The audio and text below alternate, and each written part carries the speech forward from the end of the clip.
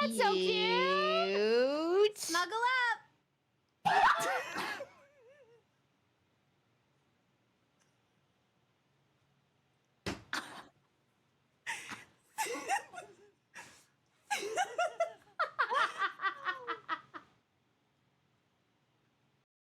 All of this time, I can't believe I couldn't see. Left in the dark, but you were there in front of me. I've been sleeping 1,000 years, it seems. Got to open my eyes to everything. Without a thought, without a voice, without a soul. Don't let me die in here. There must be something wrong. Bring me to...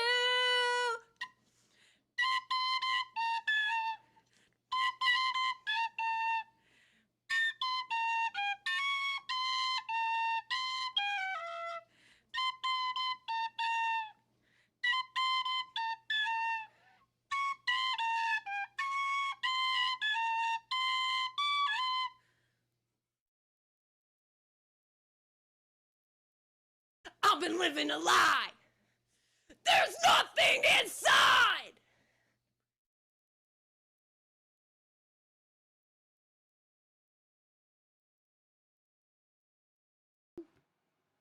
Ooh, toasted. Hello? Who the fuck put me in jail? Show yourself. I want to see your face. No, that's right. 3? You know what? I'll take it. I'll do my time. And when I get out of here, nothing will stop me. Oh. Can we take that one from the top? I got scared.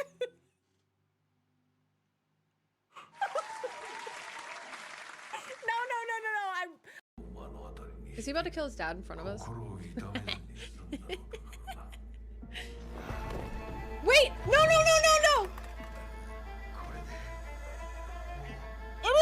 I didn't mean it!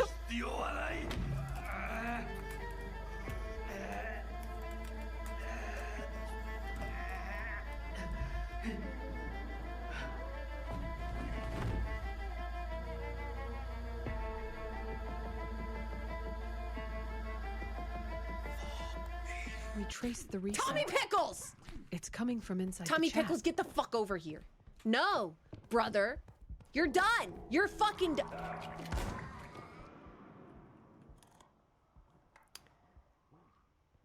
And you know what? Sometimes we just need to let things go. They were both pretty intense. Ooh.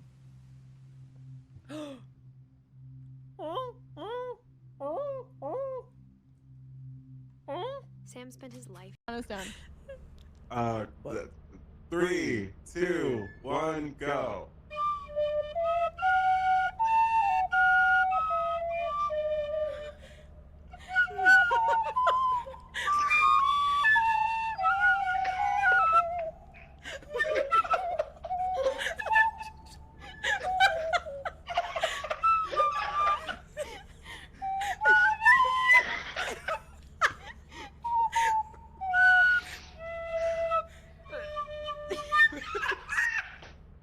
I'm crying. So good. I'm so proud of all of you. Hearing Julia's ocarina notes quiver and hearing her laugh in them is so funny. Yeah.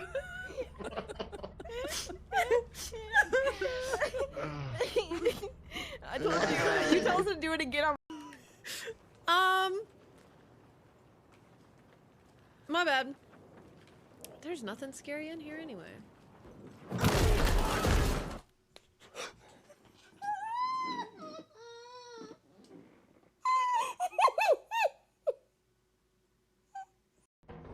You want to know a secret?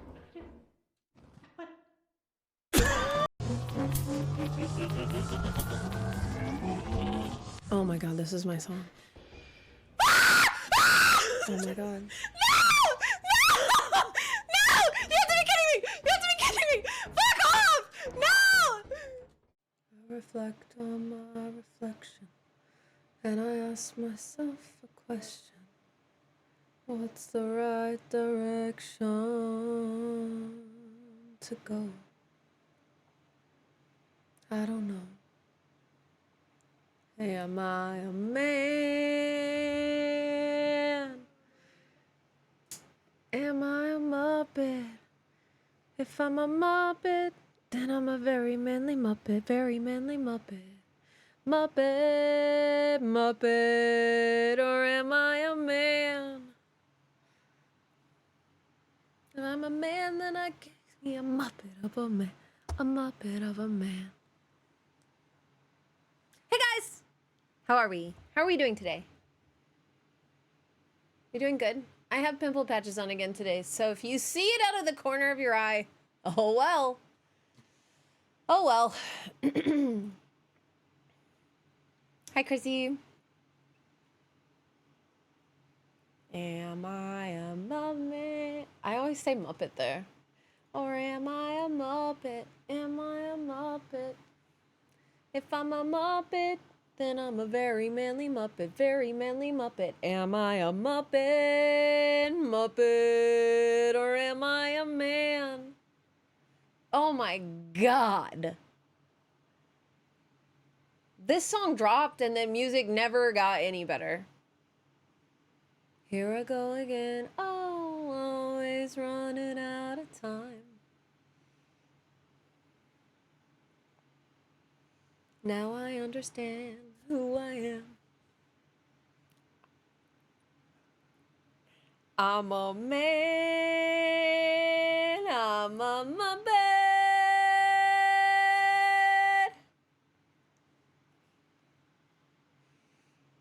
I'm a very manly Muppet. I'm a Muppety man. God. So very true. Last night, we won our hockey game 8-5, by the way. I got a backhand assist right in front of net. I played a center all night, which I never do. I usually play defense. Very good game last night. And then when I got home, I decided I would clean all the stickers off of my Hydro Flask, my bottle, that you guys have seen me drink out of for the past, years, and put new stickers on. So we are starting completely fresh on the green bottle. And all I have right now are PlayStation stickers and a coffee shop sticker, one of the coffee shops that I've gone to. So we're starting out strong. We got God of War. We got to start filling this baby up. So I have my eye out for stickers at this point. I need them. I need stickers. Thought for a second I have one under my desk. You know what else has stickers? A late house my birthday gift. I need to go to the post office. I have a fresh sticker sheet that I'm not strong enough to start using yet. See, I used to collect stickers to the point where I had a huge Ziploc bag just full of them because I would always have sticker decision paralysis. But then I just started blasting my bottle with them. Overlapping. How could you? Now Christina Aguilera stuck in my head. Good. I mean, can't pretend that I'm all right and you can't change me. I'm sorry I can't be perfect, Eisen.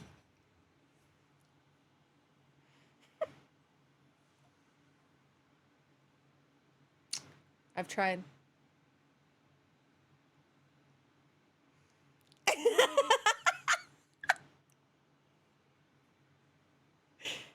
Grow up according to plan.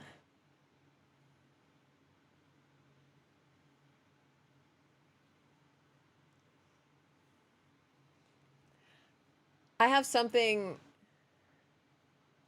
to admit. And this will not affect anything because I don't I haven't used this password in 20 years. Simple plan. I had a crush on the lead singer growing up. My early MySpace password was Pierre Bouvier 1. Perfect.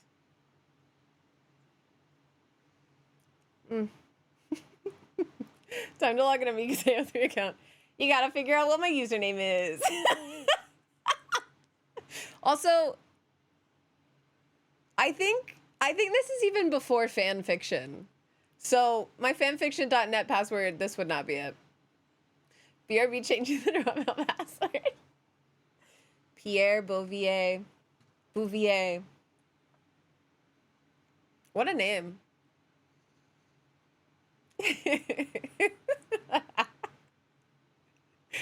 Ah.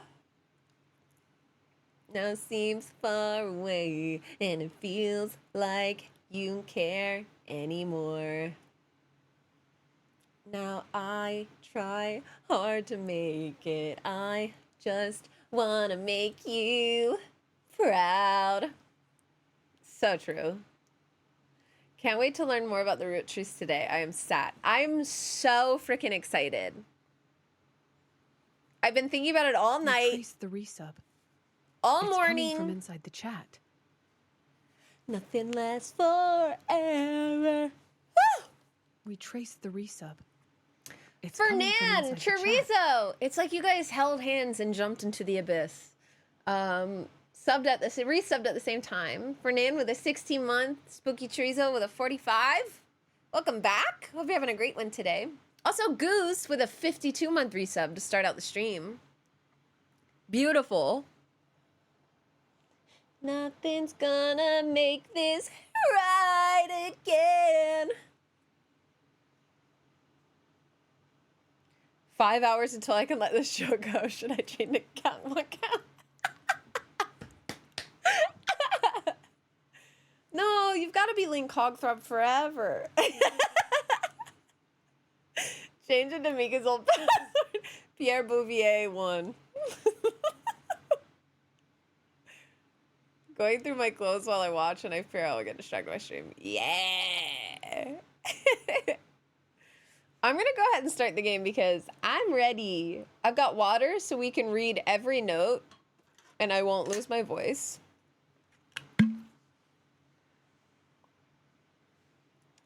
And let's just get into it, you know? Hey, mods. Can we get a change on the... Can we get a change on the game? On the category? I'm locked into this Roottrees story. Me too! Careful, if you close this window, it will refresh. Yep. Hello? If I close what window? Guys.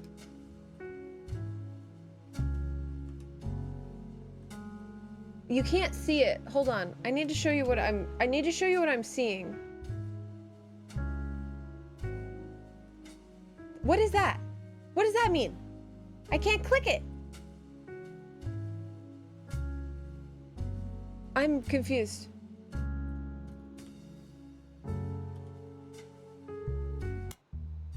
Get me out.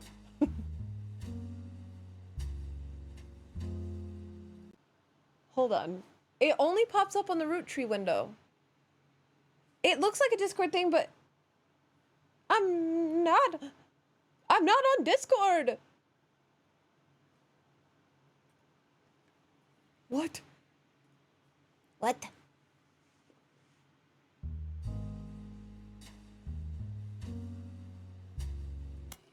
Okay, it works now.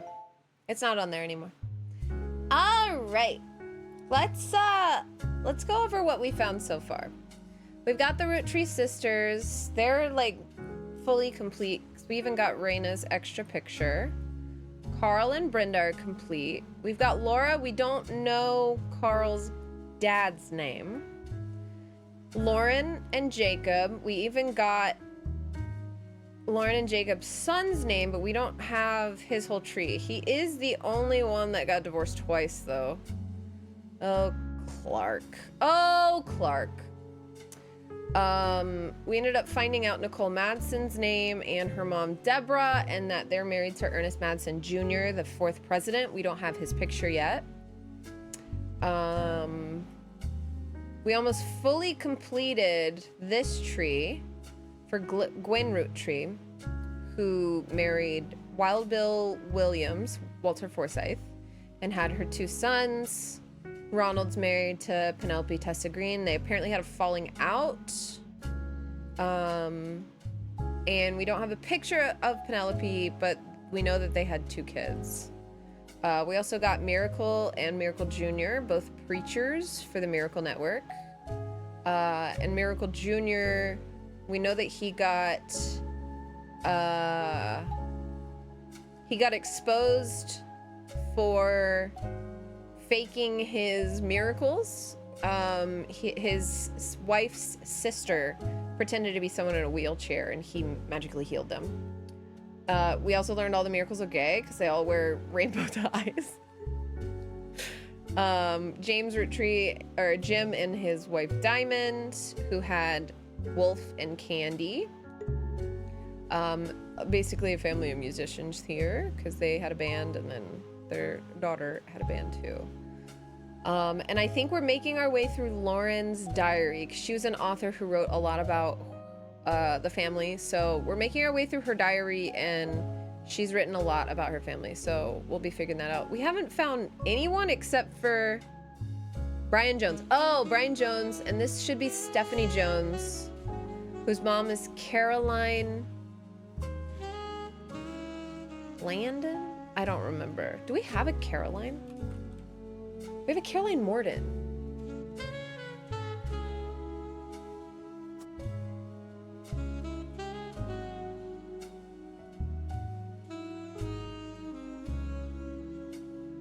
So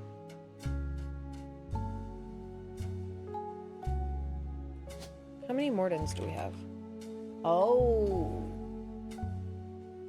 So it makes sense if this is Caroline,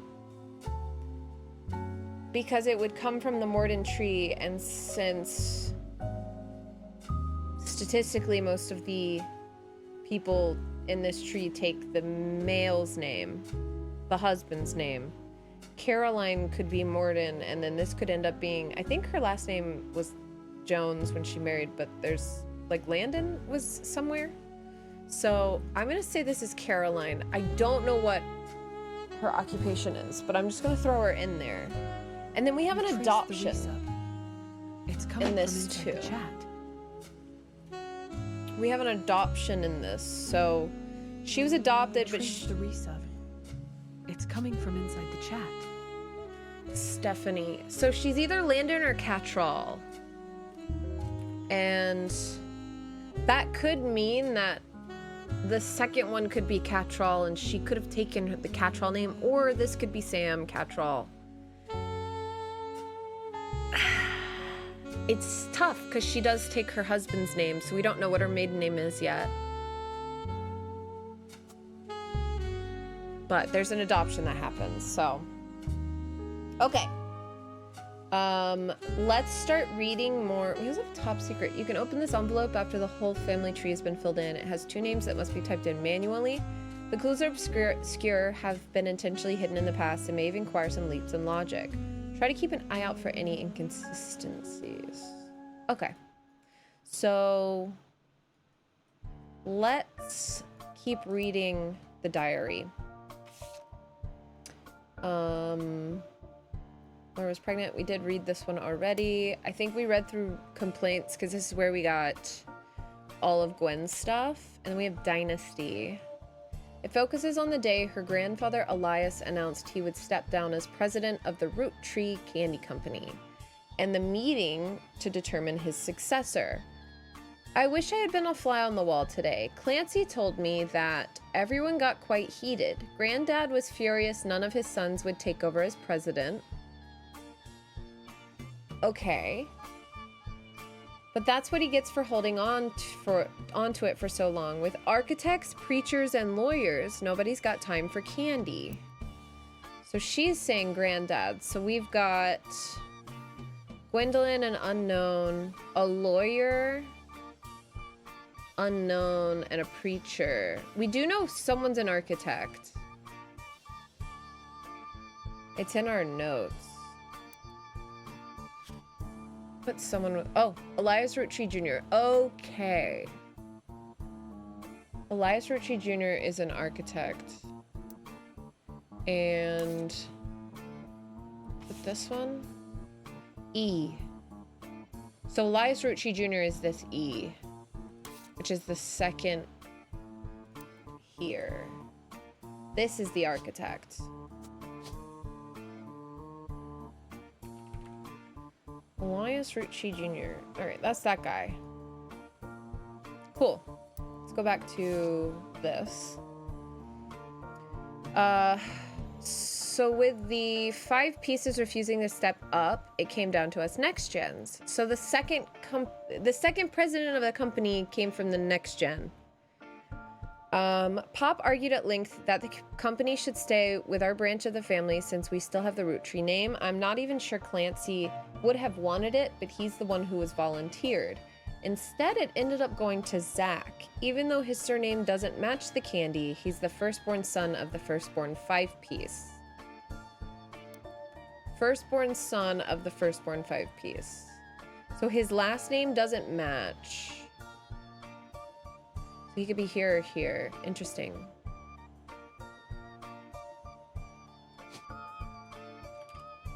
Zachariah Morden or Zach Wilson?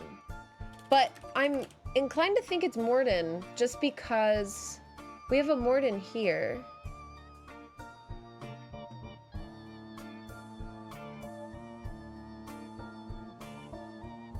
We have Gwendolyn and Gwendolyn Morden. Gwendolyn Roottree and Gwendolyn Morden. Angelica Morden. Let's keep reading. Hold on. I ended up going to Zach even though his surname doesn't match candy. I'm not sure how that's relevant to running the company, but Granddad has always had very particular views when it came to his bloodline. I asked Clancy if it ever come up to a woman could take over. After all, Angie's older than Zach. Ooh! So Angelica Morden, Zachariah Morden, and he ends up being the second president. And we have Caroline Morden, so I'm very certain of this now. That's the mother is the Morden of Stephanie. Don't know her last name yet, so we can't put her in. Okay. Angie's older than Zach, and I'm the next oldest of all of us, but he just laughed. I'll never forget the cuss words Pop used when he told Ma it wouldn't go to us. Mother, ever the quick-witted, at least with catty remarks, countered back, maybe they wanted it to go to the only member of the family who looks like he samples the product. Is she saying Zach looks like he eats a lot of candy? We have pictures. Hold on. So, next gen. Okay, so this is Zach, if that's her comments about him. Her comments are to be believed. That's fucked up, dude.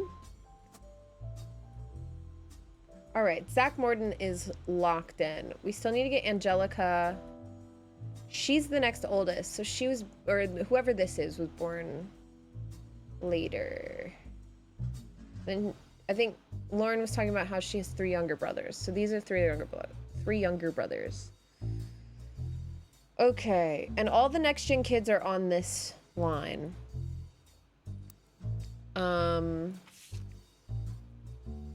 She is saying in this that she grouped up with her brothers, so this is definitely Lauren. And then these are the 3 brothers that she has. I was outvoted my brothers. They insisted the 4 of us stand together, so we clumped up. This looks older, middle, young. So I'm gonna go ahead and put their pictures in like that. And Gwen didn't make an appearance here. This looks like Baby Miracle. Okay, hold on. Let's start throwing pictures in. Older, middle, youngest. Don't know their names, don't know their professions. And then that leaves, we need to find Angie, whoever this is. And this next person.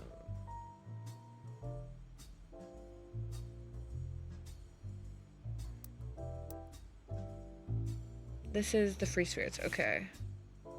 I think this is gonna end up being this. We have an Eli in the free spirits generation. And this is November. That looks like it might be Jim just from the jacket.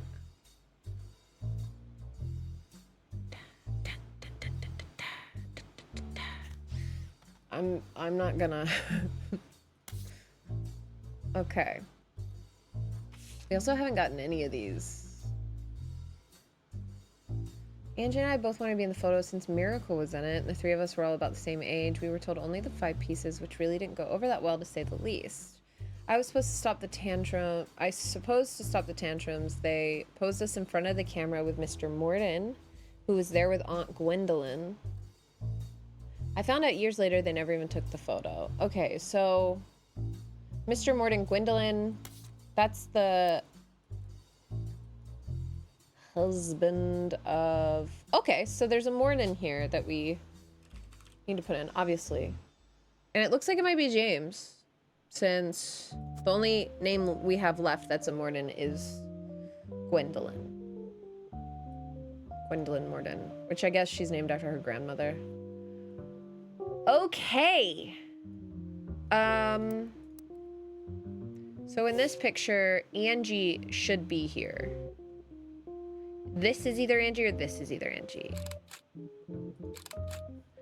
I'm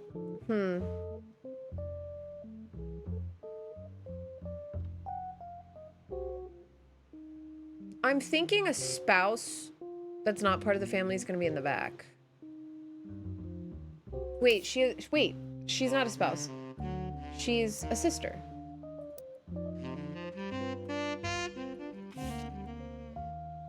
There's a redhead. He has more reddish hair. If that's his sister, that would make way more sense than having the black hair. Okay. So I'm gonna say this is Angelica. President. And then Lauren said that Gwen was the first woman in the family to not be a housewife. I remember that very specifically. So I'm gonna put housewife for Angelica. We have president for Zach. And now we just need to find one more family to confirm those. Or like one more blood relative to confirm those. Okay, cool. Good with that. This picture was famous in our house. Pop even had it framed. That's him on the left. So this is Elias. I didn't even read that part yet. So this is Pop.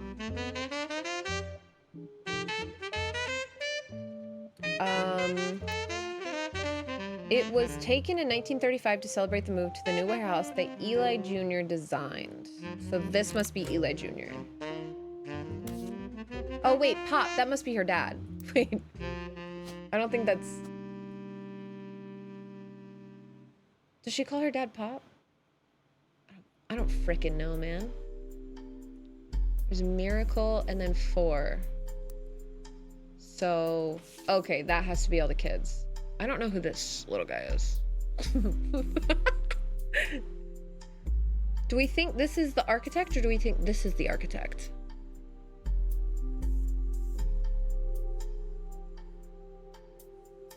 We have her and her too. I'll just grab them both. I'm trying to keep it organized, but whatever. Wait. They have red hair. Do we think the red hair came from Morden or Gwendolyn? That looks way more blonde. Brown. I'm just gonna go out on a limb here.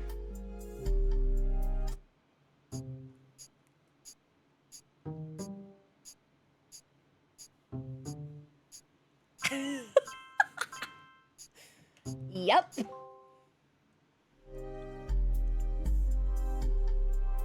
Yep. I'm getting a phone call. So, you may have heard the news. Some of Carl's things have gone missing. That includes the pictures and mail I brought you earlier. I promise I didn't steal it. Okay. but I did borrow it. I'll return it once we're done. Let me deal with my family in the meantime. Oh, I guess that means I've officially confessed. Okay. It still bothers me that this phone doesn't have a 0. It bothers me so bad that there's no 0 button. I'm a Roottrie. I assure you I have a reasonable explanation for the secrecy. I'm about to do something big the family doesn't approve of. If you could just wait a little bit longer, I'll tell you more, in person. I'll return after 15 more blood relatives. 15? Jeez Louise. All right, so James Morden's correct. Zach Morden, Angelica Gwendolyn is correct. Did we confirm any? I don't think I put any side people in, so we got those at the very least. Cool. Oh, we can put Lauren in because she's standing in the middle of all of her brothers. We just need to figure out what their names are and their occupations and their spouses. Okay, so this looks like it's gonna be a Morden family tree. At least until here, it goes to Morden on here. I feel like they're not gonna take her last name. Well, they can't because we're actually out of Mordens. So we've got all the Mordens done. All right.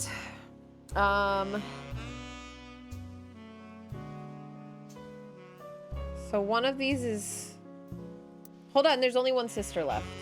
We got Elias Jr., Clancy Edward, Margot Light Roottrie, and she's also going to be a housewife since Quinn was the first one to not be a housewife. So we have Margot Light Roottrie. I'm pretty confident in this one.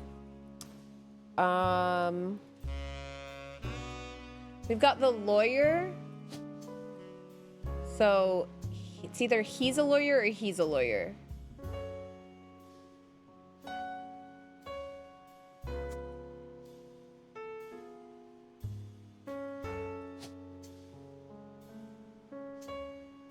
Most of his kids have brown hair.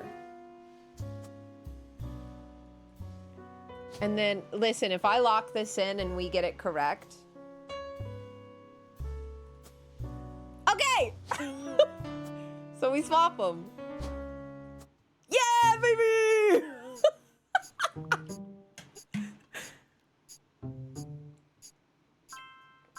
God. Feeling good. Feeling young and wild and free. And we got Lauren's picture right. Okay, cool.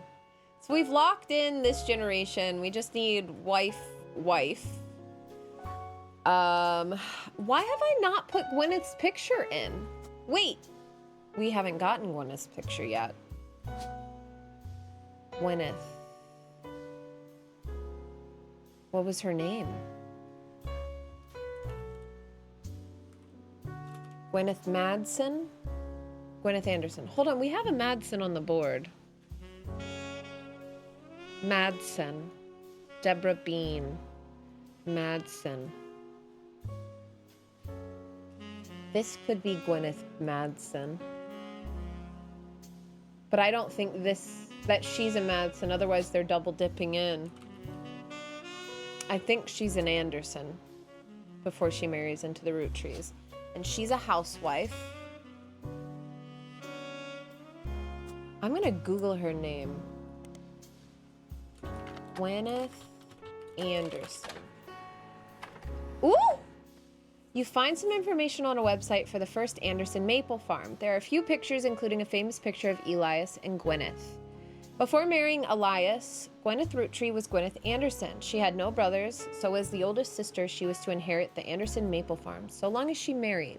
Before Elias took over, the farm only produced syrup. It was supposedly Elias's idea to create candy instead. Their success was not immediate until they decided to combine the maple with other flavors. This led to 5 pieces, which are still found in stores to this day. Though the Roottrie Candy Company expanded well beyond their original farm, it has been preserved as a tourist attraction. According to the website, there are still daily demonstrations and educational tours that show off many of the turn-of-the-century appliances that Gwyneth would have used as a housewife in the early 1900s. Okay, so we got a picture of her. She's got red hair. Famous picture of Elias and Gwyneth Roottrees. It was taken in 1909 after they founded the Roottrees Candy Company, but before it was a success. From what you found searching the internet, it seems quite difficult to find any site about Elias or Gwyneth that isn't accompanied by this picture. Elias and Gwyneth are in the notable Roottrees list. They will be marked on the chart with a star. Yeah. So I was supposed to find that a while ago. So Elias, handsome little guy. Okay, so we've got Elias. We've got Gwyneth. We're doing very well, I feel. This kind of reminds me of Oberdin. Yeah, it's definitely Oberdin, but about a family tree instead of a crash. Okay, let's keep her going. So we have finished reading this one. We've got this one now, an entry entitled Sam from Lauren Roottree's diary, written in 1963. From a previous entry, you learn that Elias Roottree had given in to his wife and announced that Sam, an obscure relative, was to be included in family gatherings. Gwyneth had been pushing to include Sam for quite some time. Lauren writes, why Sam? Hold on. We gotta write Sam, question mark.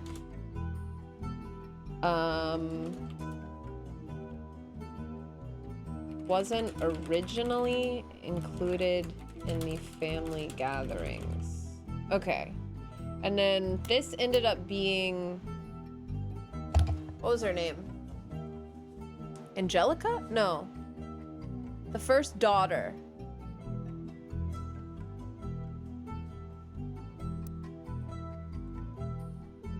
Gwendolyn.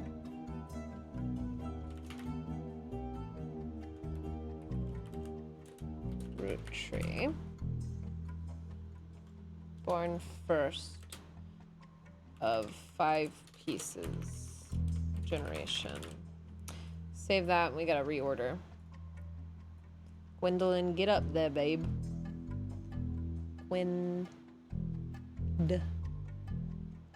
Okay, cool. I'm done reordering. Save that note. We don't know where Sam is, but why Sam? I have many distant relatives I've never met. After all, Granny had sisters and Granddad had a brother or two, but I was told trim their branches from the family tree. So why is Sam special?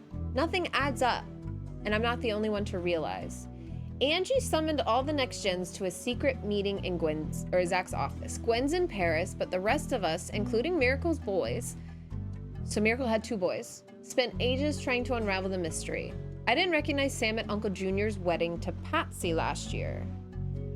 Uncle Junior's wedding to Patsy. I think that's Eli Jr. married Patsy. If this is Lauren writing. Married Patsy. At the reception, when I asked who Sam was, Pop shushed me and said it was complicated. Clancy swore he saw Sam working alongside the farmhands, EC and John, when he used to drive past the old Anderson farm on his way to work. Upon hearing that, Zach checked the records and managed to confirm all 3 are on the books. Eli, Miracle's youngest, not my brother. Okay, Eli, Miracle's youngest.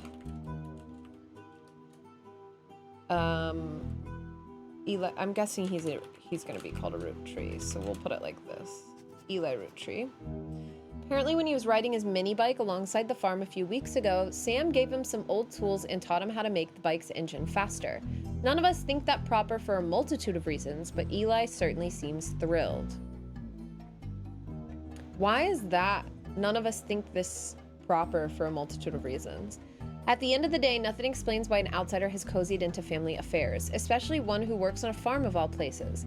Whatever happened to blood is thicker than syrup? Why is Granddad making exceptions now? All right, let's put Eli up here. So it's not Eli Roottrie Jr. It's Miracle's youngest. We have Elias, Eli Roottrie Jr., and then there's someone who's Lauren's brother, and then there's Miracle's youngest. Okay. Too many Eli's, brother. On the final entries titled Clark, written in 1964, Clark's getting married, in my opinion, far too young. He's barely 18 for God's sake, and Danielle. So Clark's first marriage is to Danielle. And this is a Rafferty. Did I put him over here? I'm gonna put him over here. Clark Rafferty married Danielle at barely 18-year-old. But openly confronting him would make me a hypocrite. After all, Jacob and I got married at 16. Clark, like the rest of his generation, is a free spirit. What else do you call a group of kids growing up with more money than any one person can spend? They all aspire to be musicians and artists and dancers and all sorts of nonsense. You're an author! You're an artist too! The only one who has any discipline is Carl, but that's because Pop forced Clancy, so Carl's dad is Clancy, to send him to the academy. Carl's dad is Clancy. This is Clancy. Clancy Ritchie Jr. And that's Clancy Edward. Okay. Ooh. Beautiful. And then we have Miracle's son is called Eli. Elias C? Or Elias, oh. You know what? I think this Eli is Eli C for Eli Clancy. And I think this Eli is Eli M for Elias Miracle Roottrees. I don't know if he's gonna be... I don't know if he's gonna be a preacher like his dad and his brother. Okay. Do we have any indications? Miracle the Third. I mean, it'd be kind of weird if it wasn't at this point. Okay, cool. I'm feeling okay with that. We know one of these boys is named Elias C. We have Clark Rafferty marrying Danielle Franks, apparently. Okay, let's keep reading. Maybe I'm just getting old, but our generation was never so bad. My brothers all seemed to pursue paths of knowledge, and the most rebellious thing any of us ever did was bring home someone who would be illegal to marry if we lived anywhere south of Pennsylvania. Pop seems to have gotten over it because Edward is set to take over his department once he retires. So, Edward... One of these boys is Edward, one of them is Elias.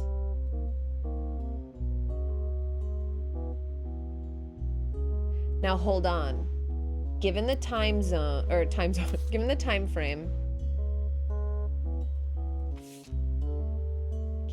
frame, illegal to marry south of Pennsylvania in the 40s, 50s, 60s makes me think that this is the daughter. And if it is, her name is November.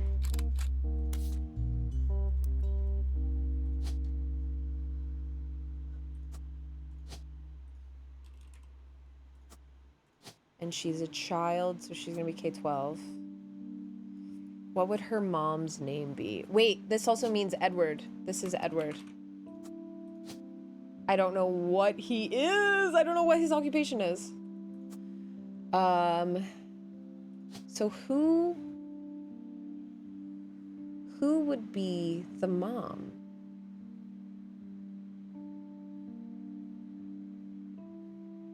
We've got, I'm trying to look at all the ones that aren't Roottrees. So let's start at the bottom. We've got Nicole Smith, Catherine Wilkins, Jim Wilson, no, these are Roottrees.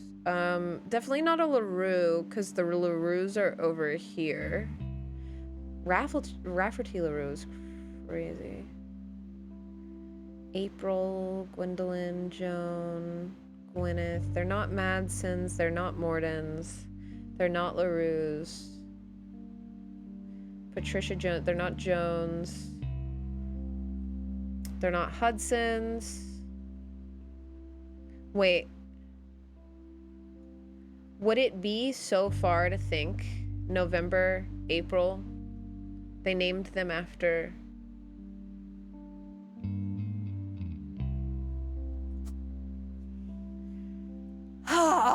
And then this makes this Elias Clancy Roottree. I don't know. I don't know what their occupations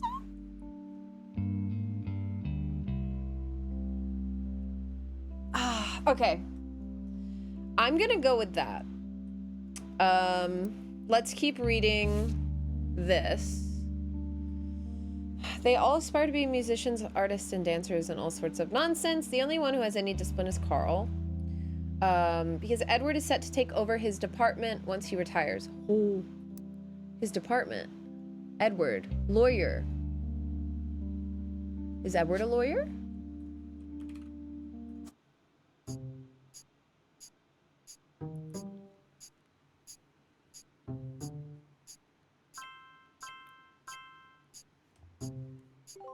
We got April! We got Danielle! We got that guy! We didn't get November, though.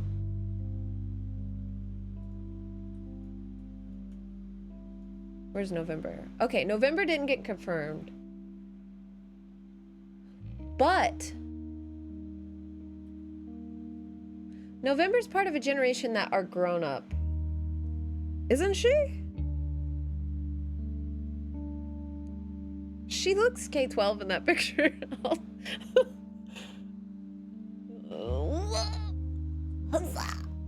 We're doing so good, though. This whole tree is almost done. I'm so excited. Let's just keep going. As for me, my first published book, Swashbuckle My Heart, is based on the pirate stories I used to invent with Jacob when we were walking in the woods after school. I think he'd be proud that Clark and I are carrying on his name.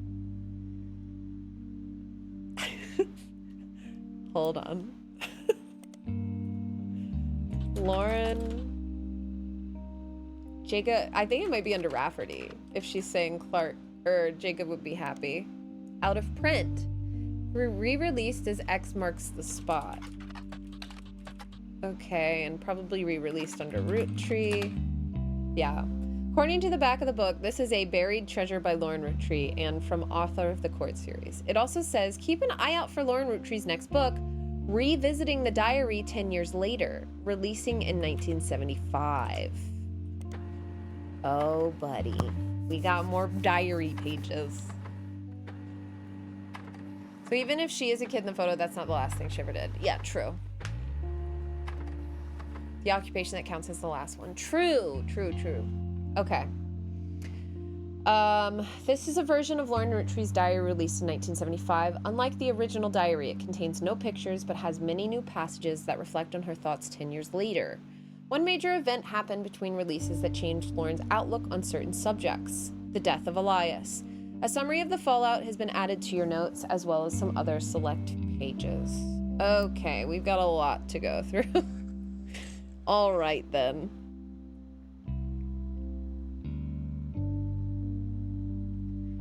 One sec. I have the hockey captain's chat is popping off.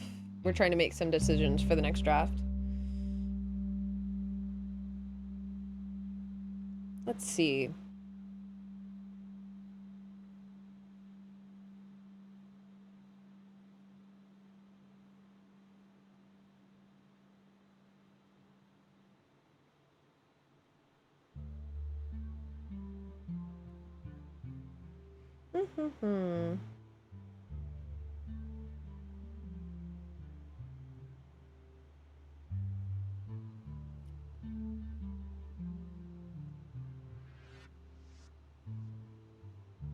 Okay, cool.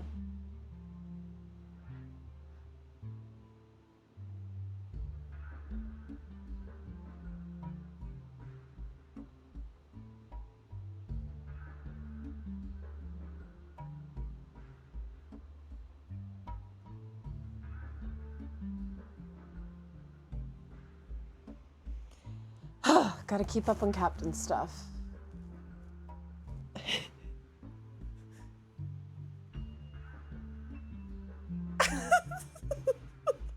don't think that works though. Does that work, Goose? That's so funny. I forgot about vote kick.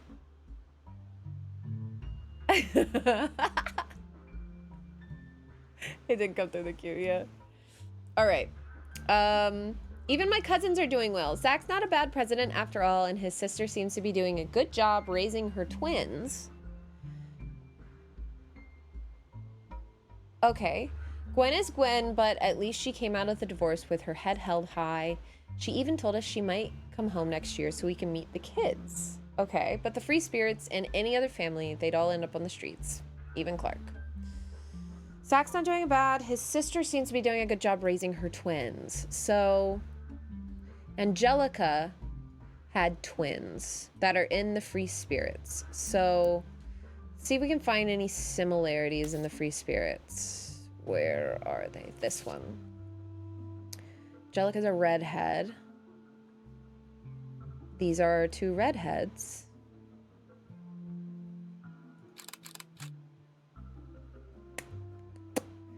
And in this we have Eli M somewhere. Wait, this guy has Eli on his jacket, so that's Eli M, because there's no other Eli in this. Hold, let's put him in first. So Eli M, and he's got a mechanics thing on. Is there a mechanic on here? Ooh. He could also be a manufacturer.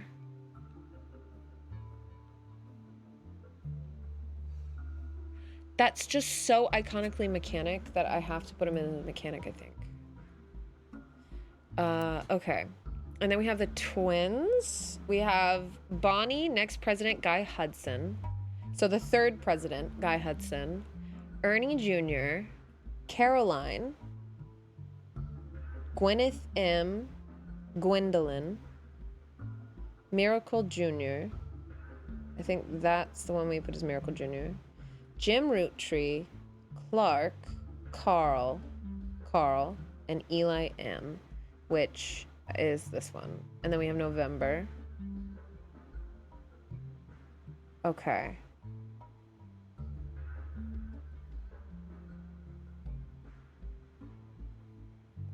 All right. Gwyneth M., Gwyneth Morden, right? I've got no clue, dude. There's so much going on.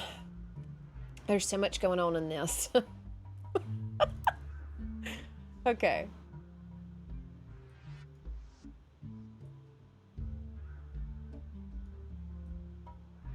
Good lord, good lord. So, the twins are gonna be here.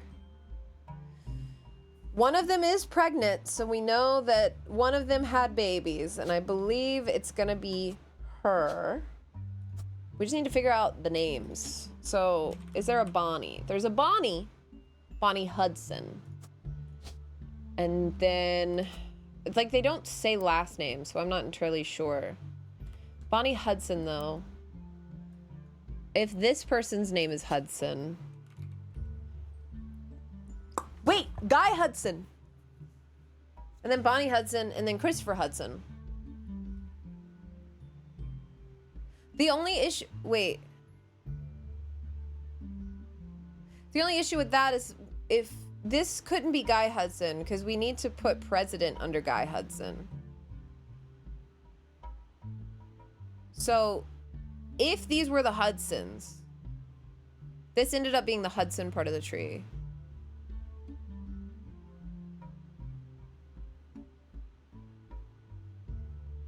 This would be Christopher, Bonnie, and Guy. Christopher. Guy? Maybe it's Guy. President third, right? He's a third? And then Bonnie. I'm honestly just shooting in the dark with this. What if she's a housewife? I hate that I have to lean on that for all the women in the tree, but it ends up being real most of the time. Unfortunately.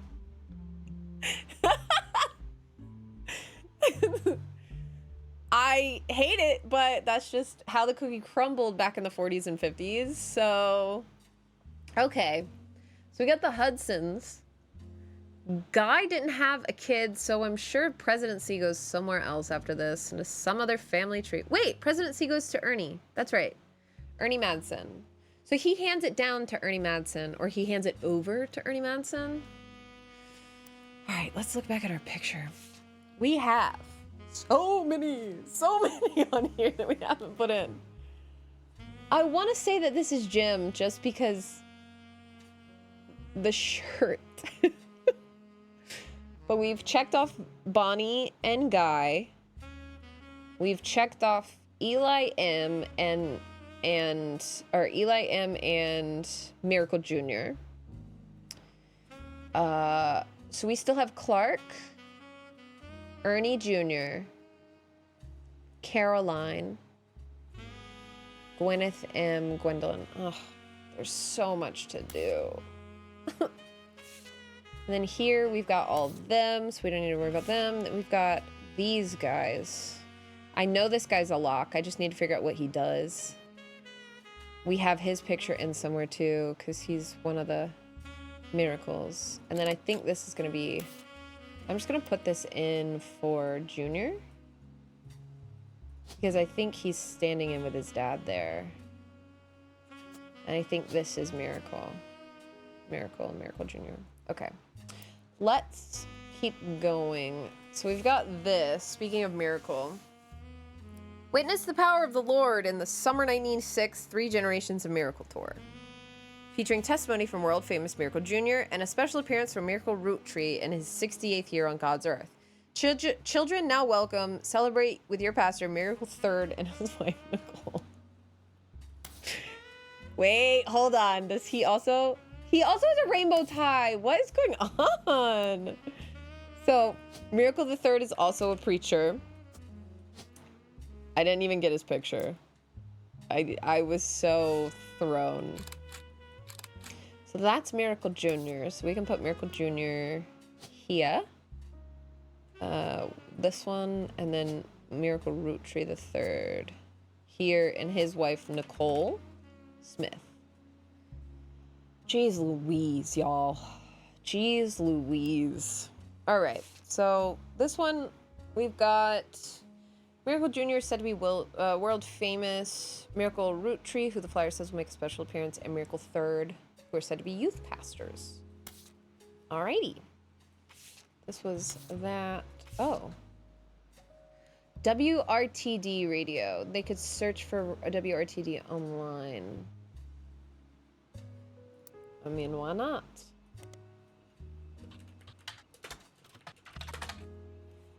Is your local investigative jazz radio station. During their news segment, they have been talking about a plane crash. The most recent hour, they also talked about a picture taken from Carl's office and a promised interview online with a psychologist. During an interview, it was revealed there wasn't a break-in. Instead, someone with a key to the office took the picture after discovering the pipes burst due to a recent storm. This means it was likely someone close to the family who was aware of the photo's history and wanted to save it. The psychologist, however, also goes on to posit the culprit had an alternative agenda, specifically because nobody in the family had come forward to say they have it in their possession. Comment below the article says, "Don't believe their lies. This is just another instance of the Roottrees curse being a real thing." We've looked this up. We haven't looked these up. This needs to go in non-Roottrees. And then got that. We have looked up the 5 pieces. Okay. Roottrees curse. So let's go ahead and look up Roottrees curse. There's a long, rambly conspiracy website with very small, very red text on a black background that says the Roottrees are cursed. It has been very recently updated with the following. Important update. With Carl and Brenda and their girls, it makes 5 new deaths. Not only that, but 3 of the 5 presidents of the Roottrees company have died mysteriously. They say Guy's car was hit by a drunk driver in 1982, but nobody was arrested. Then Ernie Madsen Jr. stepped down. Was he poisoned? Now, just this week, Carl died in a plane crash. This cannot be a coincidence. There's another entry that claims if you connect the dots in the pattern of the 5 pieces wrapper, it creates a Mayan ruby skull. a secret message meant to subliminally scare people away. The post before this has a link to a site that talks about how the Earth has 4 corners simultaneous 4-day time cubes. The author of this site seems to agree. An entry from a few months ago claims that the owner of the site received an email from Chris Raff75 at prodigy.us asking him to take down his site with fake proof that Ernie Madsen Jr. actually had a heart condition and wasn't poisoned. The owner claims that although the proof looks quite credible, he knows that the proof was fake because he's an expert at creating fake evidence. The first entry is from 1996 and has a blurry picture of the Roottrees Candy Company factory, seemingly taken by the website's author from behind a fence and through some trees. It seems that Operation RT29 is real. I witnessed a helicopter land on February 26, 1996. Brother, what? And then we have all images and ideas by Thomas Overwood. Oh my God. I love him. I'm gonna look up Thomas Overwood really quick. Thomas Overwood seems to have a few sites about mysterious deaths and curses. In addition to the Roottree Curse website, you can also find one about the truth behind Spirit Cola, which claims that Spirit really stands for Satan's Plague is Returning in 2000. And that in the year 2000, anyone who has drunk Spirit Cola will die.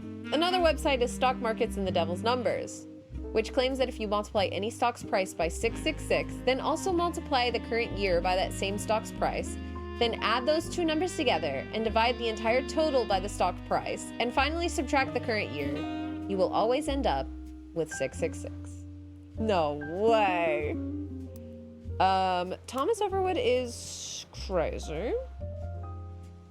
You find more conspiracy websites. Some people out there claim the Roottrees are changing the candy company to include more and more chemicals, and that this was done in cooperation with bad actors from an unknown government. They claim that due to a loophole in the calendar, it is possible to get away with nearly any crime on a leap day, so long as it isn't discovered until after the day is over. And that every 4 years, on the leap year, the Roottree company hosts a meeting with foreign agents to conspire to poison our children.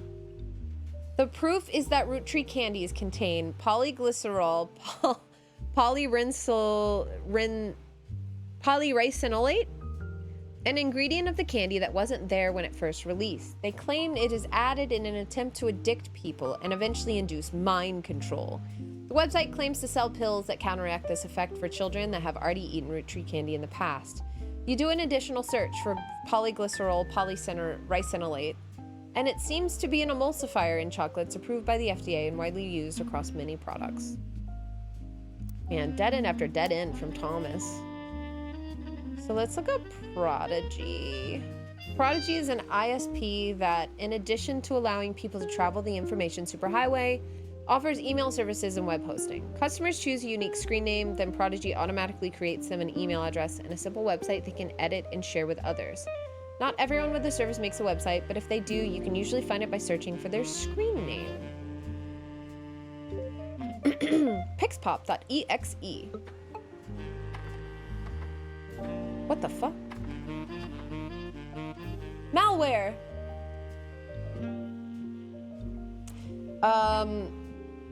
You find a simple page called The Art of Rafferty, copyright 1997, on Prodigy that lists the author's email address as chrisrav75. Below a bunch of GIFs that say under construction, there are a few art pieces. The first is a painting captioned, "Me and my fiancé, Lulu." A painting I did for my first year of college that I plan to give her when we are married in May. Go Tartans. Do we have a Chris Rafferty on the... Rafferty. We've got Clark Rafferty, Danielle. But no Chris, but he'd kind of be here if we did. Okay. There is an odd collage called Cousins, which seems to be made up of 3 scrambled images. The accompanying artist statement says, "We had to create a piece of art about our family. I asked as many as my extended family of cousins for their pictures as I could, even some I've never met. Only a few of them got back to me, and my teacher said I wasn't allowed to use pictures of Raina, Riley, or Rose, so I had to get creative and only use my third cousins. This includes Davy, he swims for Yukon, and Bethany's yearbook picture. She's Davy's younger sister. And Stephanie, who is an only child." Chris's artwork has been added to your evidence, but the cousin's photos will need to be unscrambled before you can use them. You've downloaded a new application, Pixpop, to edit the photos. Pixpop. We just got Trojan words. Yeah! Okay.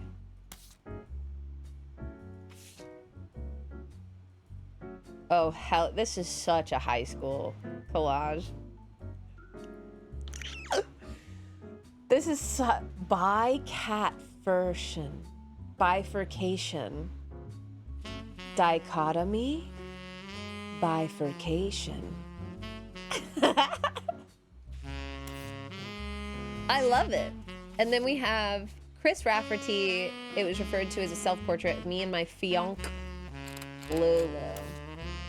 So do we have Chris Rafferty and a fiancé?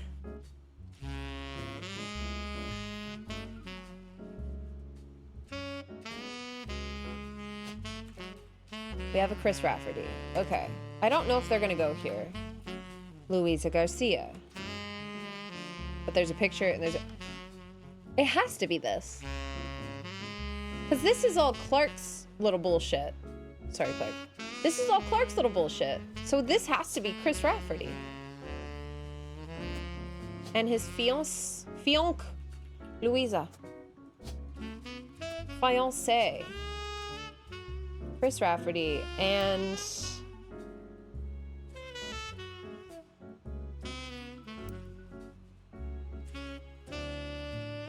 This is like now, so he's in college.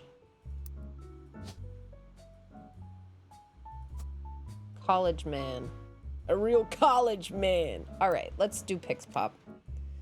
Cousin zoomed. Oh my god.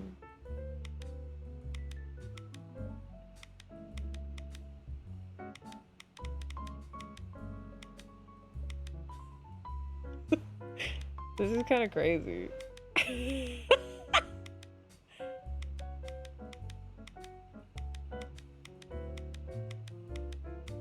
But like,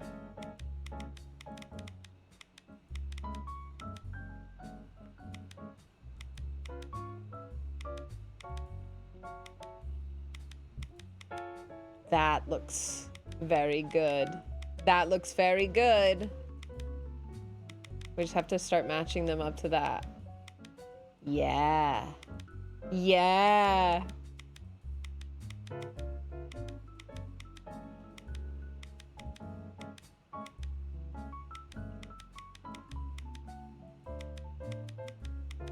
Yup.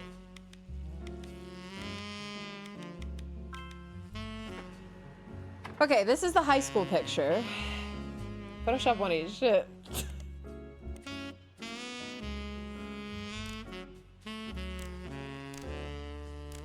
This one seems easier.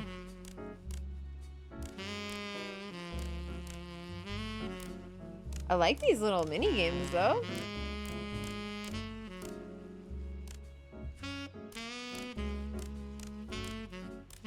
Middle school. What am I missing? Oh, this one. Okay. So that's probably Stephanie the young... We got Bethany's yearbook picture, Davy's younger sister. Stephanie, who's the only child, who's probably the rotated one. Oh, dear God.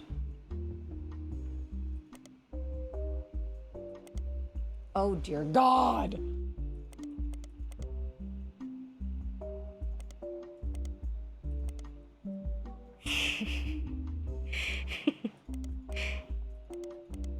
Yep.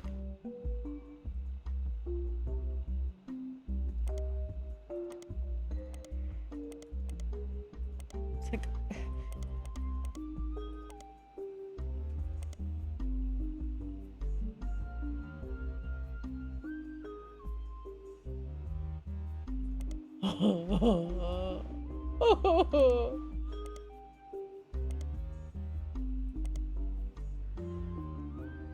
Oh, dear God, bro.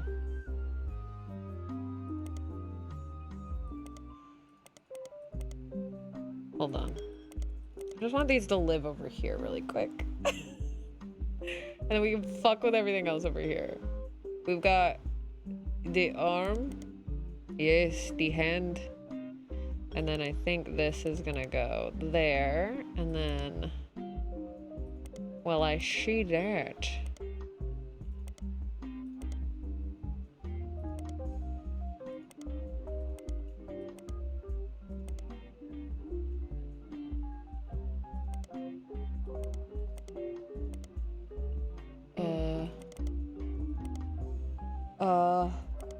I think this goes right next to it, so...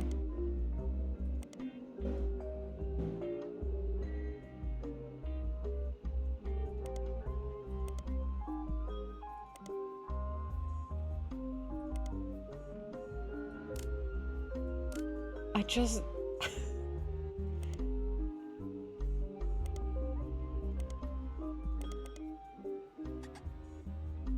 Why are you... Oh, man. Oh, wait, hold on, hold on. That goes there.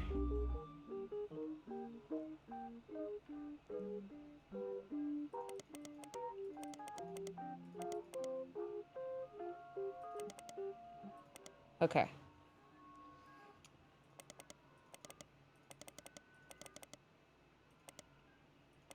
Okay.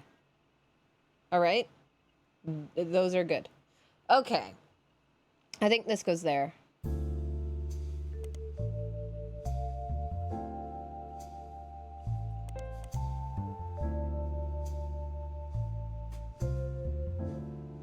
Teacher. Teacher, I'm confused. No, I'm not. Oh my god.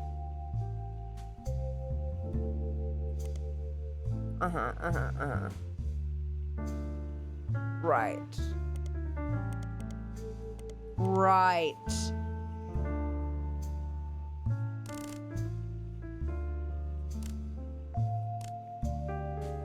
Right, you move up. You move up now. Give me some room. Give me some room to work my magic.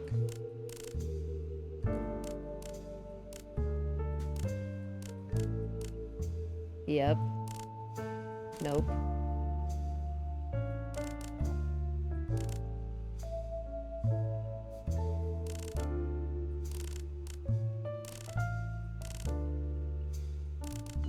Yep. Okay. All right.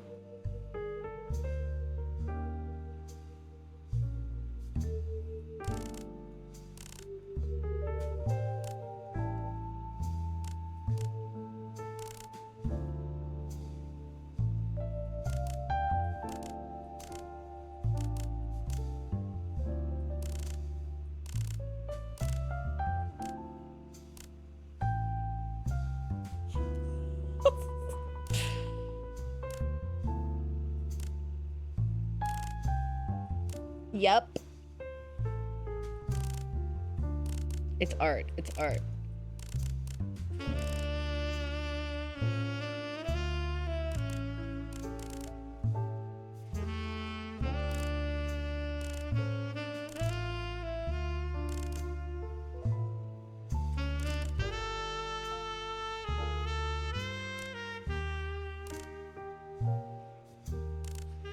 Just hang on. Just hang on with me.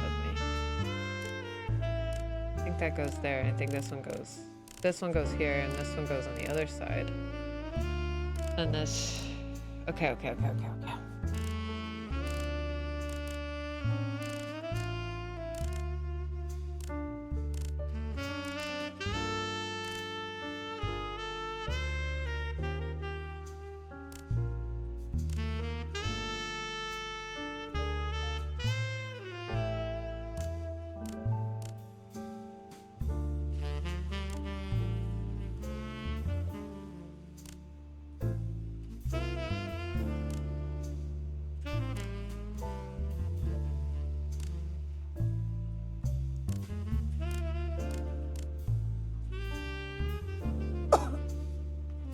Guys, what?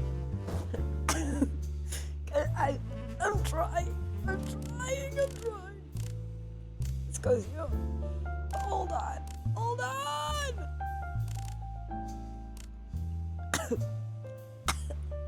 Okay, I get it. And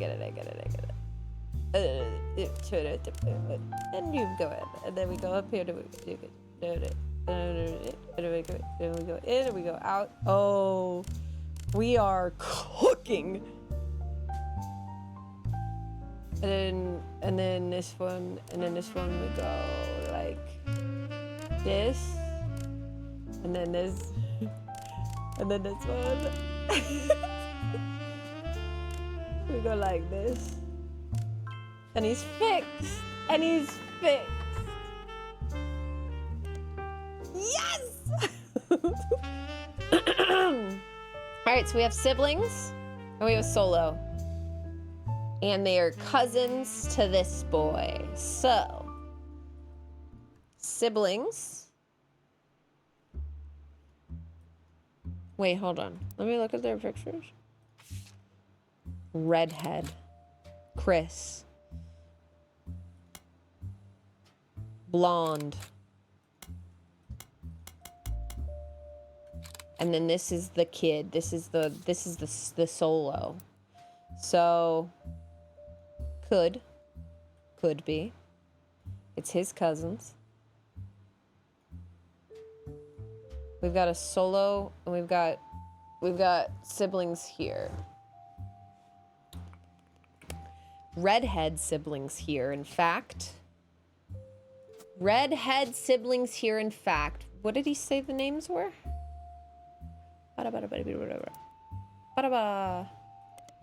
Okay. This is an odd collage called Cousins, which seems to be made up of 3 skimbled images. Davy, Bethany. So, Davy and Bethany. David Kellogg the third or David Kellogg the fourth? He's obviously the fourth because he's last in line. This would be David Kellogg the third. And he's at UConn, so he's a college student. Give me a second! I still had someone else to confirm! Fuck! Nicole Smith, David Kellogg the third, and Louisa, and that guy. And him. And that guy. Same 2 guys. Okay, Bethany Kellogg. And she is in high school. Only cared about the males. We need time to confirm other people, please. So, given that, we've got a solo kid here that definitely is not married. We know this is Stephanie, so we know this has to be the solo kid. The solo... Wait. Stephanie. This is a Stephanie, and this is a Stephanie.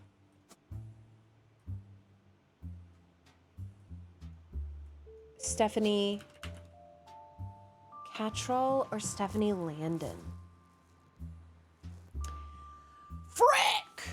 You know what I could do? And I don't recommend this. Where is she at? This woman? That's her, right? Yeah. Whoa, I was already on it. That's her. And she's a politician. So what we could do, politics, is we could do Stephanie Cattrall, Stephanie Landon. Stephanie Landon? Stephanie Cattrall.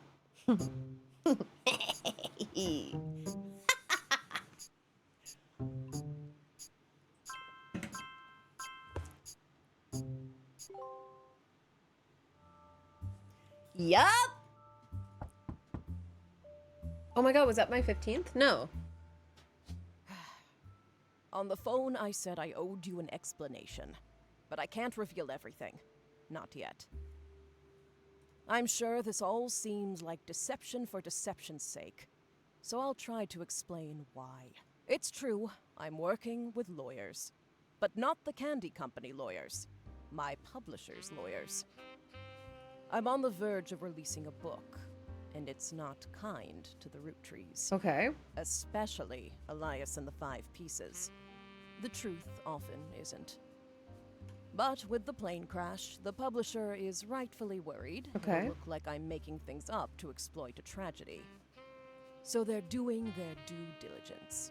That's So why there's you're drama. here. To be sure, there's enough evidence for an expert to unearth the whole story. If I tell you the whole story now, we can't prove that. I hope you understand. That said, I can say that the work you're doing Hi, Fusion. is very personal to me. To my Okay. story, one spot on the tree is more important than the rest. You've likely noticed it. It's locked for now. I'll return one final time, after you fill it in. Also, there are fewer Roottrees left. In a sense, that makes it easier. Use process of elimination. It's also Okay. harder to verify when you're right. You'll need 4 blood relatives before they lock from here on out. No! I don't have any more evidence for you. Give but me this trust your 3 intuition. again, please. If something has a high number, it's not a mistake. Hey, it says it's 11:40 a.m. In what world is this 11:40 a.m.? You're getting closer and closer to the truth. I look forward to seeing you soon. Okay. A lot going on. Oh, we've never put Brian's picture in. A lot going on in here. A lot going on in here. This whole tree is basically done. We just need to figure out what Guy Hudson's wife's name is. Zach Morden's wife's name.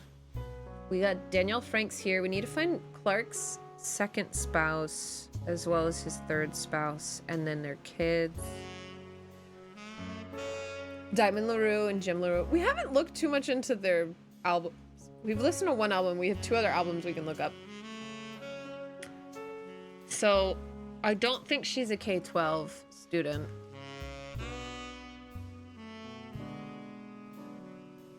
Okay.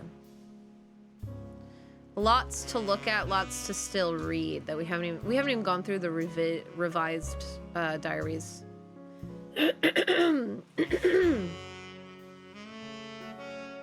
22 years later with a baby of your own, love is the future. Don't let conflicts spread to the next generation. Caroline Morden.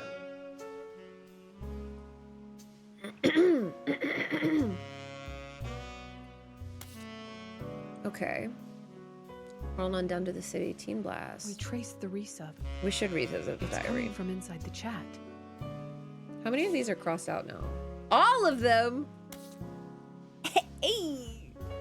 Mitch, thank you so much for the 13-month resub. Welcome back. Hope you're having a great one today. Welcome, welcome. Okay then, so let's revisit the diary. I just want to get, like, yeah, okay, there. I want to get that exclamation point off of that. The new diary opens with an explosive incident that happened in the decade between the release and re-release of Lauren's diary. Elias Roottree had died during the reading of his will. There was an audible gasp, and during the reading of his will, there was an audible gasp when a certain name was read aloud, Samantha Roottree. Although Sam and her children were not meant to receive monetary inheritance, he had a stipulation that she retain the rights to run the farm and any and all decisions related to it. So Sam and her children.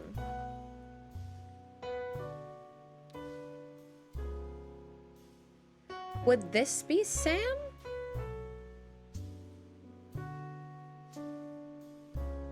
She has children. It's the only one that fits that timeline because we have Clark locked in here. Like Sam here. Sam. What would her name be? Samantha Roottree. And then we have Stephanie Cattrall and Sam Cattrall. And we know Sam is a farmer. Okay. It was then that the scandalous secrets came out. None of the 5 pieces were surprised, but it was quite a shock to everyone else, including Sam. She had been told her parents died. Apparently, Sam was the illegitimate daughter of Elias Jr. and Patricia Christensen. Patricia, the daughter of a local steel mogul, and Eli Jr. harbored a secret romance at age 16. She became pregnant after the birth. Her father refused to let her see Eli Jr. ever again. Her baby, Samantha, was sent to the Roottrees. Elias hid her away with a local farmhand known as EC. Patricia was married off to a much older man and sent away. That was the end of that, almost. Patsy! I never put Patsy in the notes. None of the next gens had ever met or heard of Patricia until she unexpectedly reappeared, now going by Patsy. After Patsy's husband died, she reunited with Eli Jr. and they finally married in their 50s. Lauren mentioned the wedding in her first diary without knowing Patsy's history. Eli Jr. had never taken another lover. Lauren, ever the romantic, quite appreciated this. When Eli and Patsy were finally married, Elias decided Sam should have been a Roottree in the first place. Even though she was not part of the clan's trust, he wanted to include her in the family affairs. That was what led to Lauren's initial entry entitled Sam. Okay, so Samantha Roottree, we have Patricia Christensen here for the mom. We have Samantha Roottree, farmer, and if I remember correctly, Grandma insisted we include Sam. Everyone else here is confirmed except for her, so I think that's Samantha Roottree. And then we don't know who she married, but then Sam Cattrall, and then had Stephanie Cattrall. Okay, that makes sense. I like it. I like it. It's all coming together very well. And this is a revisiting Sam diary entry. This is a page of additional notes and context from the 1975 10-year anniversary re-release of Lauren's diary. Clearly, I did not know our true family history when I wrote this. I didn't even know Sam was a Roottree. All of my doubts were ill-founded. She's a fine woman. Had she the chance to grow up with us, Sam might have been a sister figure Gwen never was. Ernie and the kids are lucky to have her, and her children seem eager to help the family in their own ways. Ernie Jr. has been learning the day-to-day from Zach. So this is Ernie. Ernie Madsen. Ernest Madsen? Because then he has Ernest Madsen Jr. Okay. As a bonus, Gwyneth has the green thumb of her mother. So Sam Cattrall? I'm guessing this is Gwyneth, but where does Sam Cattrall fit in? Gwyneth Madsen. That makes sense. She's not a Cattrall, actually. And she's a farmer. Okay. Keep reading.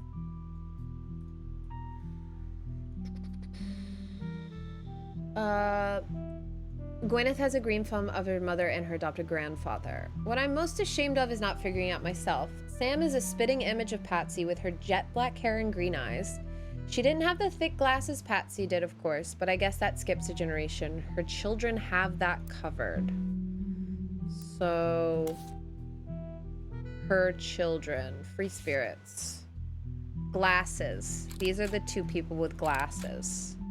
So I'm guessing this is going to be her daughter and her son. This will lock in if we get it.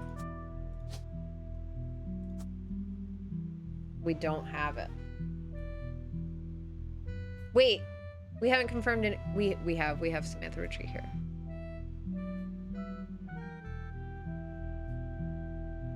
Interesting.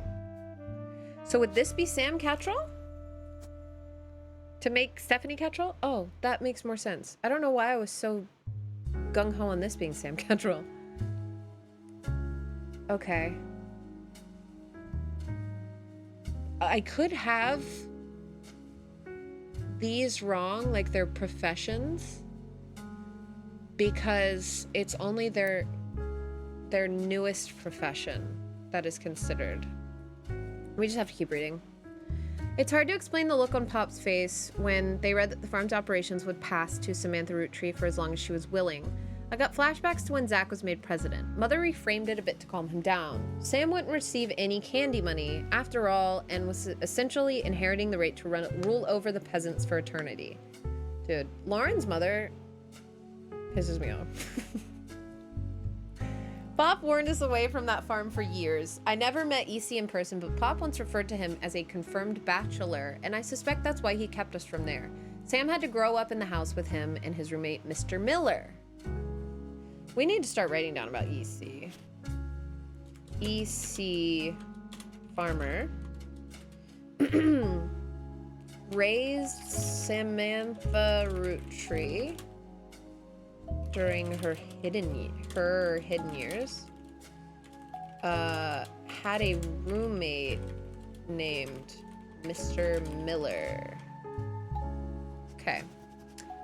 I'm not sure Sam will ever forgive Uncle Junior or Patsy for abandoning her to that life. If I were her, I might never forgive them either. But even so, she seems to blame more than just the two of them. She has no problems with us next gens, but she has a palpable hatred for the Five Pieces and Elias and Gwyneth. I mean, fair. So this is Clark's. Reading this back, I get deja vu. As I write this addendum, Clark's gotten married again. No Roottree has ever remarried. Sure, I lost Jacob and Gwen divorced Wild Bill just before she had her second. Not that I even can blame her for that. I've seen what he gets up to in Starlit. But neither of us ever took a second husband. With the way the world is moving, I guess it was inevitable someone in the family would remarry. I just wish it wasn't my son. I can only wonder if Clark's apparent disrespect for marriage is due to the lack of a real father. I did what I could, and Lord knows Eli C. stepped up and helped, more than I can say for Clancy or Edward. Eli C. practically raised Clark and Jim as brothers whenever he could. Eli's marriage seems fine, and Jim's marriage seems solid as a rock, pun intended. Diamond. So who knows what causes these things? I suspect he's marrying Jane. Huh? All right, so Jane's the next one. Jane LaRue. Diamond LaRue. A sister? Without her, he'd be the third wheel. Oh, he's marrying Jane to keep her from running out on the band. Without her, he'd be the third wheel, and I imagine they wouldn't last long as a trio. Are they musicians?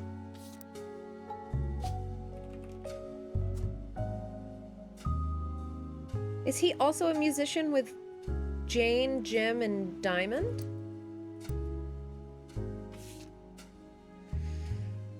But still, I don't think a marriage on such a shaky foundation like that can last, and Lord knows I was right last time.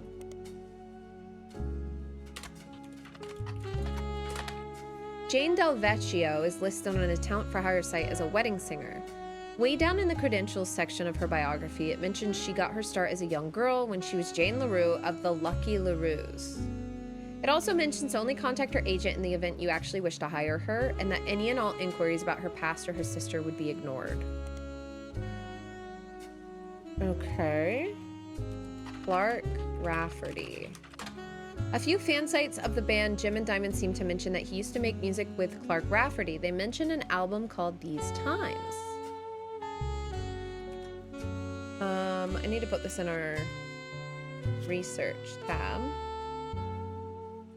because we need to start looking at all these. We can delete this one.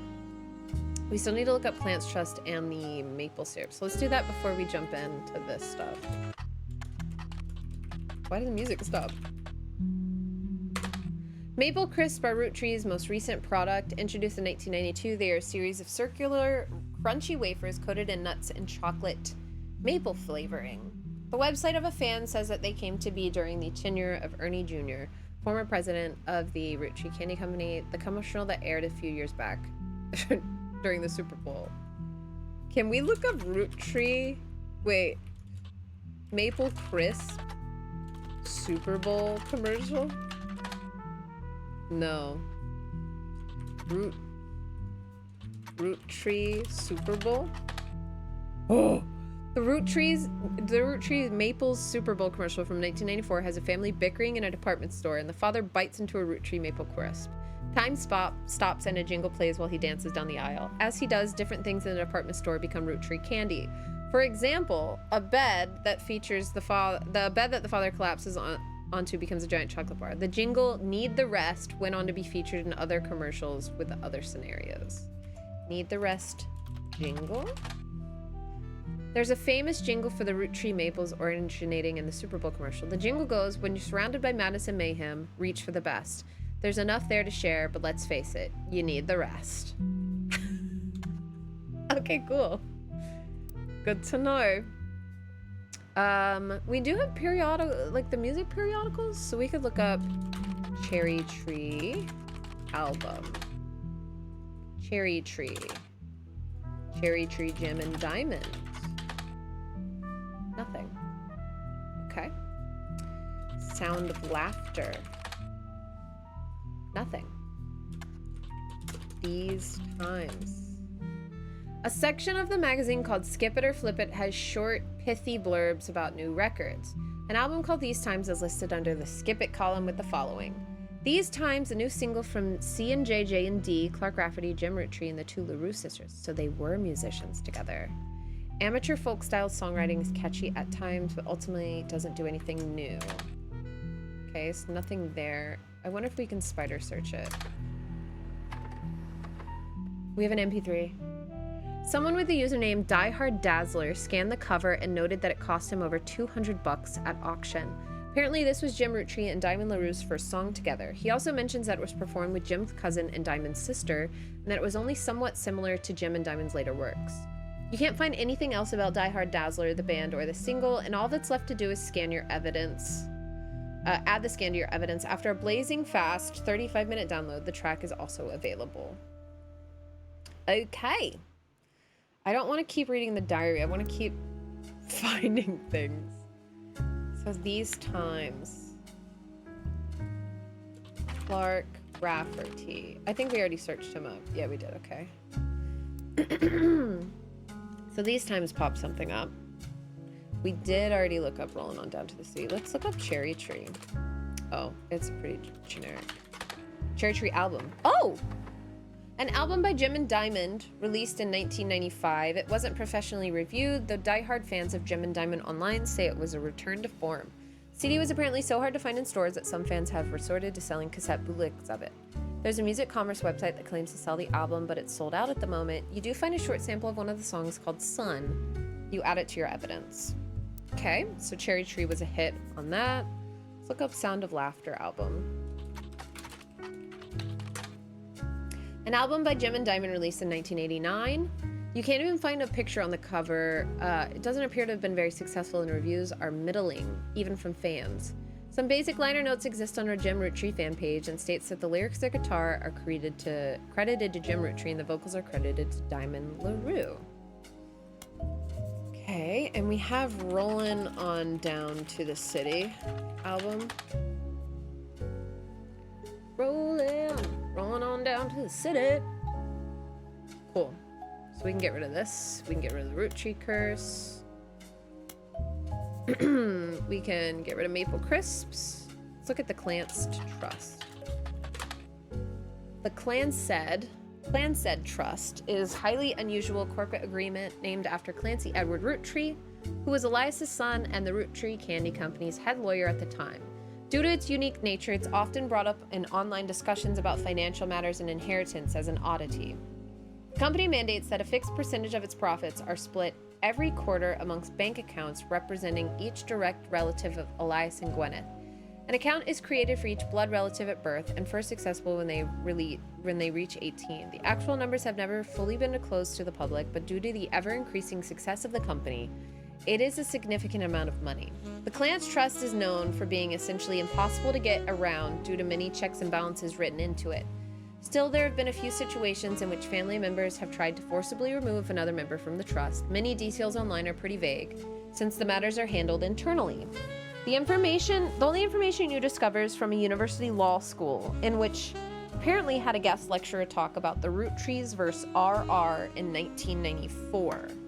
When looking into the Clanced Trust, you often find mentions to the 5-piece guarantee, which went into effect at the same time. So now we have the 5-piece guarantee and the Roottrees versus RR. So let's look these up. 5-piece guarantee in combination with the Clanced Trust was Elias Roottrees' attempt to ensure the Roottrees Candy Company would remain a family business for eternity. In isolation, it is somewhat baffling. The yearly salary of Roottrees' president is always locked to the price of a single pack of 5 pieces. When the 5-piece guarantee went into effect, this was 25 cents a year. Now it's closer to $4. Combined with the Clanced Trust, however, it makes a bit more sense. Elias wanted to ensure that only his direct relatives could afford to be president, and he knew that because their passive income was tied to the profits of the company, they would have a vested interest in keeping the company as profitable and successful as possible. Whether or not this was a smart or successful decision is widely debated both online and in person by economics enthusiasts of all levels of expertise. Okay. interesting. I don't think we got much out of this other than just how it works. You find very few details about this particular incident with regards to the Clance Trust. A student that attended the lecture wrote the following about it on a legal oddities website. From what you can tell, RR attempted unsuccessfully to remove a fellow family member from the trust. It is said that RR attempted 2 arguments. First, the person in question was born out of wedlock, and second, they committed a significant crime against a fellow family member. Still, due to the ironclad wording of the Clancid Trust, it is impossible to remove any direct descendant of Elias Roottrees without completely dissolving the trust. I think I know who this was. I think Ron Roottrees tried to have his little brother Robert Roottrees removed because they had a falling out in between, like, the filming of the 2nd season of the Brother Trouble drama. And Robert was born after their mother Gwen divorced Wild Bill. Okay. Cool.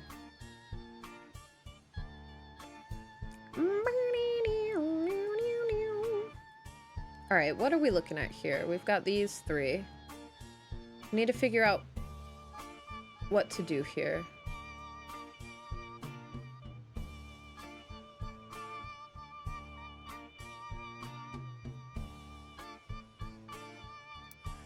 All right.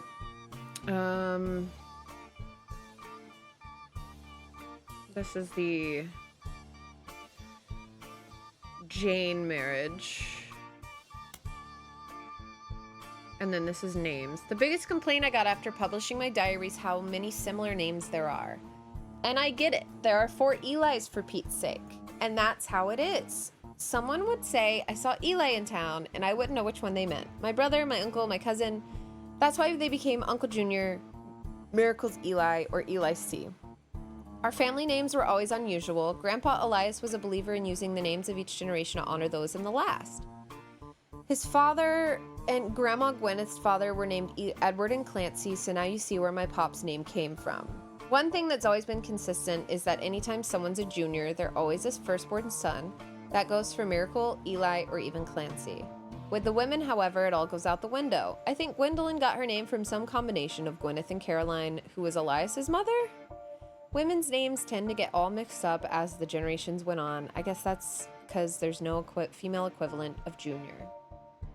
We did complain about that. The Elis.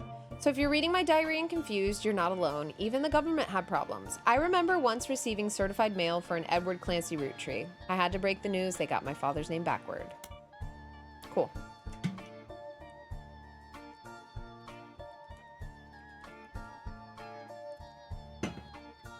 All right, and this is her last revised one.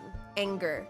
Apparently this is the first thing she could find that she ever wrote. She knows it was for a school assignment about anger, and she believes based on the teacher's name, she must have been in the 3rd grade.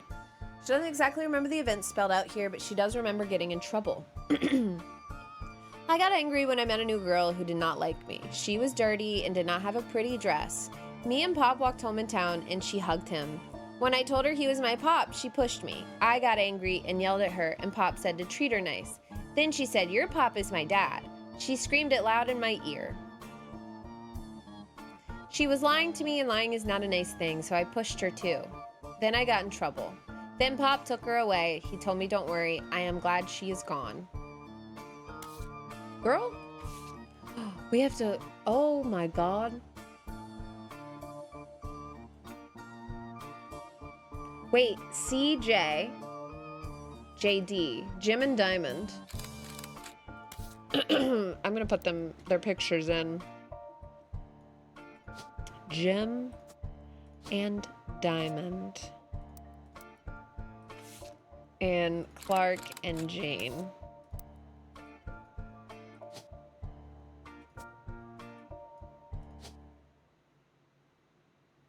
Jane.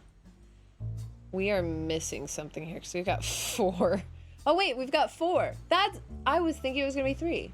There's still someone's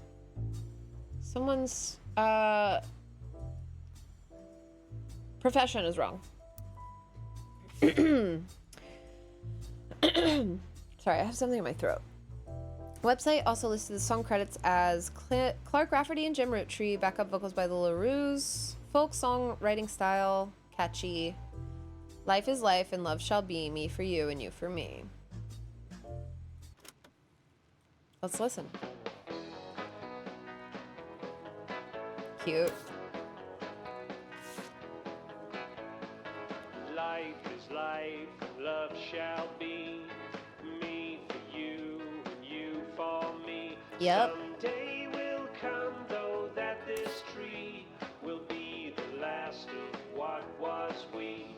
With passing years all paths diverge, rivers rambling onward surge. It's cute. Once behind old memories, but find their ways to different seas. Someday these times will all be over. Ooh. All be over.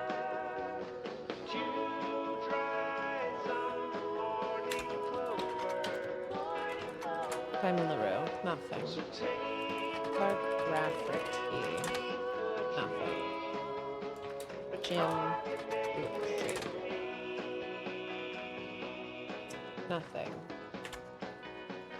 these times are ours for free. Super Bowl. Nothing. Jane LaRue. We'll Nothing. tell ourselves Lucky sorrows LaRues. older, dwell on warmth, ignore Nothing. the colder.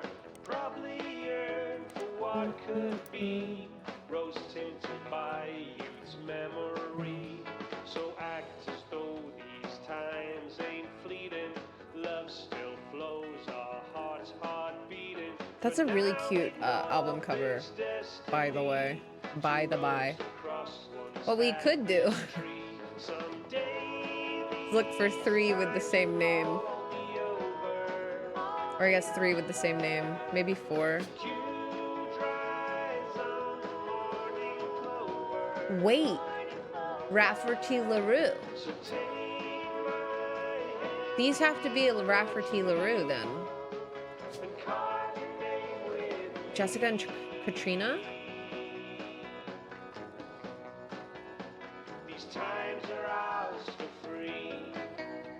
But he divorced Jane. Had Chris Rafferty. They didn't hyphenate. He married someone else. Had 2 kids named Rafferty LaRue?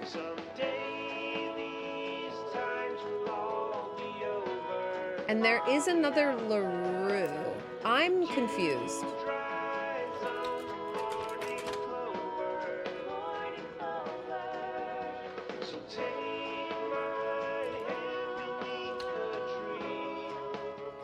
What was their name? C and JJ and D. These times are ours for free. Nothing. Jane LaRue. Any inquiries about her past and her sister would be ignored. Kim LaRue. Yeah, it's not gonna pop up. Clark Rafferty.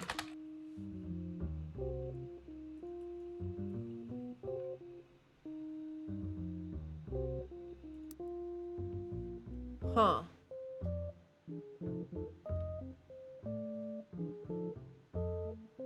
That...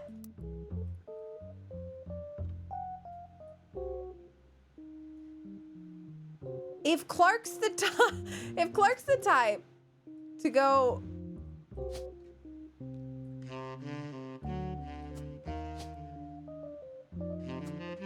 You know, it just fits. That's the thing. It just fits in the family tree.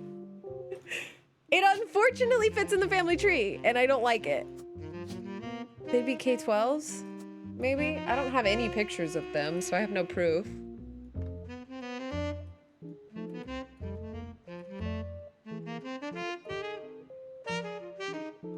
Who's Caroline Morden? Let's look her up. Ooh, Caroline is listed on a few art websites without much detail. She seems to be associated with a movement called P-Flag. Parents and friends of lesbians and gays?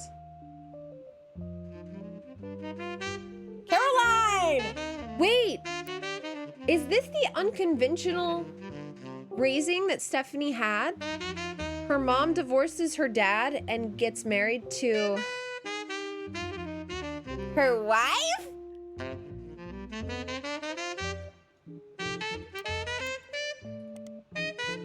Art website. So is she an artist?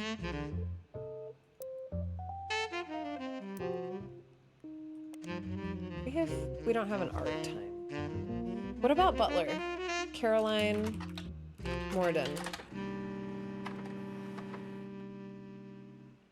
You find a cover story about local art installations, including one by Caroline Morden. There isn't much about Caroline as a person. This is mostly a listing of art in Butler County. She seems to get top billing.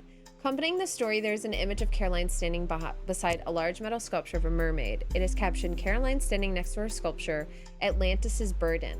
This sculpture is one of the many works featured in her upcoming book, Self-Portrait, Art and Beauty of Women. Oh, she's such a lesbian. According to the quote further down, Atlantis' burden is meant to symbolize a society split by indecision over whether women should be equals or something to protect. The picture on the front page has been added to your evidence. Give me. Wait, I've seen her. Hold. We have to put her, and then artiste. Oh, brother. Oh, brother.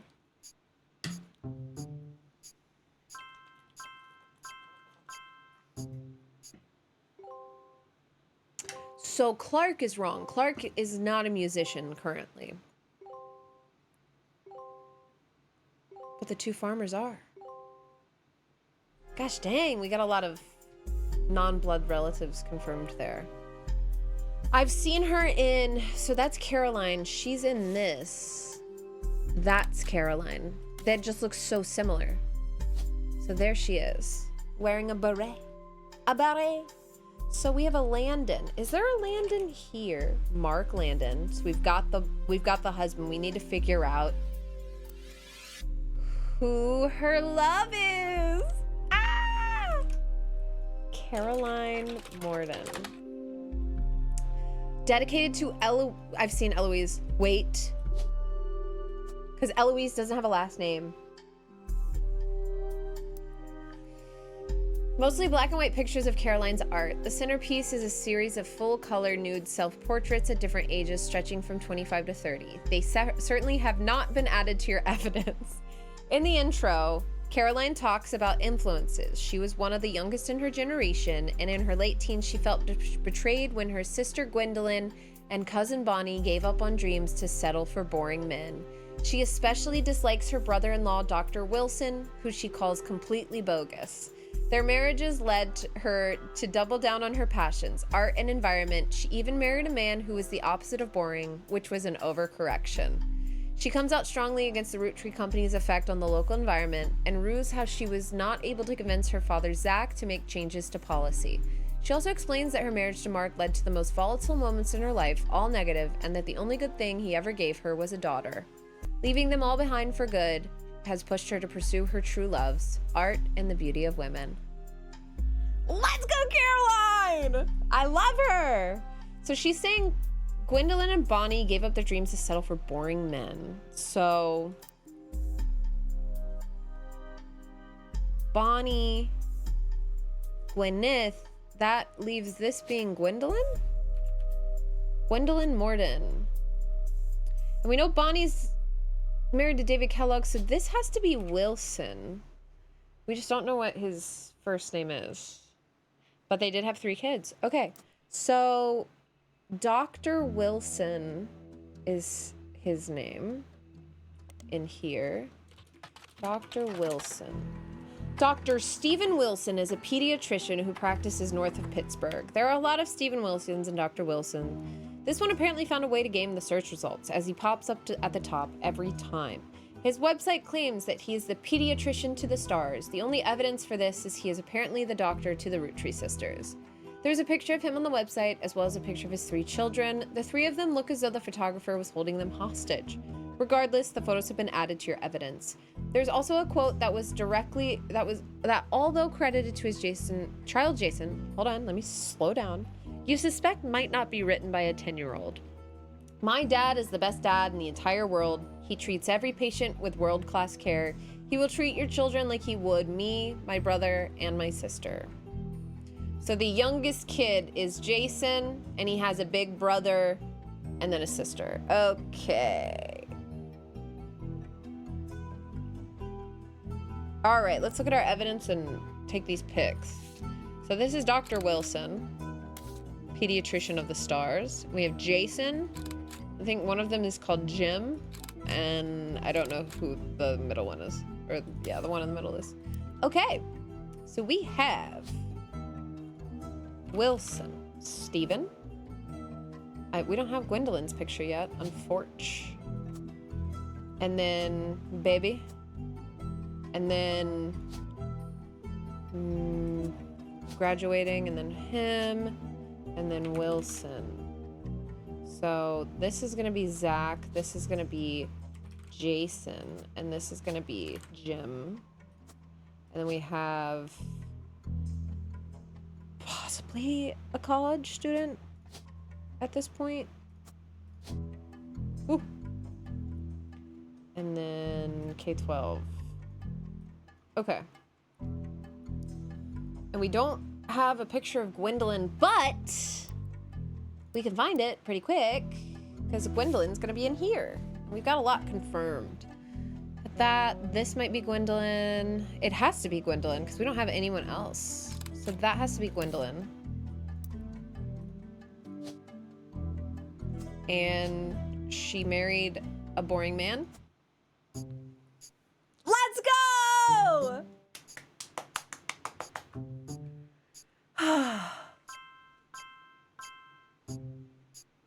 Let's go, baby! Mark Landon, Eloise. Oh yeah. That whole tree is done. This whole tree is almost done. We're just missing 2 wives. Clark, what the fuck is your occupation, my brother? Kim, we need a picture of you. We need a picture of the kids. Kim LaRue. Kim Rafferty? Maybe I can search up Kim Rafferty.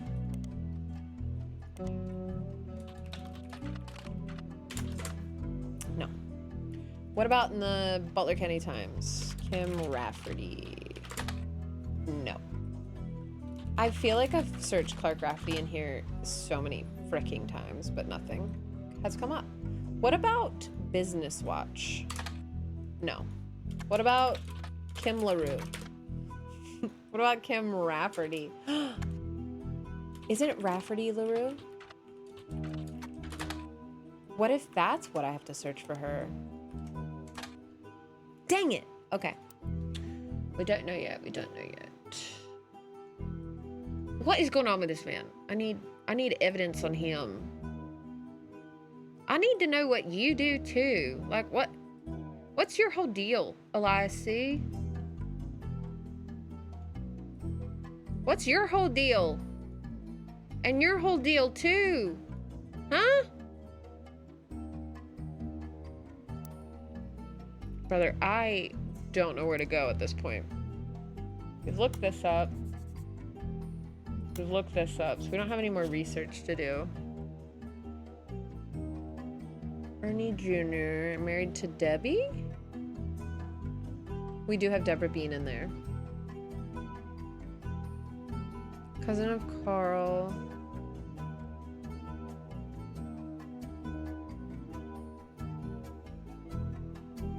Okay, not really much in here. Had a roommate named Mr. Miller. Actor.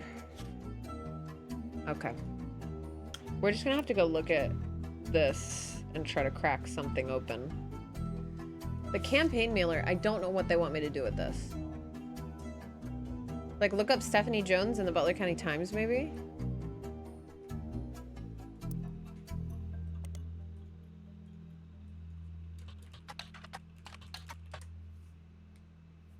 Yeah. Stephanie Jones, born Stephanie Landon, grew up in a home without a father. Mother Caroline, a local artist, has often come out opposed to the corporation's policies regarding deforestation of indigenous trees. Unlike my mother, I'm not a fighter. I want to bring love to the world. And Caroline is talking about... Where is she? Where is she? Caroline is talking about her mother, who is a fighter? Unlike my mother, I'm not a fighter.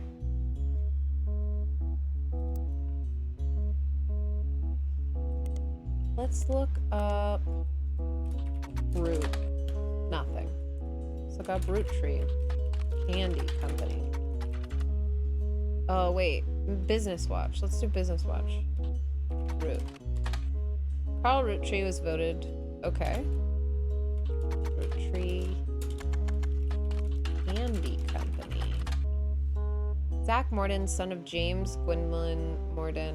He's quoted saying, Elias trusted me with carrying his legacy. That's what I plan to do along with 5 pieces. Our chocolate maple products are selling very well. Okay. Clark Rafferty. He has to show up. Where is this guy? Jim Roottrees. James Roottrees. Looking up anything possible in any of the periodicals.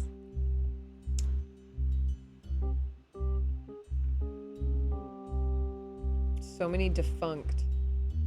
Large-scale businesses, heavily focused on company leaders. Ernie Madsen Jr. President to take over Roottrees. Due to illness, Ernie Jr. stepping down as president. His second cousin, Carl, will take over. It's been 13 years since Ernie was forced to step into the role unexpectedly. Back then, not much is known about the man other than his full name. In the years since, he has taken on a bit of a reputation as a real-life Wonka. He's known as a bit of an eccentric and reclusive, opting to be simply called Ernie Jr. and to forego the typical luxuries of the average Roottrees. But in our estimation, he has been a shrewd businessman with an eye for sweets. He led Roottrees to record profits, and by spearheading it, with his cousin Brenda Roottrees' power in the fashion industry. Okay. Nothing. Have you tried Clark in the music one? Yeah. Clark Rafferty. Yeah. Nothing.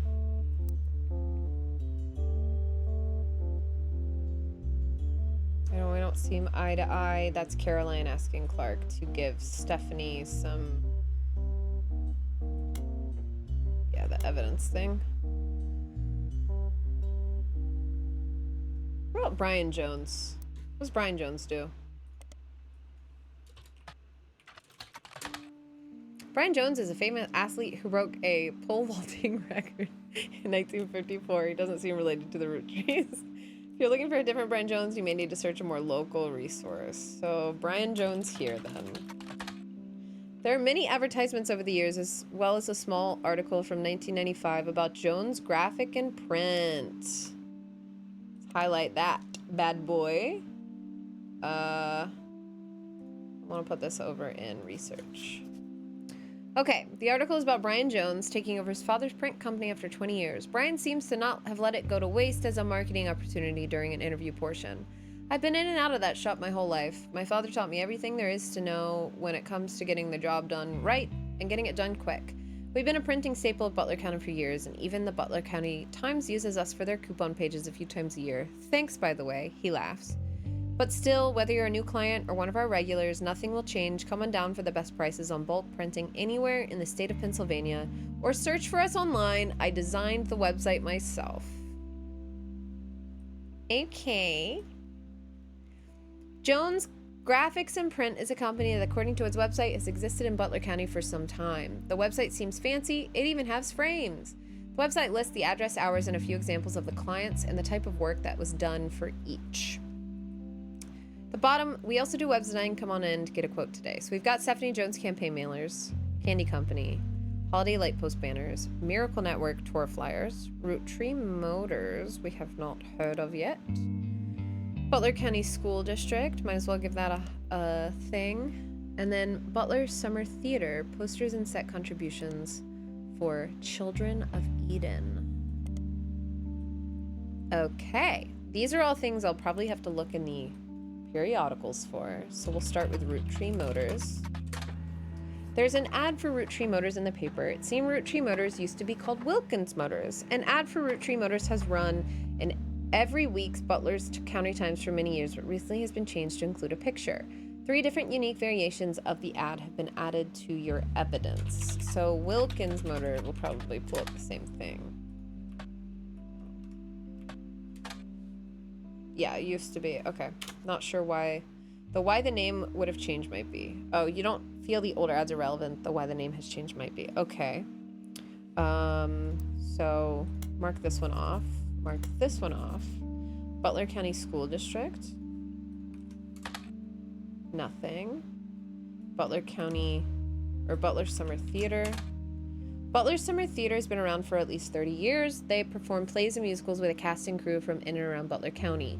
There are hundreds of mentions for their performances, not just in reviews, but in the many identical advertisements for their box office and tickets, as well as yearly announcements for upcoming shows and seasons. They also tend to take out a full-page ad at the end of every season that says thank you and lists the names of the shows they performed with no additional information. As of this year, however, it mentions they have a website. So we'll go over to Spider Search. The Butler Summer Theater performs plays and musicals during the summer. Makes sense. As it is not summer currently, their website has a thank you message. Thank you for making our 1998 season such a success. Stay tuned for announcements about performances in 1999. The website lists the credits of a musical, which seems to be the final show they performed last season. There's a cast list, but none names seem relevant. Below the cast, it lists the crew, and two things stand out. Posters and additional set design elements by Jones Graphic and Print, and choreography by November Studios. Is November a dancer? Oh, baby. So we have November as the dancer. Let's look at our Roottrees Motors stuff. Rolling on down to the city. Where is it? Here it is. Wilkins Motors is now Roottrees Motors. We may have a new name, but we promise we're still the same family business. All that's different is we've joined a sweeter family. So someone married into the Roottrees family. Funny noises need new oil. Come on down, we'll fix her up. Roottrees Motors, your local family mechanic servicing the entire Pittsburgh area.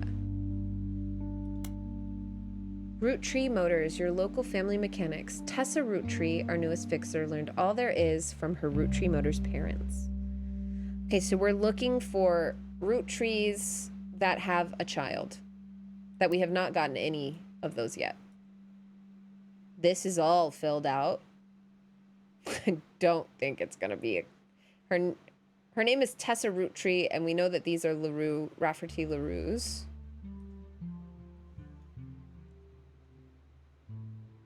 There is a Tessa here. Tessa Green Penelope. Oh no, it's Penelope Tessa Green. It's not Tessa Green Penelope. Eli. Eli has the mechanic. He's a mechanic.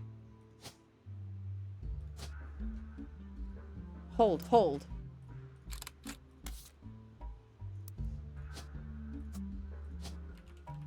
Tessa Roottree. That would mean this is a Catherine Wilkins. Mechanic. Okay. 1, 2. I don't fucking know who you are, Clark. We've got 2 in. I don't know what his job is. Elias C.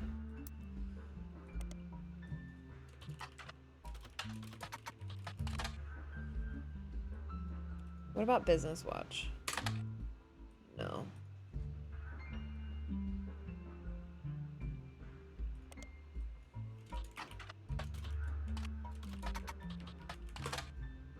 Nothing. I think we still had something to look at. Butler Center, Children of Eden. Children of Eden is a musical with songs by Steven Schwartz. A game designer by the name of Jerry Johnson really likes it, realizing it kind of fit timeline-wise with the game he was making, and decided to use it instead of something fake as kind of an Easter egg. You need to check it out, but if you do, I like the songs The Hardest Part of Love and Lost in the Wilderness. If you haven't already, you should hit the back button and go back to Jones and Graphic and Print, and instead of searching for Children of Eden, you should probably search for whoever was performing it. Okay. I know when it got down to last fit, it was hard because you really have to scour for those details. Yeah, so we've got November. Who the frick are you, dude? Eli C. James or Jim. Jim? You need this. Clark! I had the wrong picture for you, Clark. What if you are a musician? Oh my gosh. Clark, I'm so sorry. Who are you guys? How many Roottrees do we have left? Jack and Christina? I'm slapping them in here just so I can get them off because I feel like that's them. Okay, that would make those the Rafferty LaRues.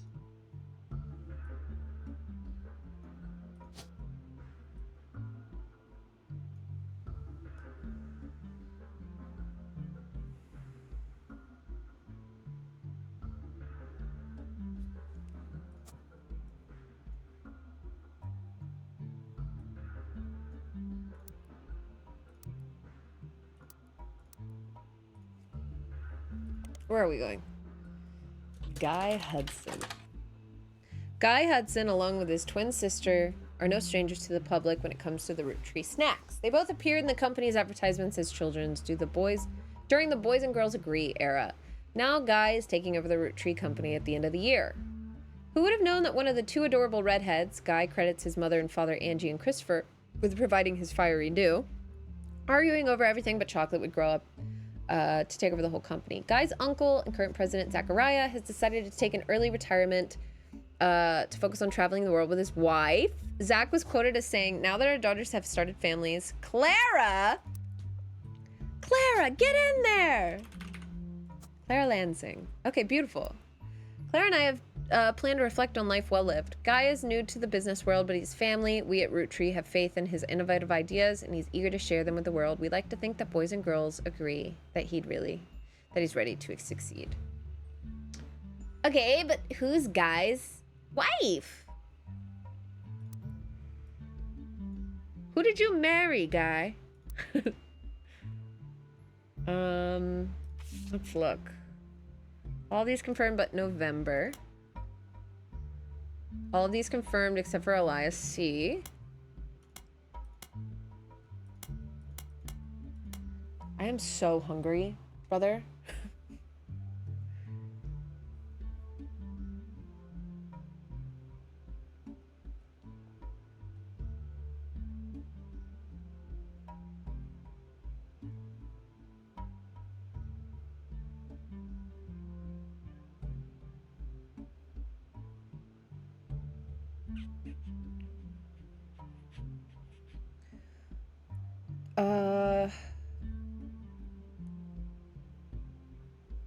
Okay. Sorry, we need to keep going. What kind of person names their child Guy or Gal? Yeah. I'm hungry for a snack. Peter Janowicz.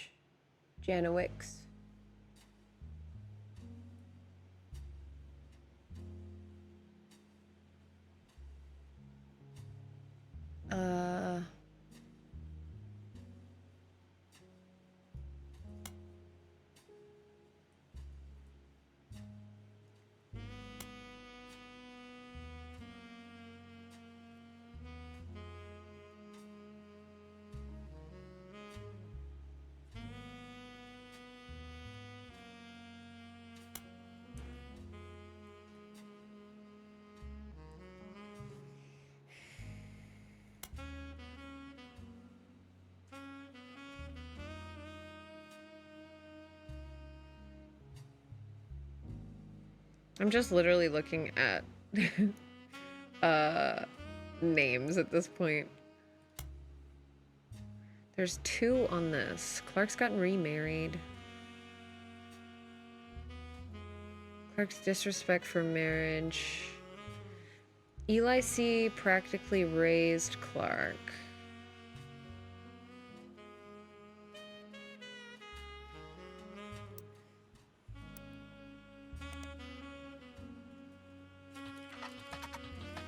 It's been a while since we've looked up Carl, but apparently he's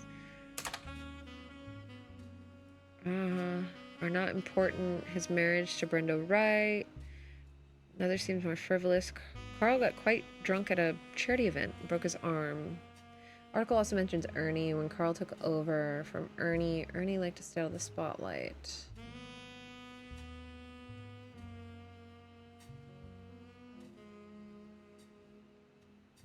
Do you have any apples or Biscoff? No. No, unfortunately.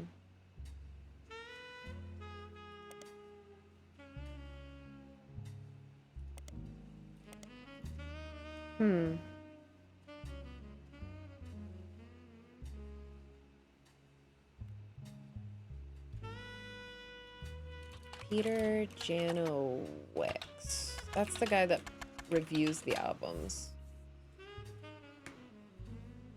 Okay, there's too many of them. Did we looked him up on here. Janowicz. Jesus. Music critic.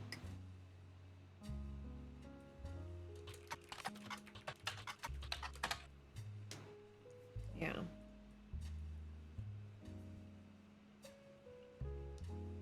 I don't know what to look up at this point.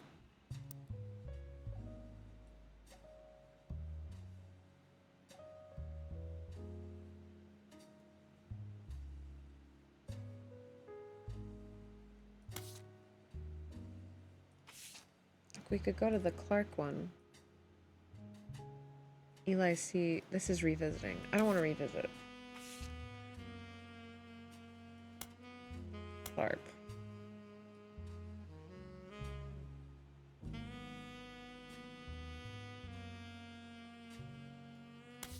Eli C. We're finally at a point where I'm just not getting anything. Eli C. Nothing there. Nothing there.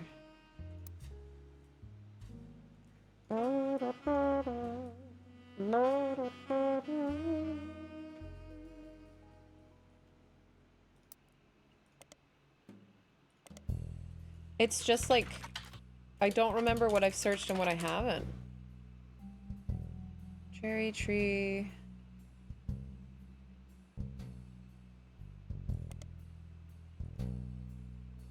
About just Diamond here.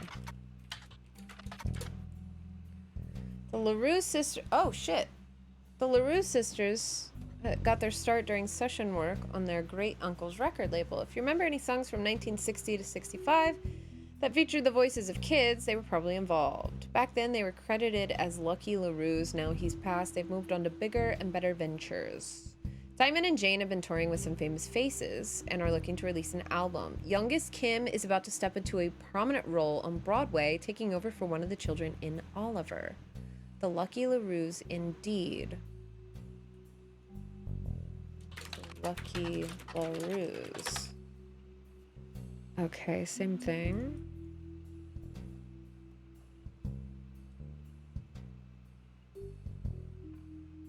Jane LaRue. It's just gonna give me the same thing. What do we search up from this? They're going by their full names.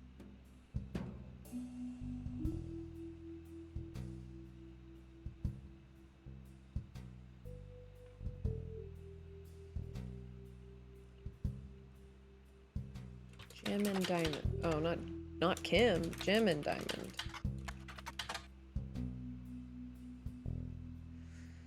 I have not seen this. Title RIPmika. Jim goes into his first band. Until a few years ago, Diamond and I were in C and JJ&D with my cousin and his ex. Clark never knew his father, so our grandpop insisted he spend time with my dad and me.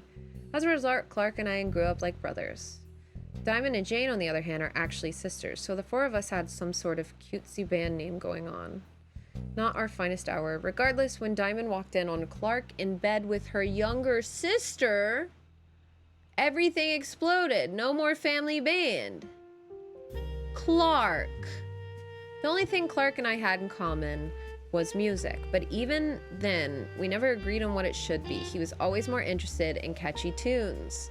Something you hum a week later. I've always been told Roland is like that, but that wasn't my goal. When he called me up and said he liked it, I took it as a sign I was going in the wrong direction musically. That made him laugh, but I'm trying to make art. I don't mind saying any of this because he'd agree. For the most of the decade, he was a mess, but he's much happier now. He started Raffer Tunes, and he's a much better jingle writer than songwriter. One of the benefits of our famous family is a massive company willing to be a client. That's also how my father was connected to the Roottrees. All of his old ad campaigns, hold on. All of his old ad campaigns were hung on the walls of the record player, but I was never interested. I just went, my father, he's in marketing. Is he in marketing? Hello? Advertising.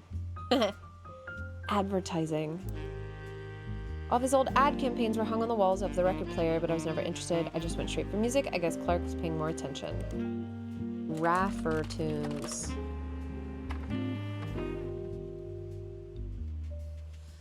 A website about Raffer Tunes. Clark Rafferty LaRue's advertising firm. On it, there's an about page, and you find a picture labeled the inspiration for the famous Super Bowl ad campaign. Below that is more detail. Clark was in a department store getting a family portrait with his wife and children when his wife was trying to get the youngest Katrina to calm down for a picture. He had the idea for the Roottrees Super Bowl ad. The photo is now in your evidence. You little Clark, Kim, Jessica, Katrina. You little man. You little man. So would he be a CEO?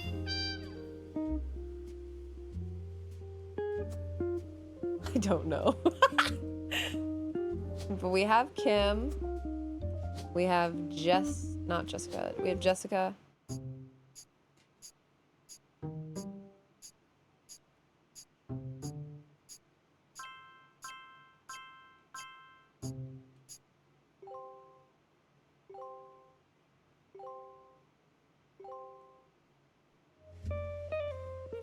I think he's a musician still. And then we can put his daughter in. Bro. We still need to figure this out. Penelope Tessa Green. I never Googled her before. She's a retired comedian.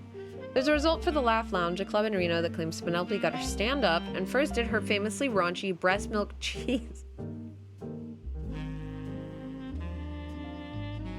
routine in the 80s before she was a TV star on Brother Trouble.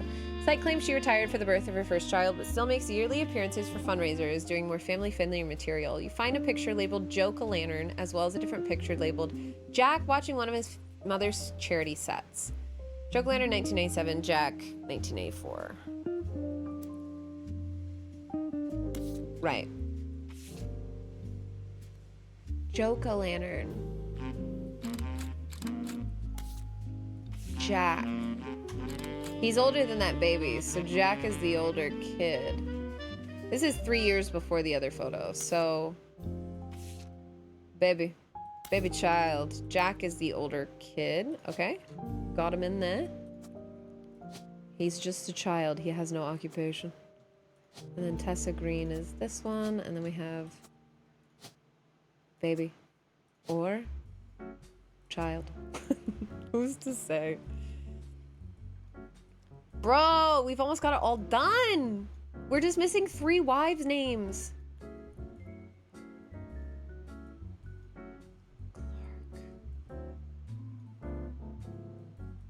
I think you're a baby. Are you a baby?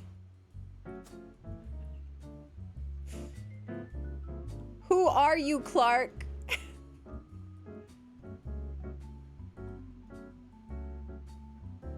They have to lock in. Elias, James.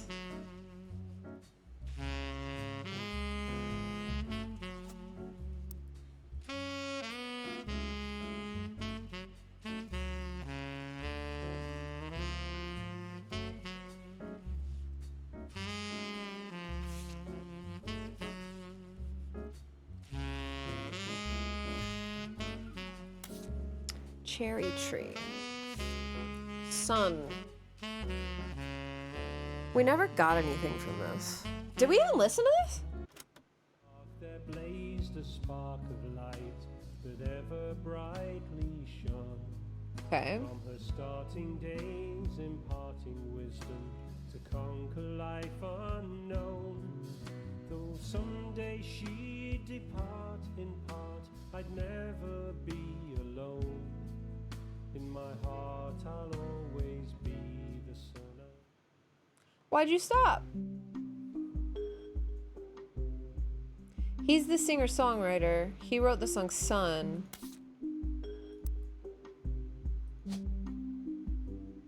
About Joan. Although, in my heart, I'll always be a son of Joan. Alright, locking that in. Miracle. We've got Patricia Jones or Helen Lennon. Who's the other wife we're missing? Guy Hudson. Guy.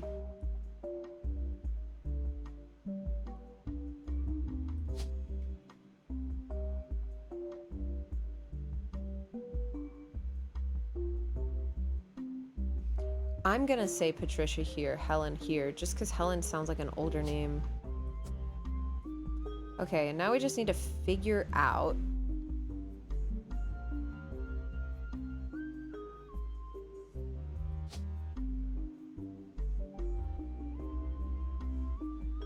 screenwriter, public speaker. What if he's a wait. What if Carl's a media mogul? He's not.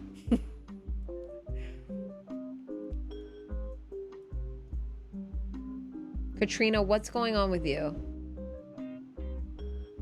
It's gotta be Clark, right?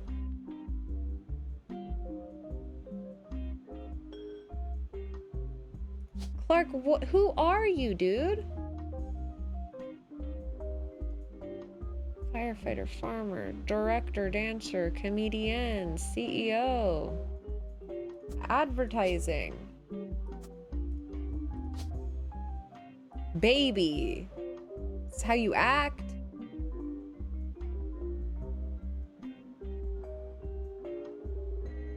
Musician.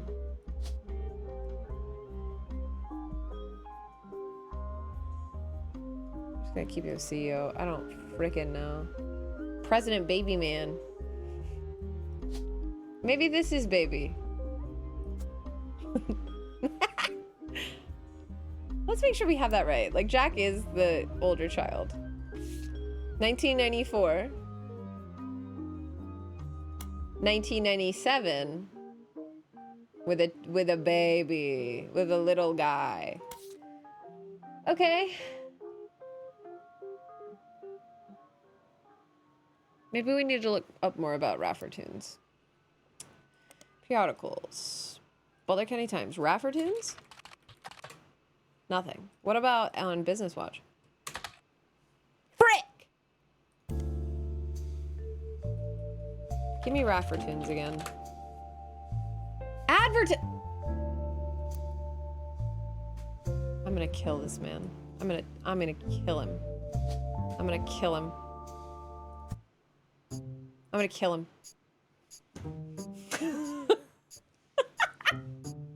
I'm gonna murder him. Joan? Helen? Patricia? Tessa. Or I guess I keep calling her Tessa because of her last name. Penelope. Top secret. To my genealogy genie. If you're reading this, it means you've locked in 49 blood relatives. Congratulations. I knew you could do it. There are 2 more entries on the family tree I'd like you to consider. These last 2 are optional. You can summon me whenever you wish. However, this will end your search and reveal the truth. So make sure you're ready. I think I have an inkling of what this is. Who is EC? So, yesterday when we played, I was having a bunch of issues for like 5 minutes with the 5 pieces stuff because 1924, when they were first introduced, they were named after the kids. We have G, E, E, C, E, C, C, E, M, and then we go 4 years later, and there's G, E, C, E, E, C's gone, M, and M. Right?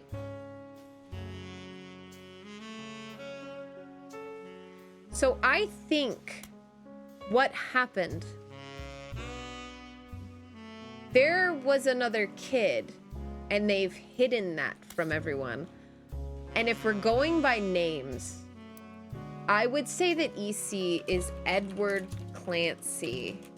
Because then you have Lauren also saying like, oh, the government sent me a letter that they got my dad's name backwards. His name's Clancy Edward, and they sent me a letter that said Edward Clancy. Edward Clancy root tree. And if we go back to all the farm stuff about Edward Clancy, like with A Life Between Wars and Sam, they say that she was sent to the farm. Where's the revision one? The Sam one. She was sent to the farm with Mr. Miller. I have his name written down, but his roommate, Mr. Miller.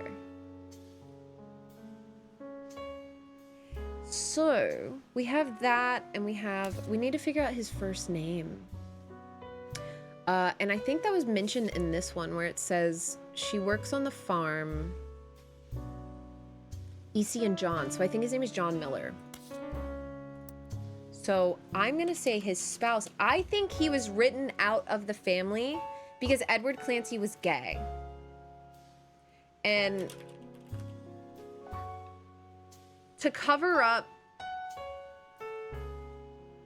like, I think they got rid of Edward Clancy from the tree because he was gay and his spouse was John Miller.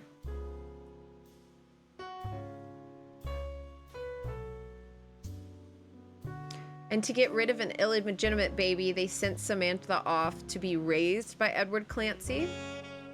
But then when Patty came back and married Eli Jr., they were like, oh, Sam can be back because that's actually their kid.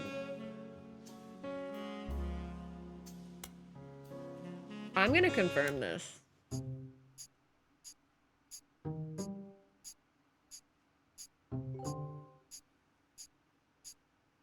I have 5 optional entries.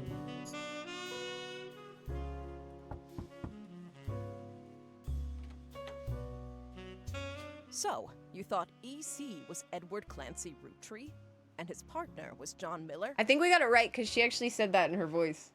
That's exactly what I needed to hear. I'm Sam Madsen, though you know me as Samantha Roottrees. Yep, I got old. The only picture you have of me is from 40 years ago. My book tells the truth about Elias, the 5 pieces, and my parents. Not my biological parents, Elias Jr. and Patsy. My fathers. Edward Clancy Dimnov scored? Roottrees and John Miller. Shut the front door, dude! Sorry, By we're getting now, hit on you've all either sides. read Lauren's diaries, or you're just an incredible guesser. Lauren was right. I hated the 5 pieces. Yeah. She just didn't know my full reasoning. Edward My father, Edward Clancy, was a great man. But his identical twin Clancy and his father, Elias, were not. At age 16, my father was caught kissing a farmhand. Confirmed bachelor. Back then, they wouldn't even acknowledge gay people existed. Having one in the family was unthinkable.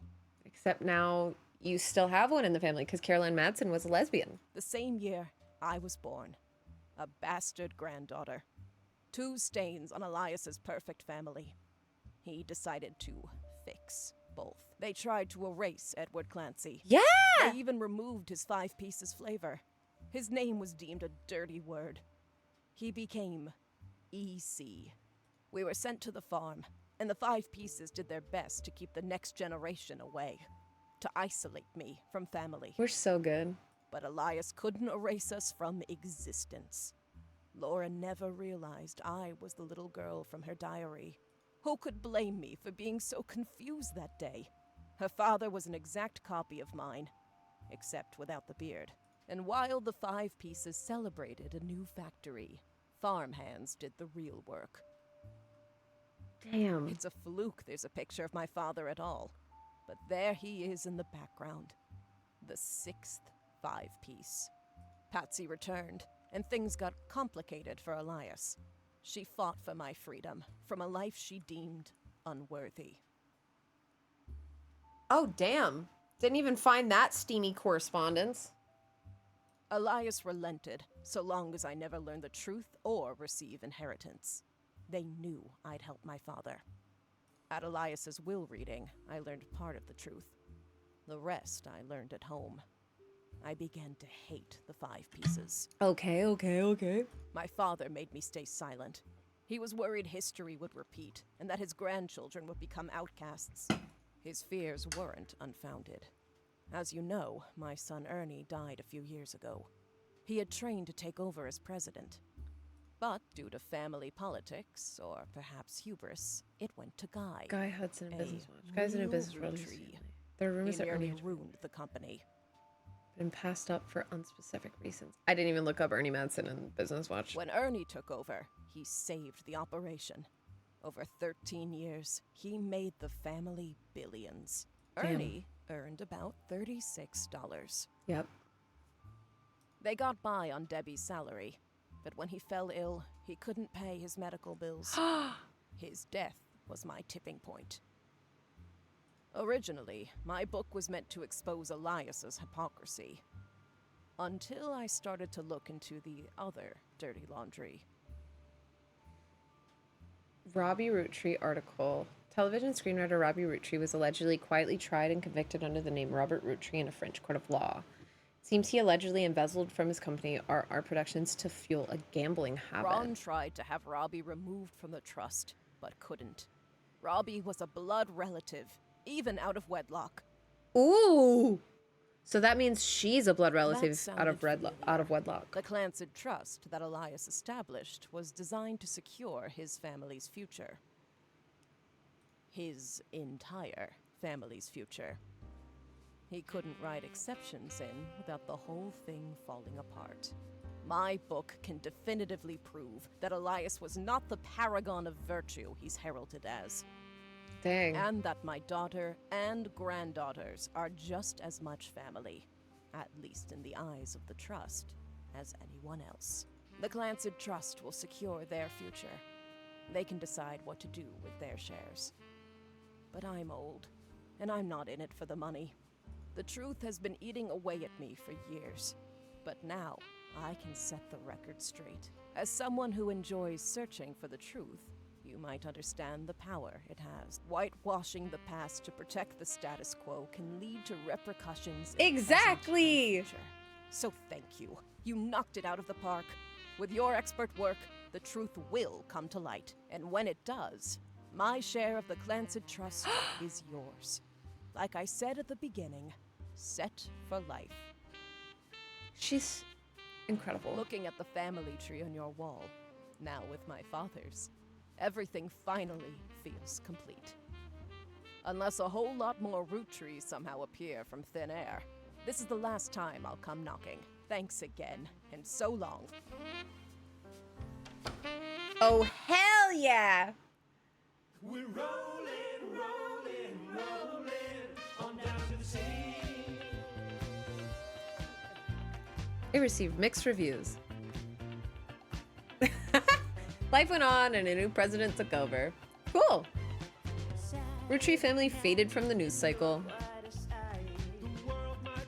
Clark was an he was in advertising because he wrote jingles. There's another mystery to solve. RIPmika is now unlocked as a new game. I'm a secret Roottrees. So crazy. Okay, new game RIPmika. RIPmika will spoil unlock content. Make sure you've tied up any loose ends before starting. Yeah. Yeah, we're good. Wait. Can I get all the rest of the stuff put in? Oh, so I could like look through the rest and like get everything confirmed. So that's probably, oh, that's Clark. Clark.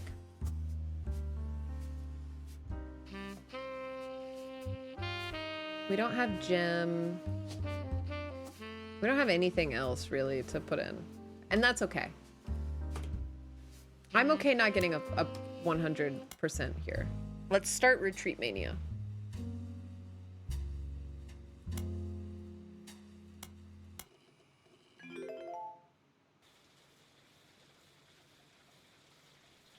Uh-oh.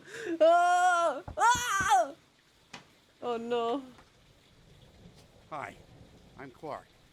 Probably not who you expected to be knocking, but life's funny sometimes.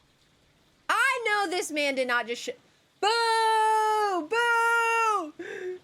You've done well staying anonymous. It took us a while to track you down. A lot has happened in the last year. Far too much of it public. But there's stuff going on behind the scenes, too. I never wanted to be president. You're the I'm not president? great with stress. With my mother's deteriorating I'm sorry, I'm rambling. I'm not here for sympathy. I'm here because part of the fallout of Sam's book is that everyone's coming out of the woodwork. Now that it's public knowledge the Clancy Trust covers any Roottrees despite their history with us, a lot of potential cousins have surfaced. You may have seen that man on the cover of News Time. It was a disaster for him. And then Miracle went and made it all about himself. My God, the drama of this family. The long and short of it is a lot of potential cousins just showed up. Sam's helping some of them. The most messy motherfucker becomes a president, but she's bro. not really going about it the right way. And she's not taking calls from anyone in the family. Yeah, yap. I let it slip through a mutual friend that I found you, and I was stopping in. It's manipulative, but I'm hoping she'll reach out to you. You can let her know I'm on her side. In the meantime, if you're willing, I can share our files with you. Pass them along to Sam if she reaches out. I'm genuinely hoping she'll realize I'm an ally. Feel free to do your own research. I know he didn't just use the ally I've been word. told to enjoy things like this. To each their own. Cheater, pumpkin eater. Possible infidelity 3. First affair. Final. If this is Clark, I swear to God. Infidelity. Married. Family tree update. Married. Split up. Infidelity. I wonder why. Infidelity. Oh, cool. It keeps all of my stuff in here.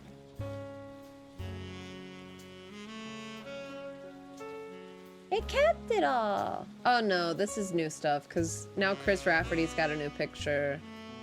Clark's got a new picture.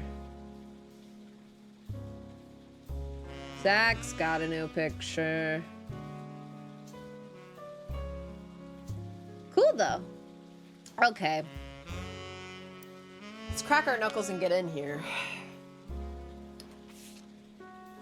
Today is August 3rd, 1999. Do you think our computer's gonna be updated? It's been 8 months since you helped Sam Madsen with the research necessary for her book. Sam was true to her word and paid you an incredibly large sum of money. She never mentioned you by name, however, so you've managed to keep a low profile. The Roottrees, on the other hand, have not. Below is a summary of notable events since the book's release, though you can refresh your memory in full detail by searching online. 6 pieces. Sam Madson's book about Elias Rootree was released in February. It was a bestseller for a few months. At the time, Carl had not yet been replaced. Rootree Rift. In March, the Rootree company stumbled publicly as they attempted to respond to the book's release and multiple conflicting press releases and a clear lack of leadership. Clark Rafferty LaRue. Clark was announced as a permanent successor to Carl Rootree and welcomed Sam Madson to the family officially. The company hired an outside legal group to handle any changes to the Clancy Trust. This includes any new questions of lineage. 5 Ps. After the announcement, there was a rash of different people claiming to be Roottrees, mostly dismissed as opportunists and scammers. The highest profile of these, by a wide margin, was a rapper named Felix Fellows who changed his moniker to 5 Ps. As a publicity move at the time, 5 Ps is the only notable person on the updated tree. Please give us some 5 Ps music, please. In another high-profile misstep, Miracle Rootree publicly and vehemently denied that 5 Ps was a Rootree. The Rootree's legal team offered to do a DNA test to get 5 Ps to drop his claim, and in a moment that caught what seemed like the entire world by storm, the test proved he was a Rootree. Suddenly, the world was obsessed with the Rootrees, Rootree mania. Anonymom and Jane Doe Rootree. In July, an anonymous woman, who the press began to refer to as Anonymom, appeared in interviews with her face and voice disguised. She claimed that an affair with the Rootree led to the birth of her daughter, aka Jane Doe Rootree. If true, this would make her daughter yet another secret Rootree and therefore entitled to a share of the Clancy Trust. Nobody knew it at the time, but this would turn out to be the last chapter in the Rootree Mania saga. As more and more of Anonymom's story came out, people began to notice how much it echoed 5 Ps in nearly every significant way. The court of public opinion began to turn, confirming the world's suspicions. The DNA test proved that the daughter was not a Rootree. This final event caused public disappointment, smugness from doubters, and countless accusations of the entire ordeal being an elaborate hoax or attempt at fraud. Things got a bit ugly, and the fun of Rootree mania seemed to disappear overnight. Now, a month later, it feels like a distant memory. Okay. Whole new diary. Research. 6 pieces. The Rootree Rift. Mark Rafferty LaRue. 5 Ps.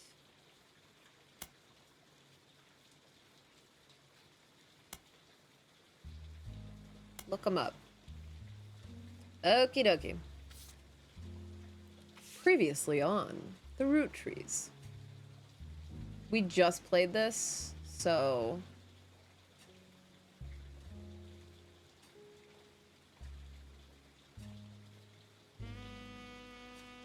I think we're okay. Why is he standing like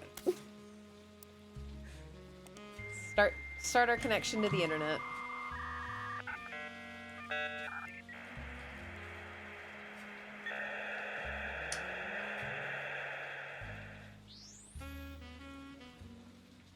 Cool. We got Pix Pop again! So much smarter and organized with how you're using the notepad than I was when I played through this. Infidelity 1. Number 1. Fidelity number 2. Infidelity number 3. Okay. I'm probably gonna do a lot of tabs this time. Play around with it.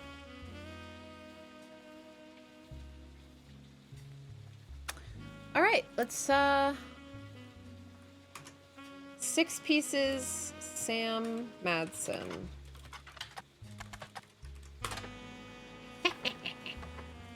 There's an older version of this page in the Time Travel Archive. Yes! All right. Sam Madson's book was released earlier this year and details the truth about Elias Rootree as well as Sam's fathers, Edward Clancy Rootree and John Miller. You helped verify her story, so much of the book's core contents are familiar with you. That said, Sam had some sections on other family secrets and rumors. Much of it didn't matter to the primary purpose of the book, and some of it is new to you, may be important to your research. These sections have been added to your notes. As the book has not been released yet, there's no additional information about this title. That's very cool that we get the background thing now. Okay. Sam's book has a few different passages about her own history with the company and the rumors and gossip she collected during that tenure. She ran the farm for a period starting around 1968 until her daughter Gwyneth took over in 1984. Many of the relevant rumors coincide with the reign of Guy Hudson, who took over as president in 1978. Sam was very much not a fan of Guy, and according to Six Pieces, it is not an open secret with the family that Guy was very much not a fan of remaining faithful to his wife, Patricia. Patricia!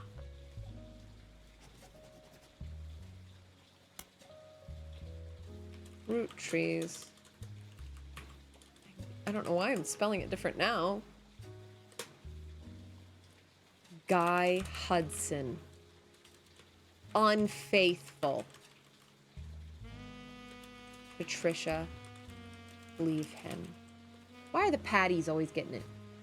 Many of their hires were single young women, and Guy often spent a lavish amount of money on private parties. Only hired single young women through private parties. This was 20 years ago, and Sam warns that most of it is heresy. Hearsay. Still, you find the relevant following information that may be relevant. One of Sam's farm supervisors was named Elizabeth. Other people. Oh, Roottrees, save. Other people. Elizabeth. Elizabeth had a daughter. Who worked as Guy's, oh, frick me, dude, secretary. A caterer from a local restaurant called Antonelli's met her daughter at one of Guy's parties.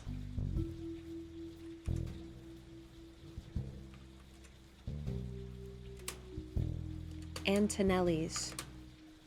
Elizabeth wasn't aware that the party was for seniors. Wait, and they eloped quickly due to her pregnancy. Why didn't I copy that part too?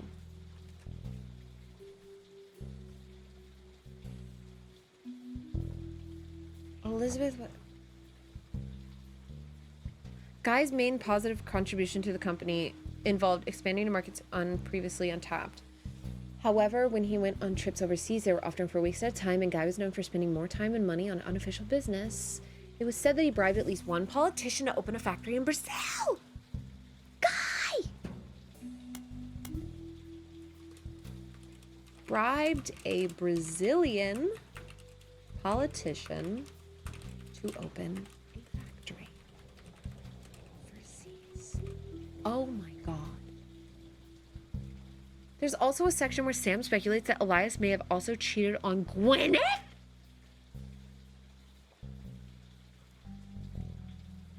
Shut the front door.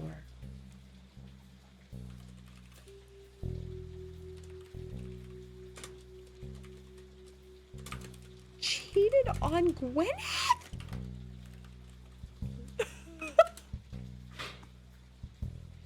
Gwyneth was always much kinder to Sam than Elias was, and was the first to invite Sam to family events. When she had no hard evidence, Sam always got the impression that Gwyneth was able to coerce Elias into allowing Sam back using some kind of leverage.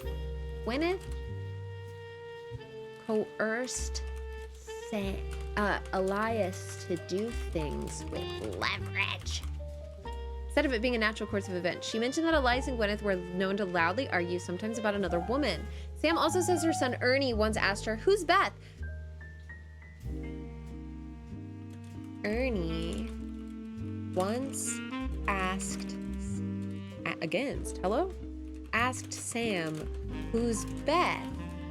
because he heard Elias and Gwyneth yelling about Beth.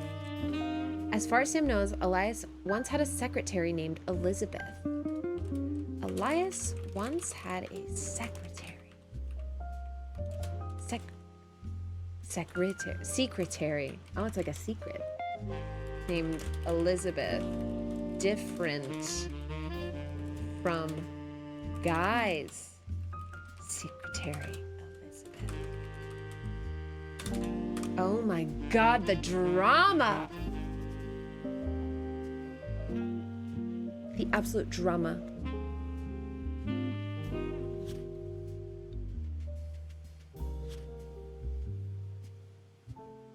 Why didn't that get finished?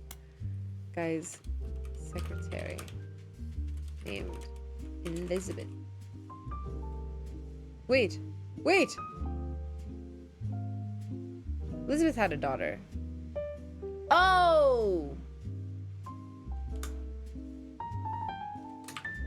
Supervisor at Sam's farm. Okay. Supervisor from the farm. Okay. I was just taking notes willy-nilly. Different from the farm supervisor. Okay. Secretary. Just digging up all the tea and I love it. Okay. Good to know, Sam. You really just, Sam is great. She's into tea and I love it. All right.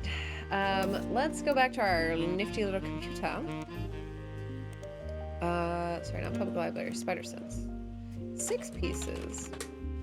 6 Pieces, Unwrapping America's Sweetest Family, was released in early 1999 and perhaps assisted by the still relatively recent plane crash.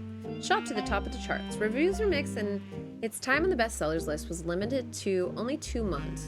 Most reviewers agreed that the core of the book, about Samantha's fathers and the struggles they face, was compelling and that the takedown of the hypocrisy of Elias Roottrees was deserved. However, many took umbrage with the timing of the release and the tone of the book, which seems vindicative. I'm just adding letters in there. Fallout from the book led to the Roottrees Company scrambling to release a statement, and due to the conflict of leadership, famously released multiple conflicting official statements over 3 days. This confusing move was referenced in popular culture due to a late-night sketch about indecisionitis, but more traditional analysts have been calling it the Roottrees Rift. Highlight, reorder, put this in research. A few months later, due to Roottrees mania, the book re-entered the charts and sold even better than the first time. What is the older? Oh, okay. Beautiful. Research done. Roottrees Rift. The 3 press releases from the Roottrees Candy Company after the release of 6 Pieces were referred to as the Roottrees Rift due to the clear conflicts between them. The first was fairly standard. It stated there was no president of the Roottrees Company, but that the entire family was made aware of the release of the book and that they would be meeting as soon as possible. Only then could they identify the legitimacy of the claims it really raised and decide next steps. Okay. The second release was emailed to business newspapers 3 hours later and announced that after a vote, Ron Roottrees would be taking over temporarily as an interim president. It also went on to state that Ron was aware of the book, had verified the claims within, and would look into compensating Miss Madsen and her family immediately. It also stated that the company lawyers would be taking immediate steps with the family to revisit the Clansed Trust terms to make sure nothing like this could happen again. It was quickly clear to business reporters and analysts that the time between the 2 press releases would not have been logistically sufficient to gather a majority of the family, even using conference calls. This was reported on many news channels, and a third, much shorter press release came the next day. It claimed that a draft of the announcement was made prematurely, and that Clark, Rafferty LaRue, and Ron Roottrees would be taking over as the company's first joint presidents. It also stated that any compensation plan would be based on a stringent verification process. Okay. And then indecisionitis. Indecisionitis was a disease coined by the popular sketch show as part of a fake pharmaceutical advertisement for Jit Together. While the segment isn't fully about the Roottrees Candy Company, it was released in the weeks after their bizarre response to the release of 6 Pieces by Sam Madsen and references the recent news. In the sketch, a woman ordered a number 5 at a drive-thru speaker. Then, after pulling forward, she changed her mind at the window, asking to switch to a number 3. This caused a lengthy backup and annoyance amongst the restaurant's employees and other patrons. After she pulled away, the same woman then barged into the restaurant and put the current line, loudly complaining that she didn't receive her number 5. After this, the sketch transitioned from the restaurant scene into a pharmaceutical commercial. A doctor claims that the woman was suffering from indecisionitis, a disease that caused extreme confusion and irritability, and has recently been found to severely hinder the leaders of large corporations, but could also spread to humans. Doctor then recommends Jit Together, a fake pharmaceutical drug. Multiple testimonials use variations of the catchphrase, "When I can't make my tough decisions, I gotta get my jit together." Final testimonial include a bald man in silhouette with a voice changer saying, "I'm not comfortable sharing who I am, but I am comfortable saying that before I took over my family's company, I really should have gotten my jit together."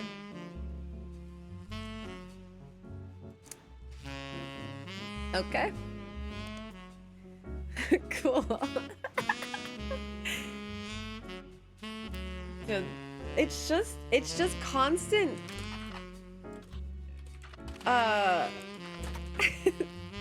constant like shit talking each other, which is so funny. Oh, Root has its own new leadership. I wonder if that's gonna be Reina. I'm gonna take a quick break to go get more water and also go pee, so I'll be right back. Don't go anywhere, guys. Let's hang out. Let's hang out. Let's hang out some more and solve some more crimes.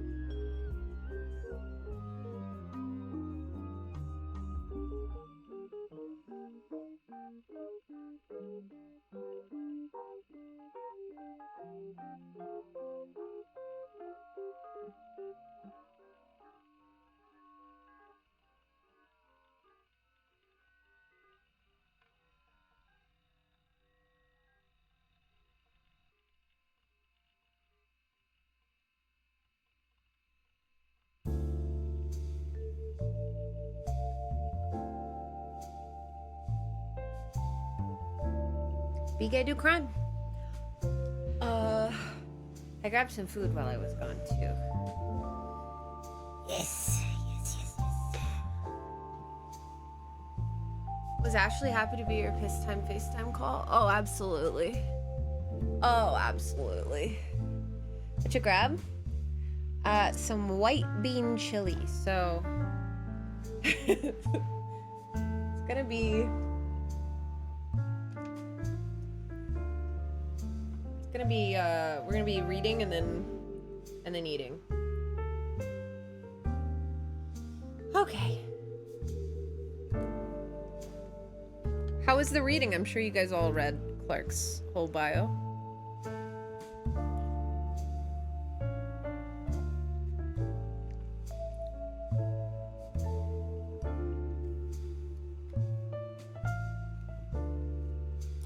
I was writing. Hell yeah. No, do your thing. Actually, I'm gonna give you guys words on stream so I can eat without having to like worry about it. This is not gonna work. Reading. So, hold on. I don't have it set up right now.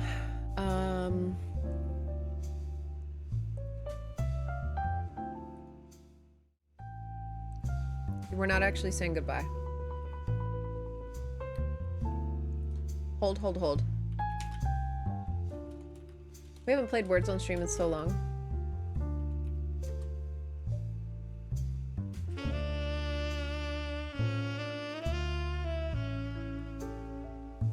Give me just a sec.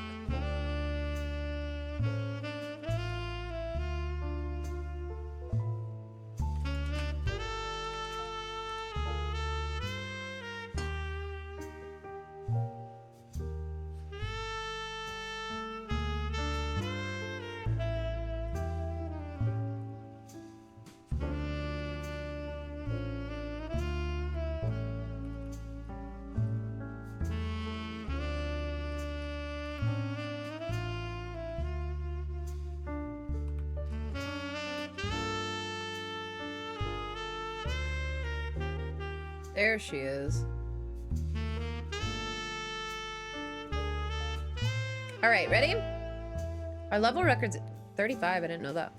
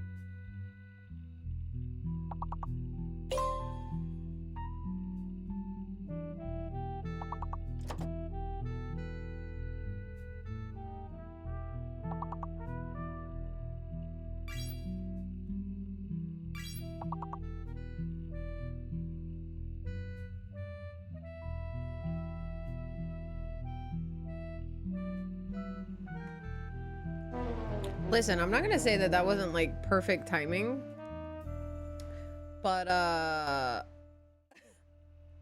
just finished my food, so that all works out very well. And ooh, was it good food? Oh my god, I'm ready.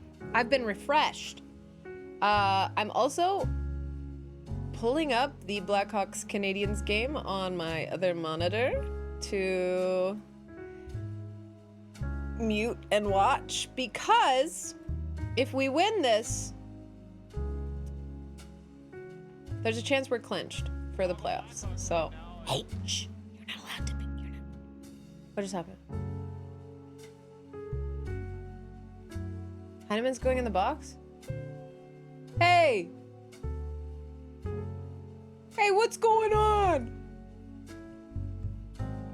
Did I just load it up just to curse my team? I feel like I did. Okay. All right. Let's get back into it. The game crashed. Actually. Hello? Brother bear.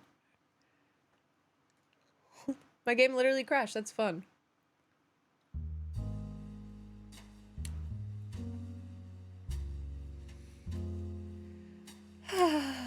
Roottrees Mania. 0 locked in. Except I'm locked in right now, so. Alright. Let's do this thing. Do I still have my notes? Oh, baby, do I? Roottrees, other people. Worked at GOT. Had a daughter who worked as GOT. Had a guy's secretary. Okay, save. Beautiful. Last thing we looked up was Clark Rafferty LaRue. Cool.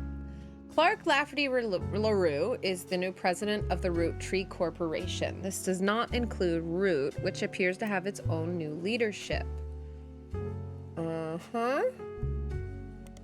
In early March of 1999, about 5 months ago, it was announced that both Clark Rafferty LaRue and Ron Roottrees would be taking over for what was essentially described as a transitional period in the aftermath of 6 Pieces. Clark Rafferty LaRue, joint president for 2 weeks. 2 weeks later, the company released and thanked Ron for his work with Ron. Then became sole president. Okay, cool. So we'll save that one, and then we'll do a Ron Rafferty, or Ron Roottrees. Ugh. Joint president with Clark of Roottrees for 2 weeks before being released. Okay. Most of the information about Clark you knew already. Many descriptions of him tend to focus on his advertising career and that his mother was Lauren Roottrees. Few seem to touch on his complex and volatile marital history. I wonder why. Since taking over, Clark has tried to remain out of the spotlight, but did not have one notable foray into the public eye. He gained a lot of support when his first move was a statement in favor of accepting Sam and her family into the trust. This also served as an announcement that the Clancid Trust would no longer be handled by anyone in the family, since due to their financial motivation, none of them could ever be impartial. I'm gonna put important. Clancid Trust now is no longer handled by anyone in the family, and since they would all be motivated financially. Cool. Okay. I think I can move these. Oh, I can move these up and down too. I'm gonna put that there. Roottrees here, other people here, and then the infidelities there. Okay, cool. Older version. A few fan sites for the Gem and Diamond seem to mention that these are these times. Oh, cool. So we can look at the older stuff too. That's very cute. Beautiful. All right. So Rootree Riff, Clark Rafferty LaRue. Let's look at 5Ps. 5Ps, aka Felix Fellows. God. 5Ps. Is a rapper who has found some recent radio play after being publicly confirmed as a long-lost Rootree and entitled to part of their fortune. His alias, 5Ps is a play on 5 pieces. An article you find on his website, known for the particularly harsh reviews of modern music, give his most recent album, Root of All Evil, 1 star out of 7 for whatever reason, with the headline, More Poser Than My Action Figure Collection. The review mentions his real name is David, and he used to go by Dirty Davy. The author rues the fact that his rebranding was... Jesus Christ. Real name is David. Used to go by Dirty Davy. Blatant marketing expense at the expense of his mother's tragic past. His mother overdosed when he was 16. Apparently one of the songs is new and the others are simply rewritten to turn blatant references to sex, drugs, and violence into clumsy euphemisms. His rise to prominence was kick-started when he appeared a few months ago on the cover of News Time holding a photo of his mother with Guy Hudson. Appeared on News Time holding a photo of his mother with Guy Hudson. At first, the Rootree company denied it vehemently. Miracle Rootree even appeared in the same magazine a week later. But since then, they've backtracked and publicly welcomed him to the family. Their press release at the time stated that they had new evidence that confirmed his story. Okay, but we need to also look up News Time. Other people save that for Felix Fellows. Okie dokie, 5Ps. Beautiful. Beautiful. Let's look up Rootree Mania. Mania. Rootree Mania. Rootree Mania immediately followed the announcement that a rapper going by 5Ps was actually a Rootree. Collectively, popular culture seemed to focus on the Rootree family and 5Ps for a few weeks before everything felt oversaturated and society moved on. Because of the 5-piece saga, an underlying through line to how pop culture treated Rootree Mania was an excuse for everyday people to claim they were also Roottrees. Daytime talk shows had I'm a Secret Rootree episodes. Late night hosts and guests made jokes about other lost members of their family. And there was a widely shared website where you could fill in your own name to find out if you're a secret Rootree. When you submitted your name, it simply said no with an image of Clark Rafferty LaRue giving you the finger.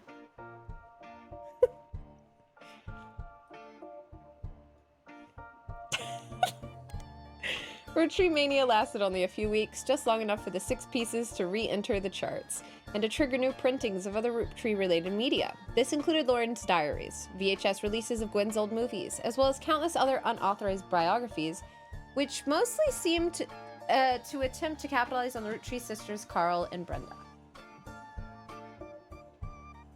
Turning my heating pad back on. These re-releases were too late to successfully capitalize on or extend the craze. As a result, most of them were failures, and countless novelty shirts that had a variation of I'm a Secret Rootree became immediately unfashionable, though some people still wear them ironically. Okay, Rootree Mania. Good. Anonymum. Anonymum was the second high-profile case after Felix Fellows of a potential new Rootree being added to the Clansed Trust. Instead of claiming herself a Rootree, however, she claimed she slept with Guy Hudson and that her daughter was a Rootree. Anonymum claimed to sleep with Guy Hudson and that her daughter was his. The accusation came during the height of Rootree Mania and began with a brief TV interview. She appeared in the shadows with a disguised voice and promoted an article about herself in News Time. In the TV interview, the article she referred to as her daughter as Jane Doe Rootree. The name Anonymom was not self-inflicted. It seemed to spring up organically because no one else knew how to refer to her. A day after the Newstime article, Sam Madsen publicly supported Anonymom due to some parts of the story she found particularly credible. With the momentum from Sam's endorsement, Anonymom went on a media blitz. Ultimately, this backfired as more details came out. People became skeptical of her story due to the extreme similarity to Five Piece. Her accusation even included many of the same details. This included her job and the time period, secretary in late 70s. After fumbling the Five Piece story so publicly, the Roottrees were more prepared to handle all Clansed trust-related issues. Within a week, a DNA test proved that Anonymom's daughter could not be related to the Roottrees. This was announced at a joint press conference with lawyers representing both Anonymom and the Roottrees. Each party ensured their respective clients provided accurate samples. Immediately after the negative results were released, many of those who had already been skeptical felt vindicated. Others who had built up hope that history could repeat itself after Five Piece felt duped. Many people suspected the whole affair had been a hoax to gain fame and money. Many demanded that Anonymom be held accountable, and some people even began to attempt to track down her true identity. Goodness gracious. Bye, Basil!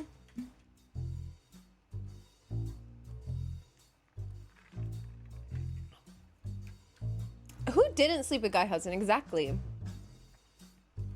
The Roottrees Company felt pressured to put out a second statement to try to curb some of the backlash, even going so far as to say, though it was scientifically proven that Jane Doe Roottree is not a Roottrees, this doesn't mean that her mother and Guy Hudson were not involved in an affair. She had every right to make her claim, as it has been verified that her stories about Guy Hudson were not exaggerations. Please leave their family alone.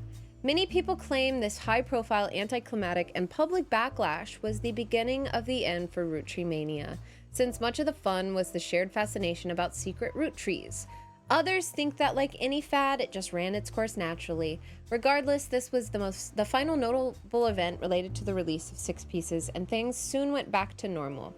Jane Doe Roottree has already been eliminated as a potential new Roottree by the company's lawyers, who are the ones verifying your work. Anonymom's affair does not appear in your updated tree.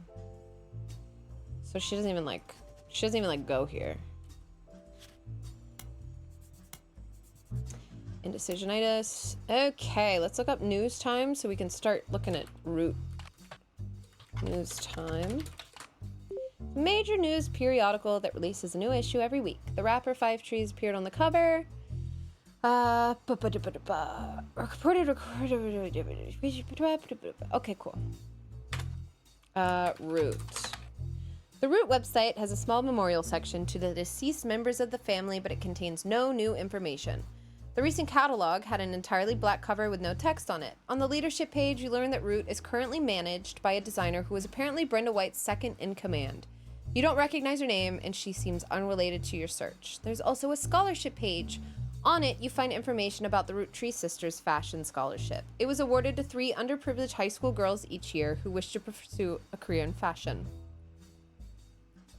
It also gives them an opportunity to show off their design on professional models on a real runway.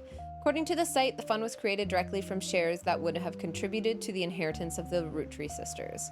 Like other aspects of the Clansed Trust, it's managed by Ruby Legal Enterprises. Let's look that up. Ruby Legal Enterprises is the name of the law firm that has been hired by the Roottrees Candy Company. The company is named after its head lawyer, Ruby Spratt. Head lawyer, Ruby Legal Enterprises. You can't find much about the company from before this year, though all the articles tell the same tale. After the fiasco of Six Pieces and the revelation that the Roottrees' internal law group was complicit in such a cover-up, they hired outside counsel. The Ruby Legal Enterprise Group now seems to have ties to multiple aspects, including the Candy Company and Root. They were recently in the news due to a high-profile lawsuit they raised against Cicely Sanchez. Cicely Sanchez? I'm gonna say Cicely. Cicely Sanchez, an author of Portrait of a Changed Man. Her follow-up, Foreign Gospel, Did not perform as well critically, but still sold quite respectably. She was written a few more books since then, including a biography of Van Gogh, but her first two are claim to fame. She's known for nonfiction. She recently appeared on a magazine called Piketty with an article about a book she had commissioned to write for Guy Hudson. The magazine and Cicely herself were immediately issued a cease and desist due to its inclusion of pictures she never had the rights to publish. Piketty is a category of flower with outline around the edges of the Piketty magazine. Yeah, baby! No consistent theme, tabloid-esque articles, tends to latch on and create sensationalist headlines about whatever subject appears to be popular. This has included Beanie Babies, Magic Eye images, and even Red Bull. It's come under fire for printing fiction along with facts. All the hearsay that fits the print. At one point, they ran an article about Cicely Sanchez. She claims to have written an unread book about Guy Hudson. This particular issue, the Big Sass Sea Bass issue, was pulled from shelves. It has now become a collector's item, especially amongst conspiracy theorists attempting to find out what the Roottrees company did. You find a recently finished online auction that listed a copy at over $1,000. Jeez. Okay. So we have some periodicals to do now. So we've got News Time, which Guy Hudson. We have a picture of 5-piece now. Famously appeared on the cover of News Time. Then a week later, Miracle Roottree appeared on the cover of the magazine in an article that focused heavily on 5-piece as well. So, Miracle Roottree. Okay.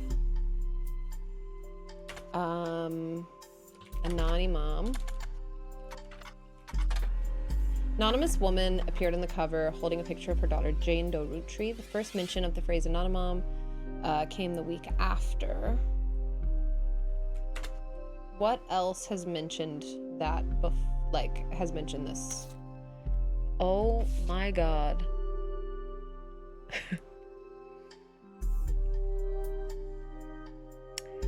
Holding a photo of his mother and Guy Hudson.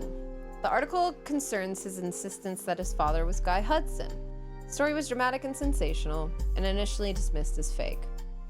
Until a DNA test proved that he was related to Guy Hudson. 5-piece says his mother, Joanna, was Zach Morden's secretary. Oh my god. I think this is Infidelity 2. Infidelity 2. I don't know, though. We're just gonna put it under him. He's technically a Roottrie. We're gonna keep him over here, though. Mother's name is Joanna.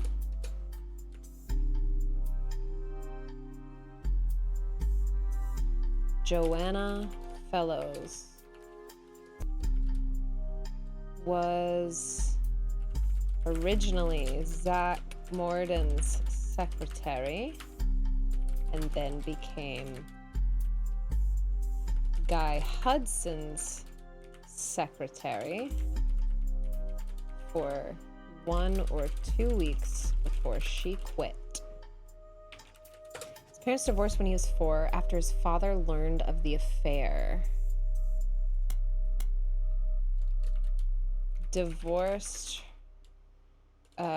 Got divorced 4 years after the affair because it all came out.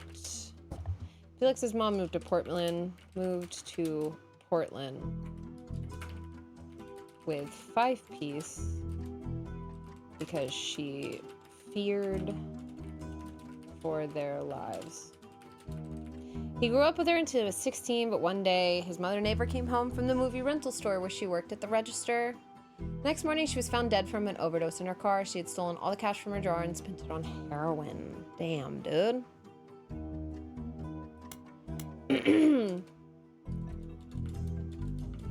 Worked at a movie rental store. Died of a heroin overdose.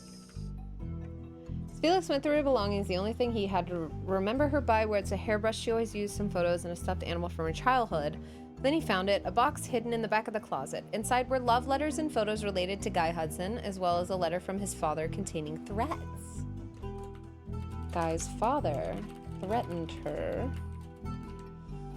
He threw it all away with the exception of the one photo he appears with on the cover of News Time. He says it was the only one where they were dressed, the only one not from the affair itself. The picture is shown in full inside the magazine and was added to your evidence.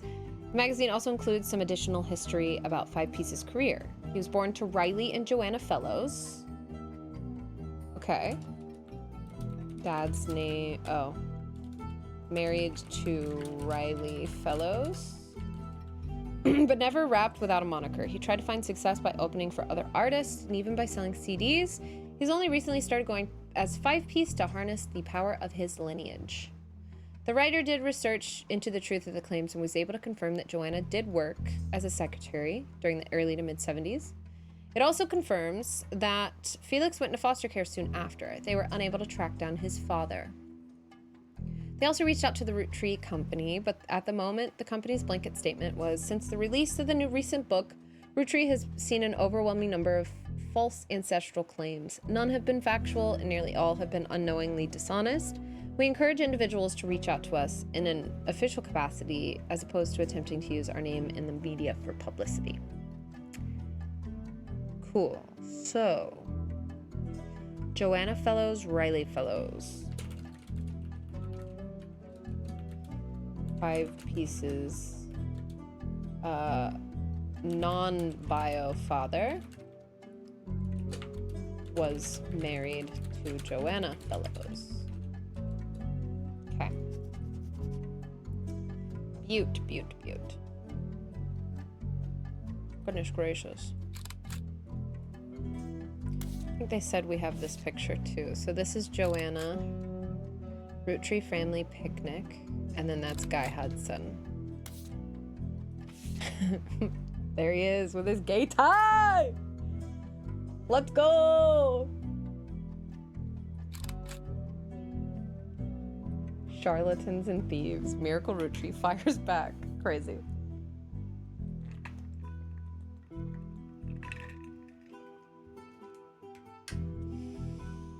Miracle Roottrees appeared on the cover of News Time shortly after Five Piece did.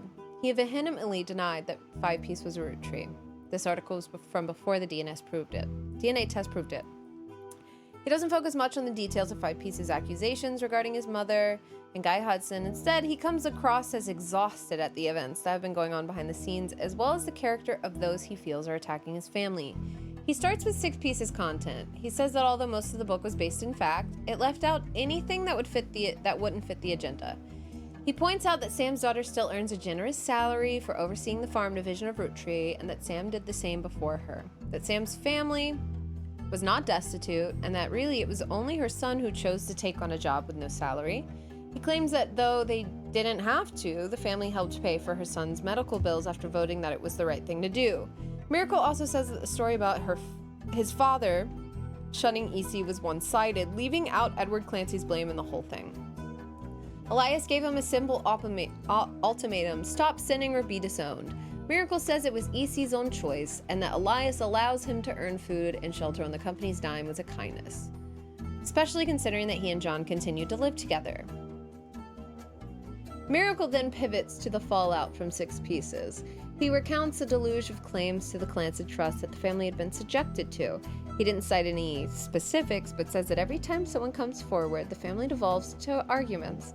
They've had to hire an outside legal team to help, but so far every case has been demonstrably, laughably false. All they do is tarnish his family's reputation. He focuses on Five Piece. He calls him a grifter and a delinquent and says he uses their name and products to sell filth to the masses. Of all the accusations, he says this is the most dangerous because it exposes the world to hatred. He cites the lyrics as violent, sexist, and ungodly, and prays the boy will repent, retract his lies, and find religion. Lastly, he turns to the future. Miracle states that those that wish to hear the true story can join him on his farewell tour this upcoming fall. The Miracle's Roottrees are planning on touring the country's churches one last time, and that now at the age 71, Miracle's the oldest living Roottrees. While he plans to continue preaching at his own church in Butler County after the tour, this is your last chance to hear the truth from the man with the most complete recollection in one of America's most notable families in your hometown. The article mentions... Sorry, hockey's happening. The article mentions that Miracle's son did not wish to comment and has a statement from Clark Rafferty LaRue. Miracle does not speak for his entire family. We're working carefully on a plan to definitively disprove any claims of infidelity in our family's past. The article also does not refute Miracle's claim that he's the oldest living Roottrees, despite Sam Madsen being born a year before him. It is unclear if Miracle made the claim out of ignorance or spite.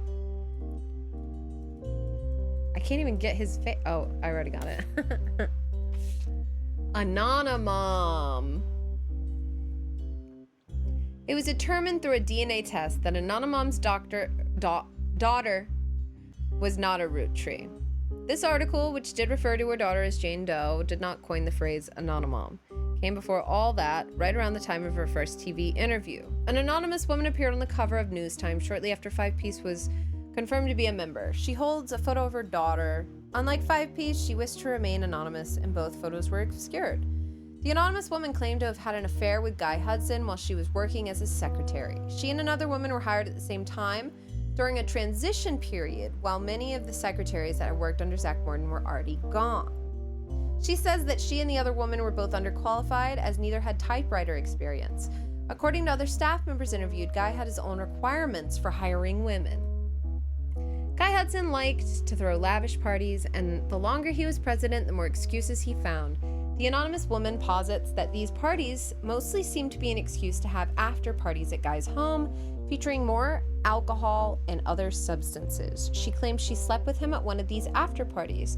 She confronted Guy when she found out she was pregnant. Guy didn't seem fazed, and they came to an arrangement. He paid her a significant amount of hush money on a recurring basis under the table. She used it to move away and start a new life with her daughter. When Guy died, the money stopped coming, and she assumed things had run their course. She went back to work at the department store and hoped that nobody would ever look too closely at how she paid for her daughter, or for house. She told everyone that her daughter's father walked out one day and never came back. She claimed that after seeing the fantastic article in News Time, she realized that she wasn't the only one this happened to. While she never worked at a Roottrees company at the same time as Five Piece's mother, Joanna, their stories seem eerily similar, and she knew Felix was telling the truth right away. The article presented no tangible evidence. They fact-checked the timeline and confirmed the assistance of infamous parties. Five Piece's case was strengthened, and the news story was subsequently published.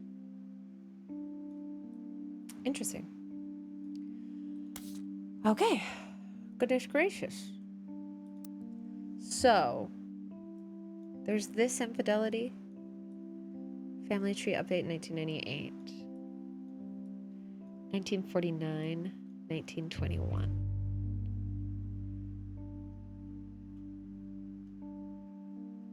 This is Joanna and Riley. Oh, this is fun. This is fun.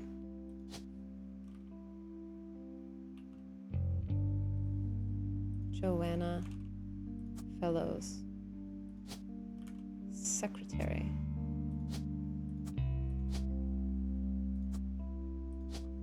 Guy Hudson. He was a president at the time, right? Yeah, he's the third president at the time. We don't have Riley Fellows. Okay.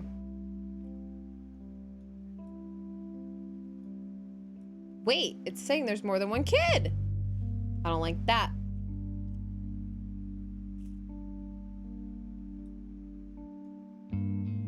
That wasn't 49, that was this. Was it not? Oh, yeah, this is Guy Hudson. Yeah, this is Guy. Sorry. Whoops. And then this is our boy.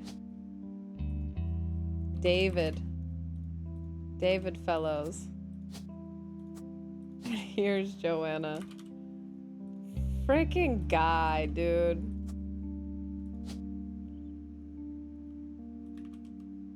Ah! Ah! Riley Fellows. Riley Seinfeld?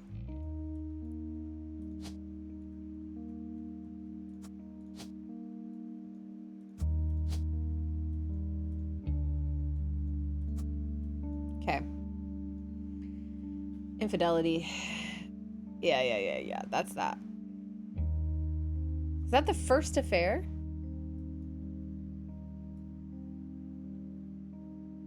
Damn, dude.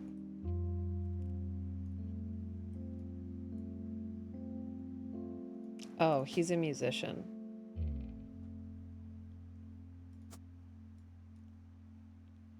Is it every 3? Oh, it's 4. I gotta get one more? Okay. I mean, we have lots of stuff we need to look up anyway. I want to look up that. I'm a secret root tree.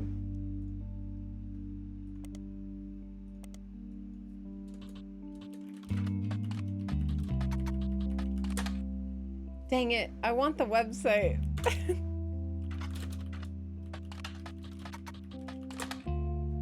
Am I?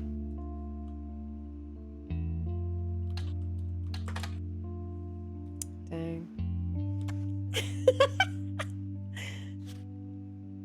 Okay, so we have periodicals that we can look at now, which include Piketty. Piketty.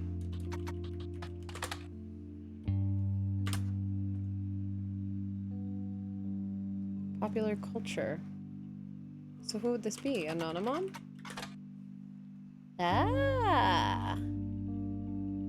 North Carolina mentioned. Piketty is not afraid to expose details that other publications would avoid. Shortly after the announcement, Piketty exposed personal details. Anonymon, the Anonicon. They said Anonymon worked as a manager at a department store in North Carolina, and her daughter's name was Courtney May.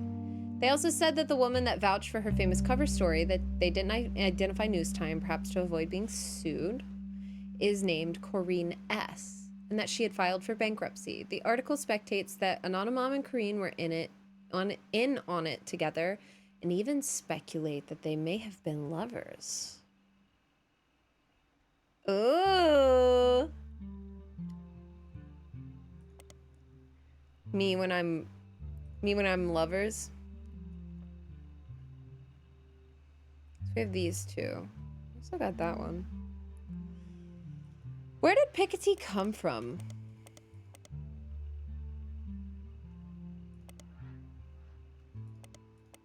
Piketty. Oh, Cicely Sanchez. And then we need to look up Portrait of a Changed Man. Piketty. In an issue that focused on a talking toy fish, Piketty had an article about a canceled book. The book's subject was Guy Hudson. The issue was said to contain pictures. Because of the pictures, the issue was pulled from shelves. Due to this recall, this version found in archives incomplete. Basselbub? Could this popular gift be filling homes with satanic messages? Seems it used photos of Guy that Cicely did not own the rights to. Unfortunately, the magazine was issued a cease and desist. Magazine was pulled from shelves, and the version you found in your periodical search had the relevant pages removed, rendering this magazine useless. Dang.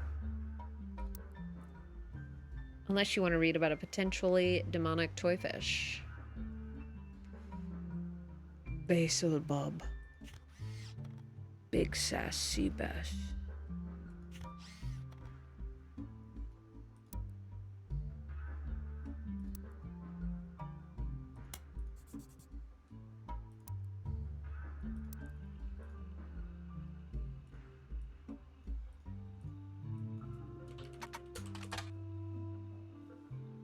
May now be irrelevant. That's funny.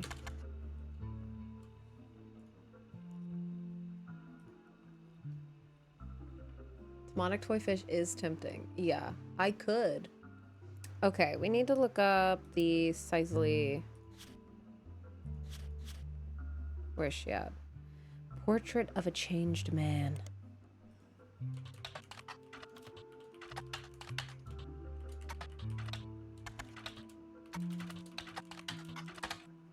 Out of print. What if everything you stand for, everything you know to be true today, could disappear in an instant?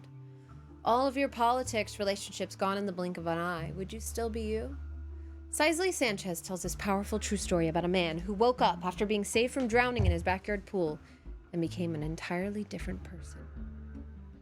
It included our interviews of those who knew him best before, as well as a one-on-one chat that paints an entirely different picture. You wouldn't be able to put it down without wondering, what if that were me? Foreign Gospel. Foreign Gospel tells the tale of a man from the Catholic Church who claims he was told by God that he should travel to Thailand and begin to preach, specifically with the goal to convert 10,000 people. He returned to the United States after just over 2 years, claiming to have succeeded. This book tells the version of his story, but the author has traveled to Thailand to investigate these claims and talk with some of the so-called converted. Okay, Sisley. Gospel. Okay. Hello?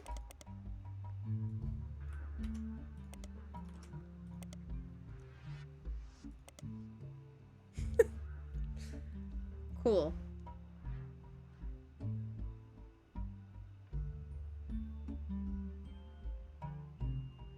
Dirty Davy. Oh my god. Wait.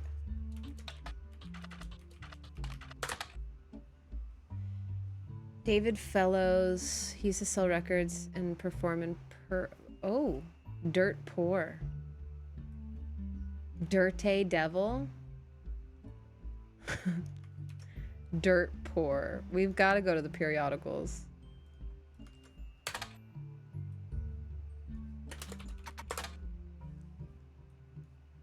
Dirty Davy. Oh, Modern Music Monthly is defunct. That's right. Dang.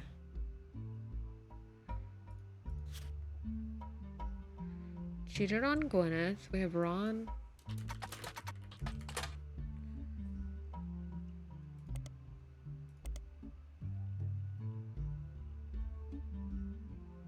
Three weeks ago, Gwen died in Paris. He and his brother Robbie have seemingly made amends. Ron and Business Watch. Ooh, we have a Ron Business Watch article. Ron Roottree. Business Watch ran an article about 2 months after Roottrees rift. The article mentions that nobody from Roottrees that they reached out to was willing to go on record. Instead, the timeline of events has been constructed from public record, accidental leaks, and a source on the inside. The only parts that are new to you are also the most vague parts, one supposedly confirmed by their anonymous source. The timeline says the family actually held a preliminary vote after Carl Roottrees died, but before the release of 6 Pieces, and decided they wanted Ron Roottrees to take over because of his experience running RR Productions and because he was a well-known and well-respected Roottrees. But Ron seemed way too eager and personally motivated. They were worried he would gut the Clancid Trust to remove Robbie. The family was notoriously unwilling to do anything that could risk their wealth. They stalled, and Ron became frustrated with the delay. When 6 Pieces came out, he saw his chance to force action while the family was in the limelight and released the press release himself in an attempt to get the ball rolling. This caused chaos within the family. They tried to save face by allowing Ron to take over as co-president, but according to Business Watch's source, Ron was impossible to deal with. He seemed like he was unwilling to protect the Clancid Trust, and they eventually let him go. After that, the role passed solely to Clark, who nobody was excited about, but seemed like the safest choice.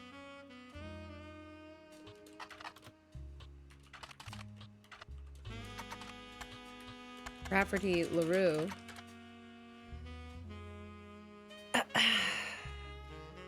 Seems that Ruby actually approached the Roottrees sometime in late March. An accomplished but relatively low-profile lawyer, she offered to help for very little money, knowing she could be a public face to build her reputation.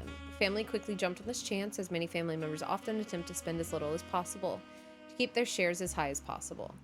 After looking over the Clancid Trust more carefully than anyone had in years, Ruby came to the conclusion that Clancy Edward Roottrees' implementation was not legally sound, and that there would be constant legal challenges without some modification. The family decided to put her in charge of the trust, both legally and as a public face, to prevent further issues. Ruby Legal Enterprises has been described as a mix between a law firm and a PR firm. Her first move was sort of a trial run before she was even hired, was to help them draft a public statement accepting Sam into the family and declaring that they'd begin to address the Clancet Trust. They went quite well, and they hired her in early April. Ruby is now in charge of many financial aspects of the company, including verifying any claims to the trust and organizing the various charitable causes, such as scholarships, that have been set up in the name of the deceased. Okay.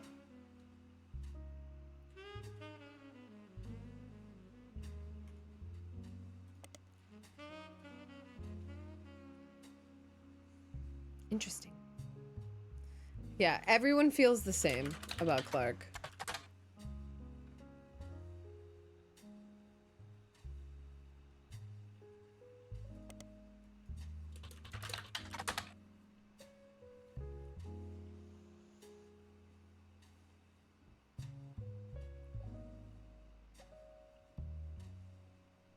I'm wondering what this is.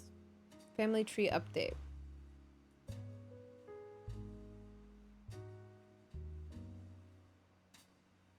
They're also on the original tree.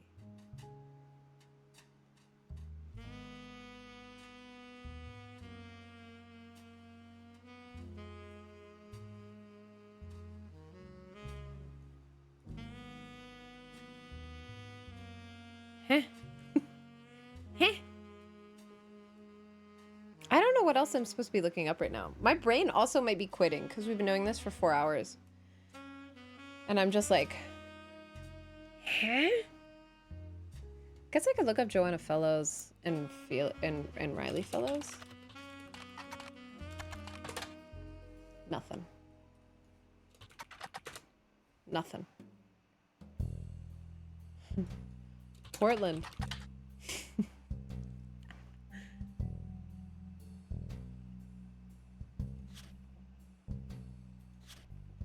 Guys, I'm running out of steam so quick.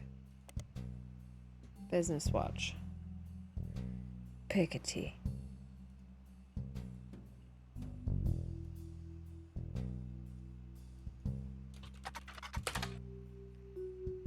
Nani Mom. Sisley?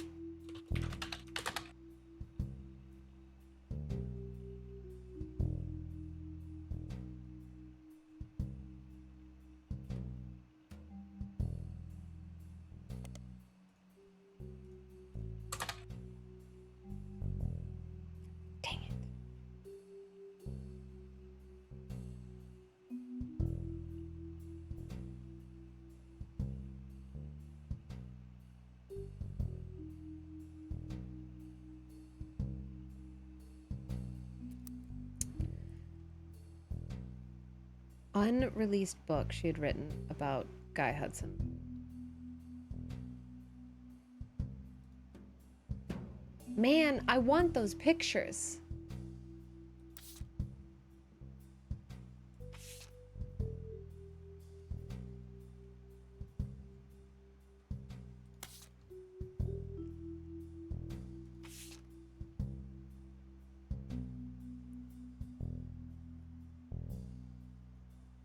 Isley Sanchez, exclusive.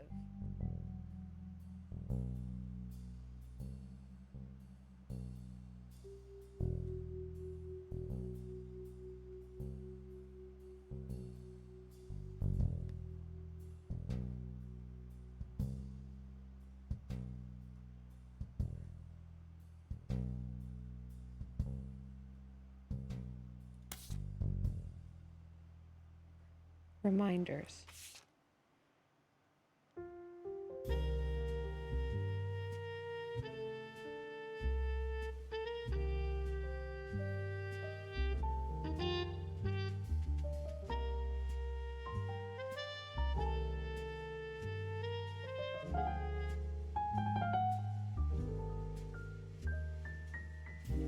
Wonder if Chris Raff has written anything else.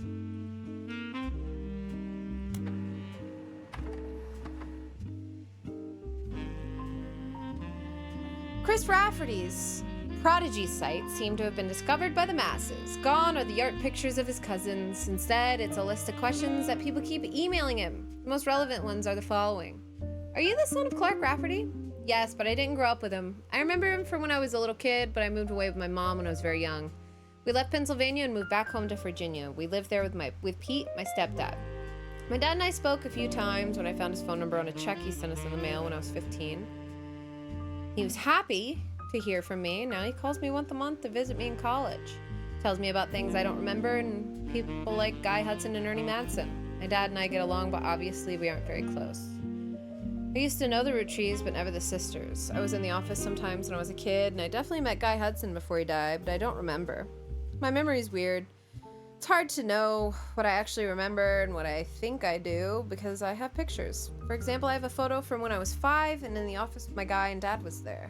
Or with my dad and Guy was there. I made myself sick by eating chocolate and some woman who I don't know cleaned my face. I don't know if my memories of that come from the picture or not. I know Ernie had a heart problem because my dad told me on one of our phone calls. I asked him about the poison because I saw it on the Roottree Curse website. He emailed some old stuff, including the proof, but even with the proof, the website didn't take it down. He spelled fiancé wrong. I'm not good at spelling or writing. I'm good at painting and other art. I'm going to school to learn how to edit movies. I want to make cartoons someday. Lulu is much better at spelling. All right, we got something. So that's Chris. There's Guy. Here's Clark. And a secretary. Interesting. So, Chris. Clark. Guy.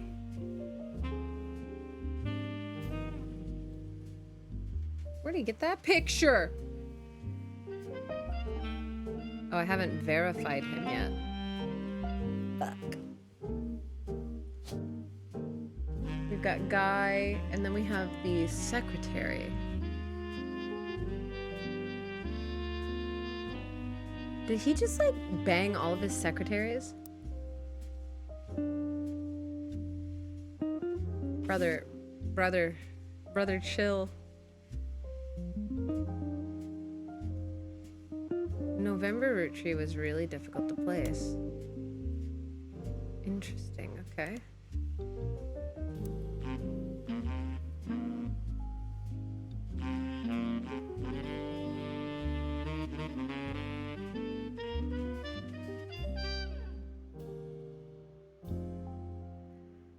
Huh.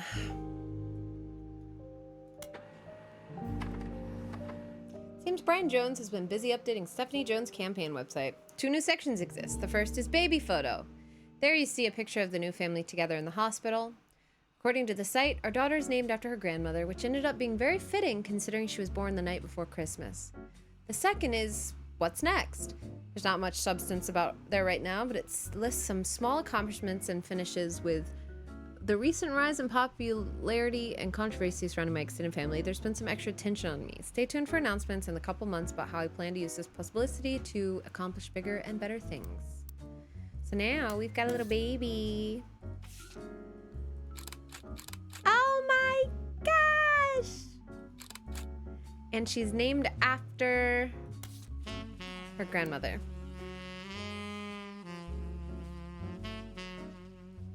Stephanie, Clara,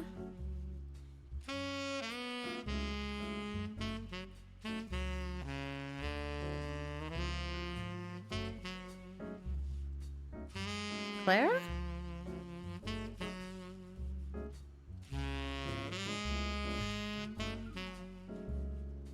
Oh, this is gonna be Brian. This is Stephanie. Politics.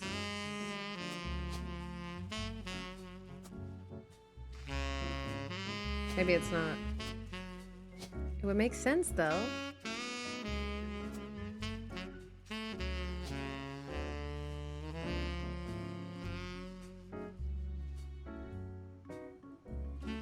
The only thing I can think of is Eve. She was named.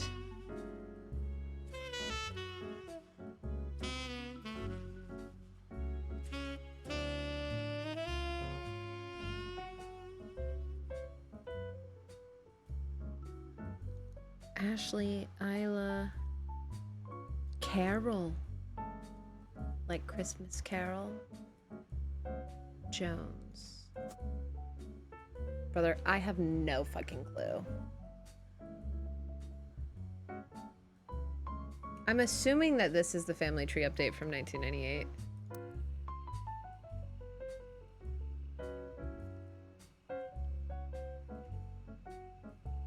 Who's to say?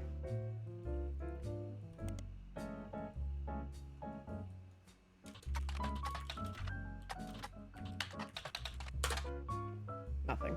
Okay. Periodicals. Butler County Times. Stephanie Landon. Brian Jones.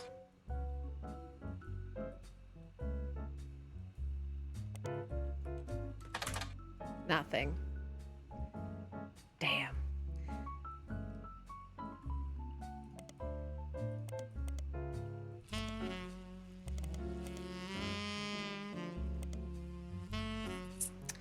Our daughter's named after her grandmother.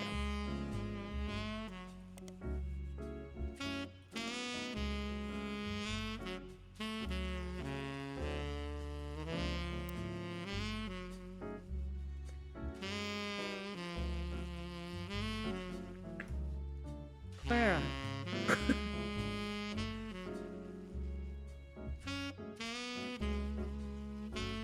We don't know Brian's family's name, you know?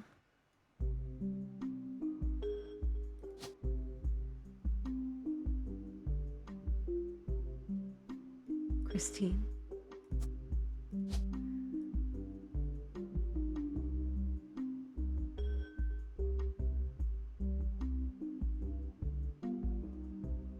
Isabel.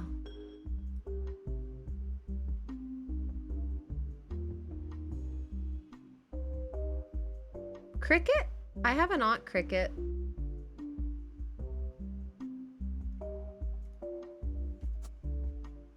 Carol just seems... Damn, they have a lot of family members that are being added to this tree.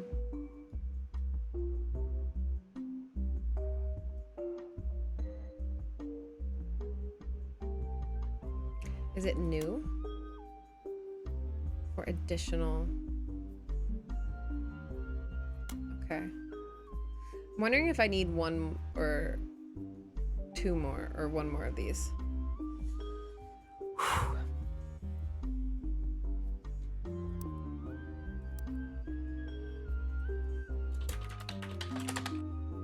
I feel like I just need to search Guy Hudson everywhere.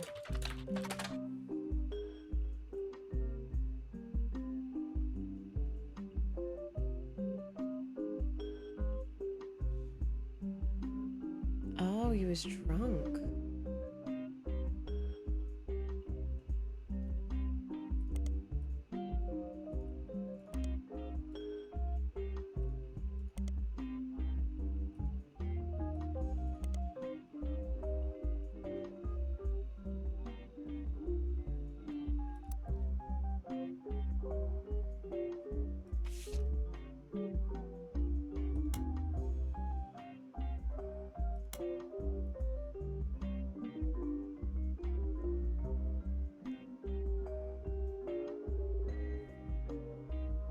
I wish...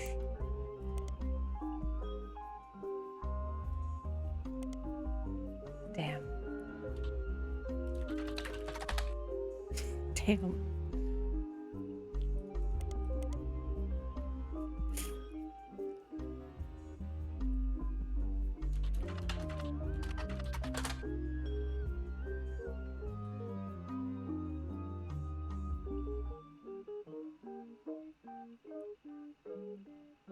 Bet that baby is a student college.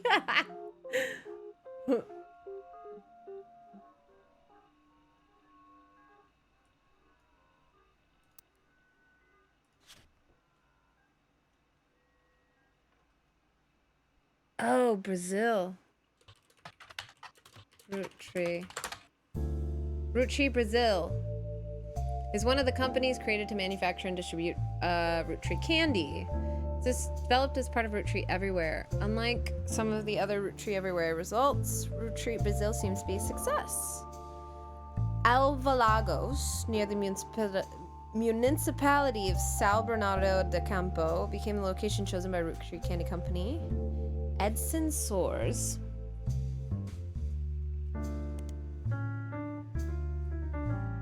This needs to go into research.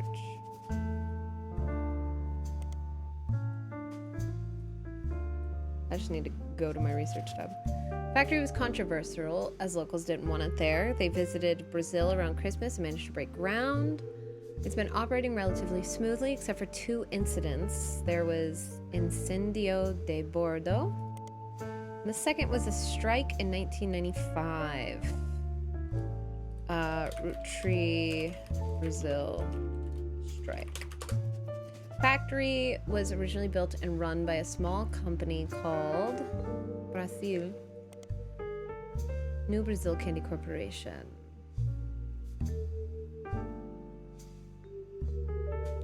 Okay. Brazilian politician.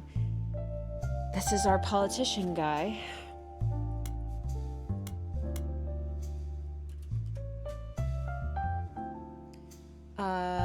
It seems that 1988, Brazil was run by the military.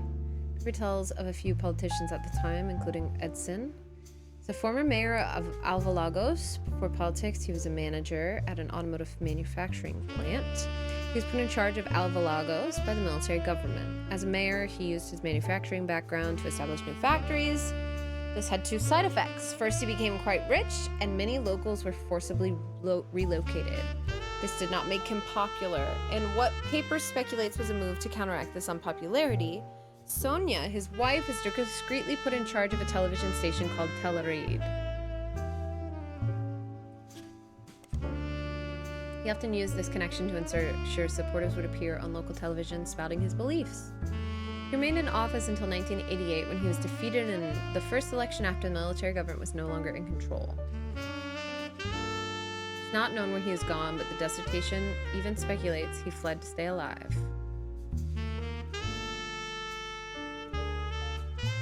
Ah, this was a real place. Okay, cool. Incendio de Bordo. Maple fire. Do Bordo. Factory was deliberately attacked in a case of clear arson. Fire was brought under control after destroying about 2/3 of the production floor, and locals claimed that the air mix smelled like a mix of burning plastic and maple syrup. The factory was rebuilt and continues production to this day. At the time, it is unknown why this happened, but last year, a news special did list this incident as well as a few others in the small town as backlash to perceived corruption in the government at the time. The mayor of the city was found to be receiving a cut of the factory's profits. He was receiving a cut of the factory profits. Okay.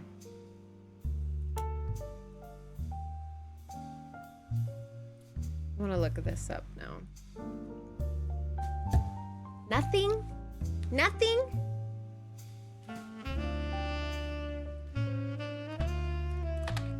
Didn't know if it was spelled different or not.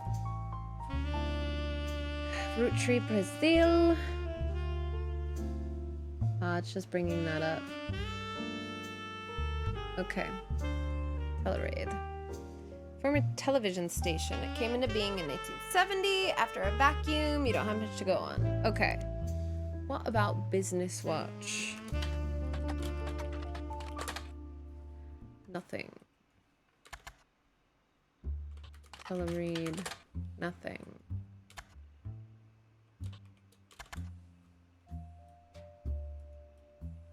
Incendio de Bordo? Nothing. Okay.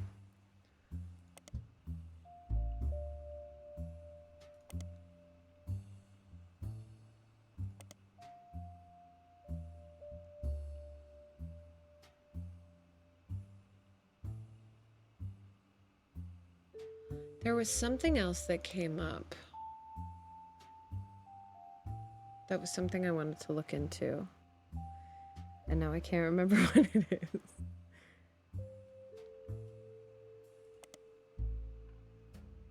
It's not this.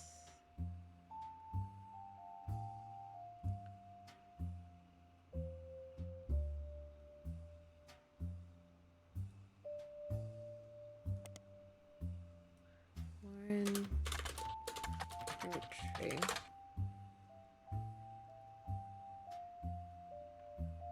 Memory care facilities. She began suffering from Alzheimer's.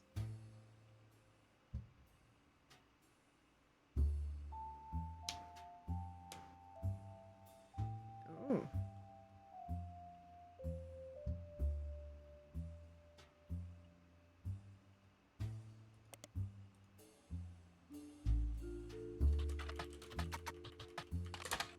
Nothing. I was wondering if they'd give us that photo or not. Interesting.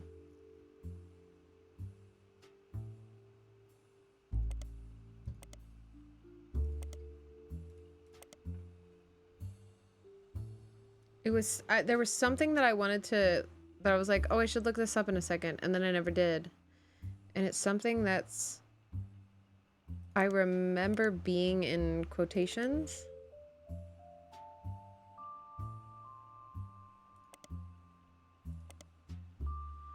Is it Roottrees?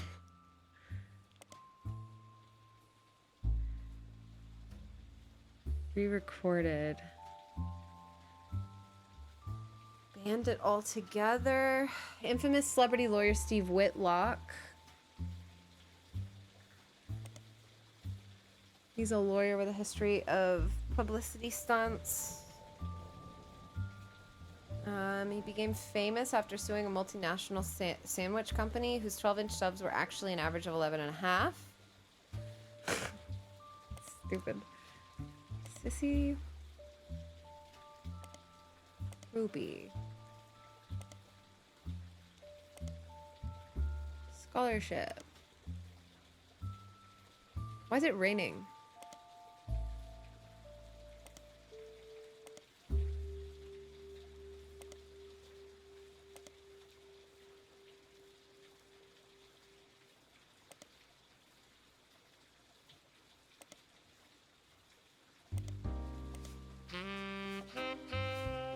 It's not this.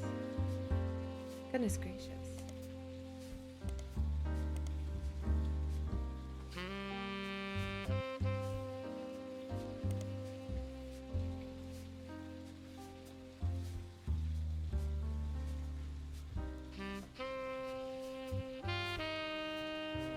Bessie's, I don't know what to look up right now.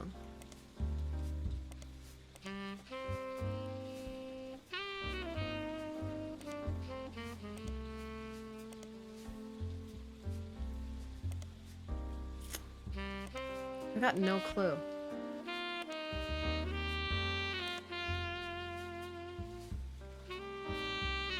There's gonna be something we can look up that's gonna just be like a break in the case.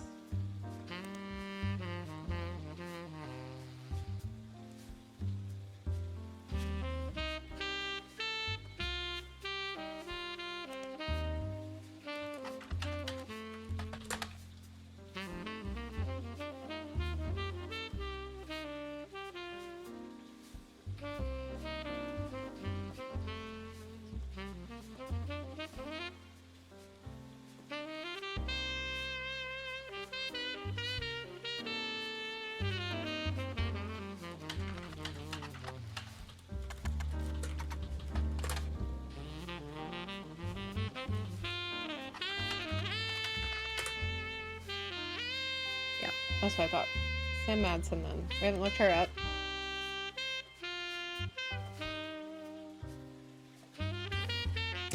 I don't know what it is. We traced the resub. It's coming from inside the chat.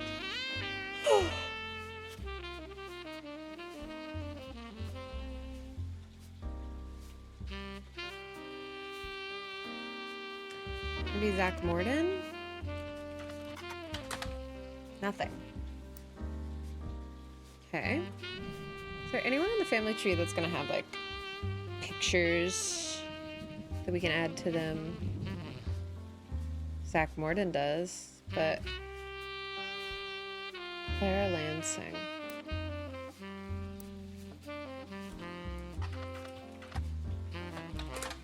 Nothing. Interesting. Razor, thank you for the 27-month resub. Welcome back. Hope you're having a great one today. Appreciate ya. Notable businesses, events, and people local. Company leaders. Current events. Fish. Big sass sea bass.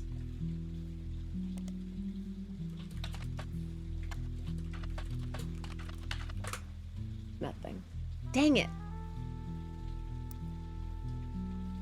Oh, cute. Haven't clicked that ever.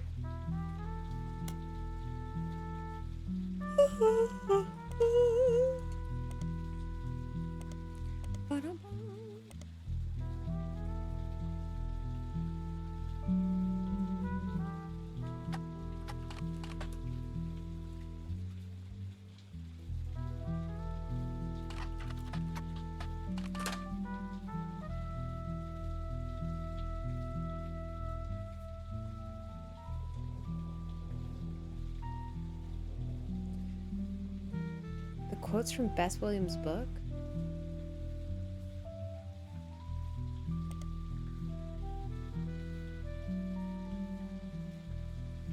Oh, Family Man. I never looked this up. Bess Williams.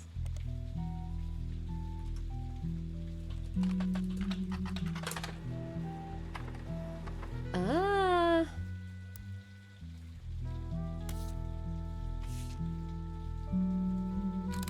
Ah. Business Watch.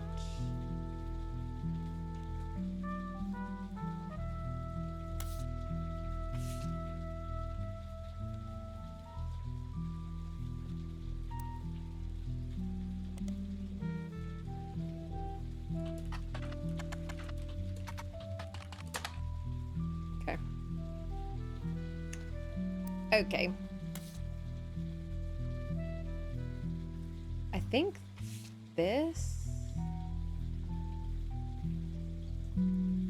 think this is going to be the first affair we have.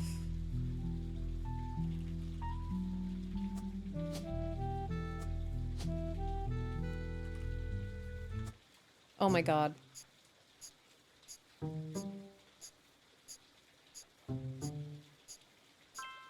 Elias, Guy, David, Stephanie.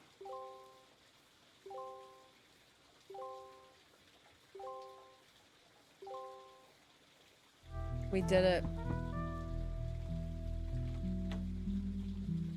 Has Clark reached out to you? Well, let me give you a short history lesson about the last few months of my life.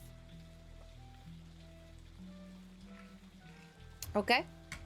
3 different people contacted me, claiming that somewhere in their history, they might be Roottrees. Okay. First, that young man, the rapper. I ignored that The one. rapper. He seemed dubious. But then I saw the news. The rapper. I felt terrible. So I began helping the others. Because my doubts with Felix were so misfounded, I ended up putting too much faith in the second person that approached me. I went to the media prematurely. I admit my mistake there. But the third person who contacted me also had a credible case. Before I could help, the company got to them somehow. The fact that the family silenced them doesn't seem to fill me with hope when it comes to Clark's intentions. But you're making progress based on the leads he gave you. It's really hard for me to get a read on him. I've sent you the case I've been working on, and some company records. Regina Clementine. And Mary Beth. The records are quite dense, but hopefully they're useful. Regina Clementine and Mary Beth. Oh, yes. A woman named Regina Clementine came to her and claimed that her husband had confessed that he thinks he's a Rootree. Stuart is the older boy wearing a vest. The woman in the photo is Mary Beth Clementine, a singer who may have had an affair with Miracle Root Tree.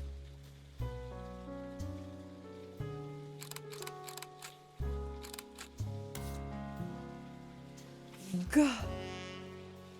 You were given some partial staff records to cross-reference by Sam Madsen. These records are based on old tax mailing information and only detail the employees that work directly for Roottree or in their corporate office. The many laborers on their farm and in the factories are not listed. You're not sure how helpful it will be except to cross-reference guys' secretaries and visits overseas. Spider searching people just because they are listed in these books will likely be very time-consuming and a waste of your time.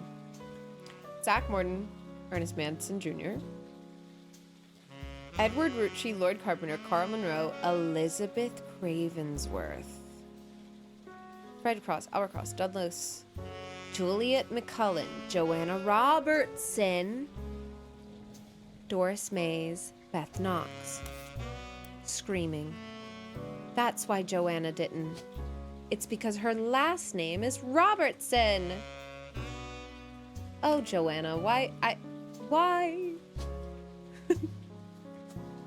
Got a gee in there.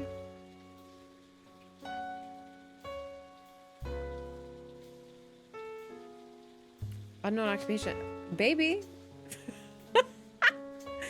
I've been known it was a baby. Well,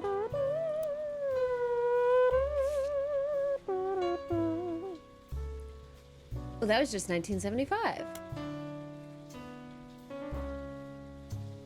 It's announced that Zach would be retiring and Guy would be taking over. They held a retirement party in November. Patrick Decker was hired. Eli C. Roottree is no longer employed. Kristen Farrow. Joanna Robinson's no longer listed, but a Joanna Fellows has been added to the list.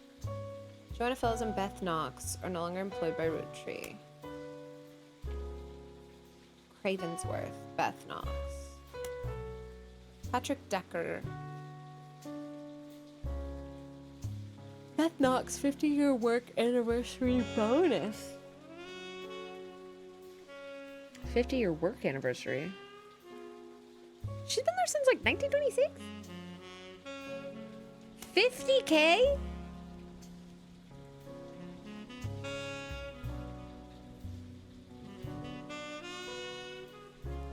Elizabeth Farrow. Sam Cattrall. 5 pieces flavor development caviar. Office refurbishment. Terry O'Connor, Susan Ford, Edward Morrison. Emily Seinfeld, no longer employed. Gwyneth Madsen, no longer employed, but Gwyneth Paltrow is now. Yeah, so marriage.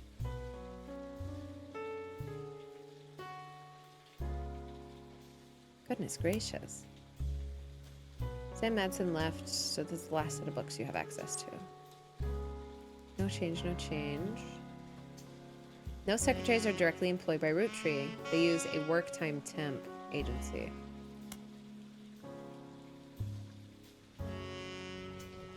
Okay. Canceled caviar. Canceled butterscotch. Canceled Shigua. Canceled strawberry. Canceled sugar plum. Root clothing reimbursement. Carl Roottree. $1 million. From 6 pieces at prodigy.us to genealogy genie. This is all the information I have about Regina Clementine Salazar from New Orleans, Louisiana, and her husband Stuart Clementine. She wrote me about a month ago. Apparently, the Roottree lawyers then went after her since then. By the time I received her letter and called her, she told me she couldn't cooperate anymore. Her husband, who was a police officer and never knew his father, told her he thought he might be a Roottree. But he's estranged from his family and didn't want to pursue it because he had no proof. She wrote to me behind his back. Normally I wouldn't be so sure, but she had some pretty credible facts. Some of it I've been able to confirm. Stuart's mother was Mary Beth Clementine. She was pretty well known in the 30s to 50s, a singer who went on tour to a lot of churches. You can look her up online. She was a pretty big proponent of adoption. I know for a fact that she came to Butler County a few times. And Regina said that Stuart told her that they always seemed to spend a lot of time at the Miracle Church. She sent me a photo to prove it. It says who she is, She's who she says she is. Please consider saving a tree and not printing this email. Saving a tree. So we can look up Mary Beth Clementine then. The singer most popular between the years of 42 and 59. She traveled around the country performing at churches. Her repertoire was a mix of religious and popular songs, and although she recorded a few records, they seem lost in time. The only one you find mentioned was a cover of He's Got the Whole World in His Hands, released under the label New Edison. Edison versus... Oh my god, okay, hold on. New Edison... Highlight. Edison versus Edsel. Highlight. We can get rid of this and this and this and this and this. Holy Grail is the re-release of the Old Rugged Cross. Another site claims that the police had to be called to New Edison Records after its owner, Sterling Edison, got into a physical altercation in public leading to a divorce. There were no cited sources.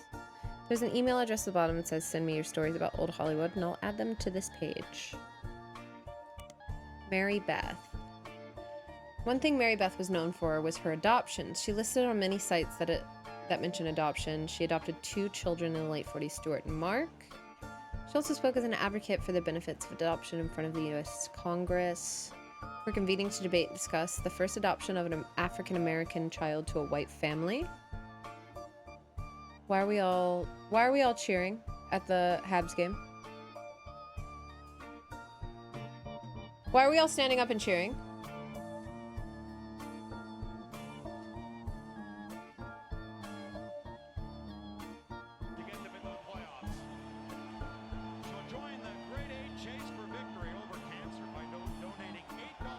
Why are we all cheering? Hold on.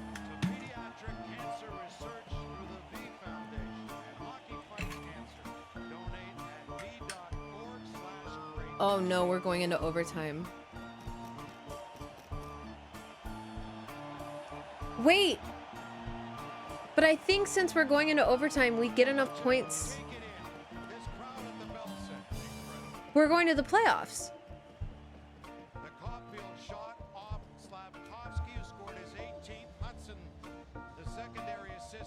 Wait! To tie up the game. And if you're looking for a hero, Jody, you may just have one here.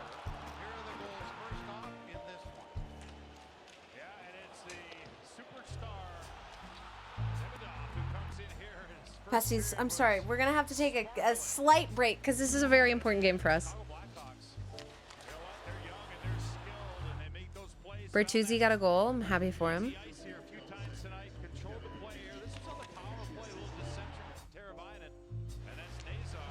I think we're going into overtime. We might be going into overtime. I'm not entirely sure. I don't have the scorecards up right now. The smooth jazz with hockey sounds. I know. There goes Hudson. Sloth got it in. 3-on-3 overtime. Oh my god, I'm gonna be so stressed out.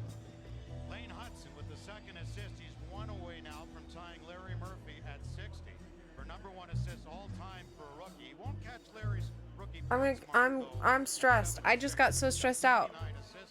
With overtime and a game to play against Carolina. Hold on. He'll probably head right to the bench. And who's going to come on? Okay, Devo, Susie. Fuck! So do the Blue Jackets still have a chance? No. So the Blue Jackets were hoping for us to lose all 3 of our games, and then they would have to win all 3 of their games. So even if they win their games, we're heading to the playoffs. Like, it doesn't matter because we got the point we needed to stay ahead of them. Oh my god.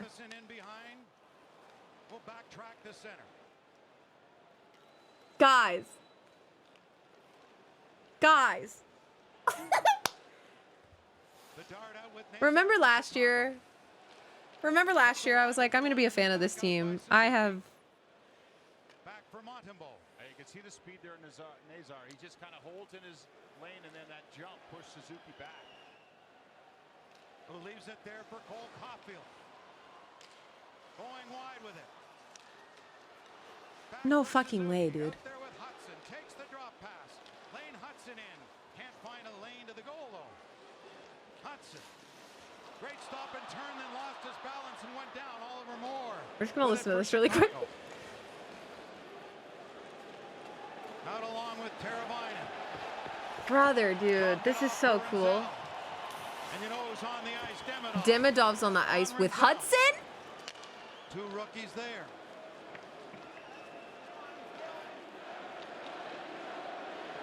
Bedard as the crowd chants Demidov.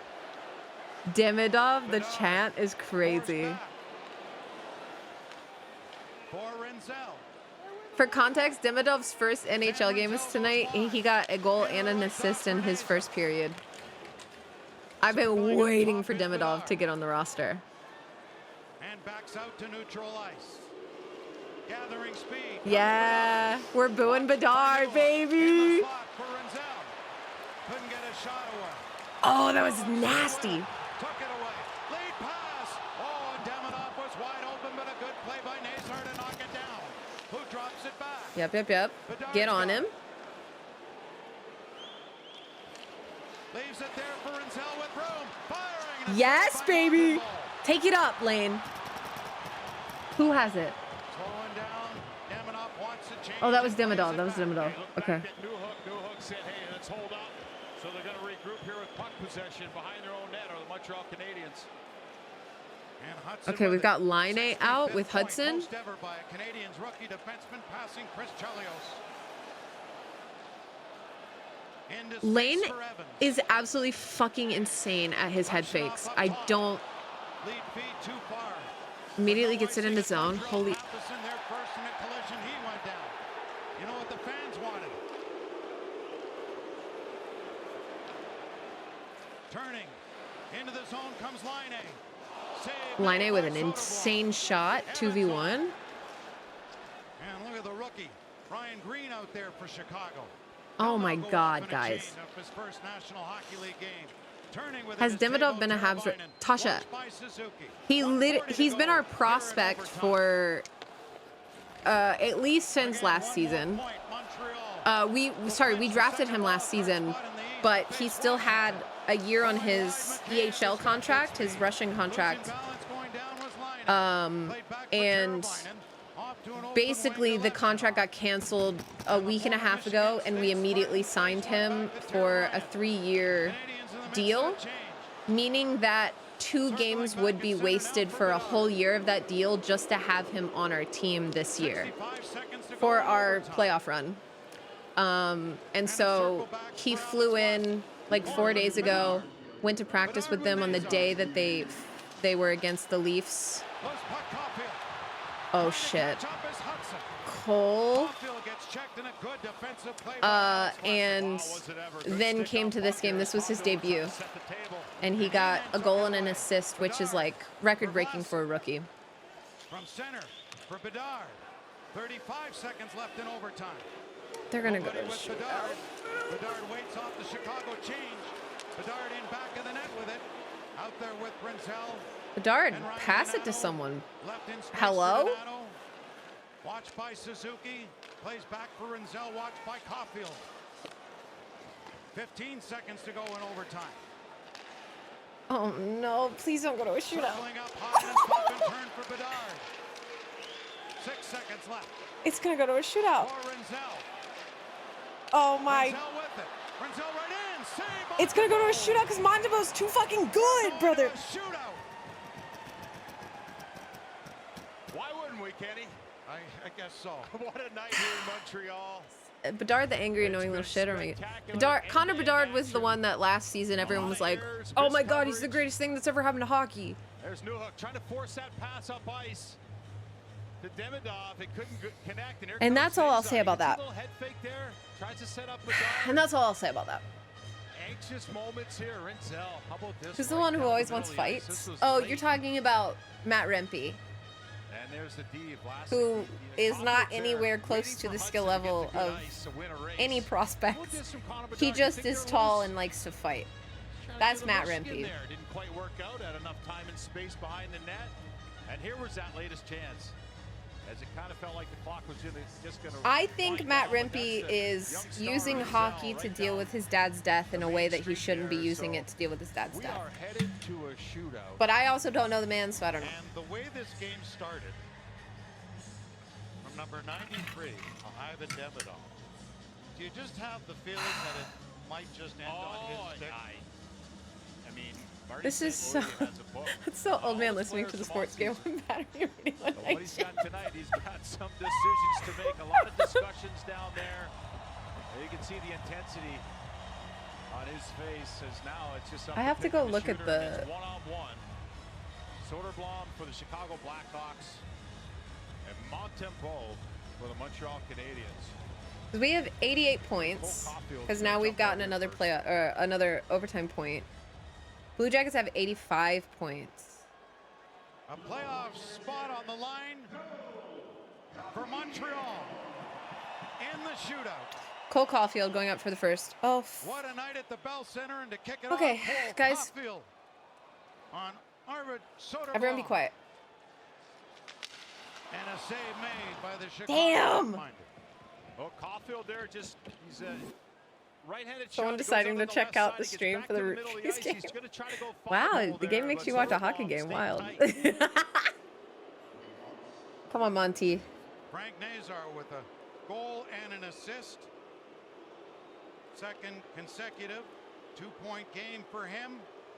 Lost the puck and stayed with it. Yeah, you can see Montembeault there. He's got to stay with it. I'm gonna cry. Guys, I'm okay. A little change of pace, loses the puck, and as he gets to his backhand, I think Montembeault that might have. He kept with. He stayed with it. I'm gonna cry. Who is this? Oh, Patrick Laine. Laine.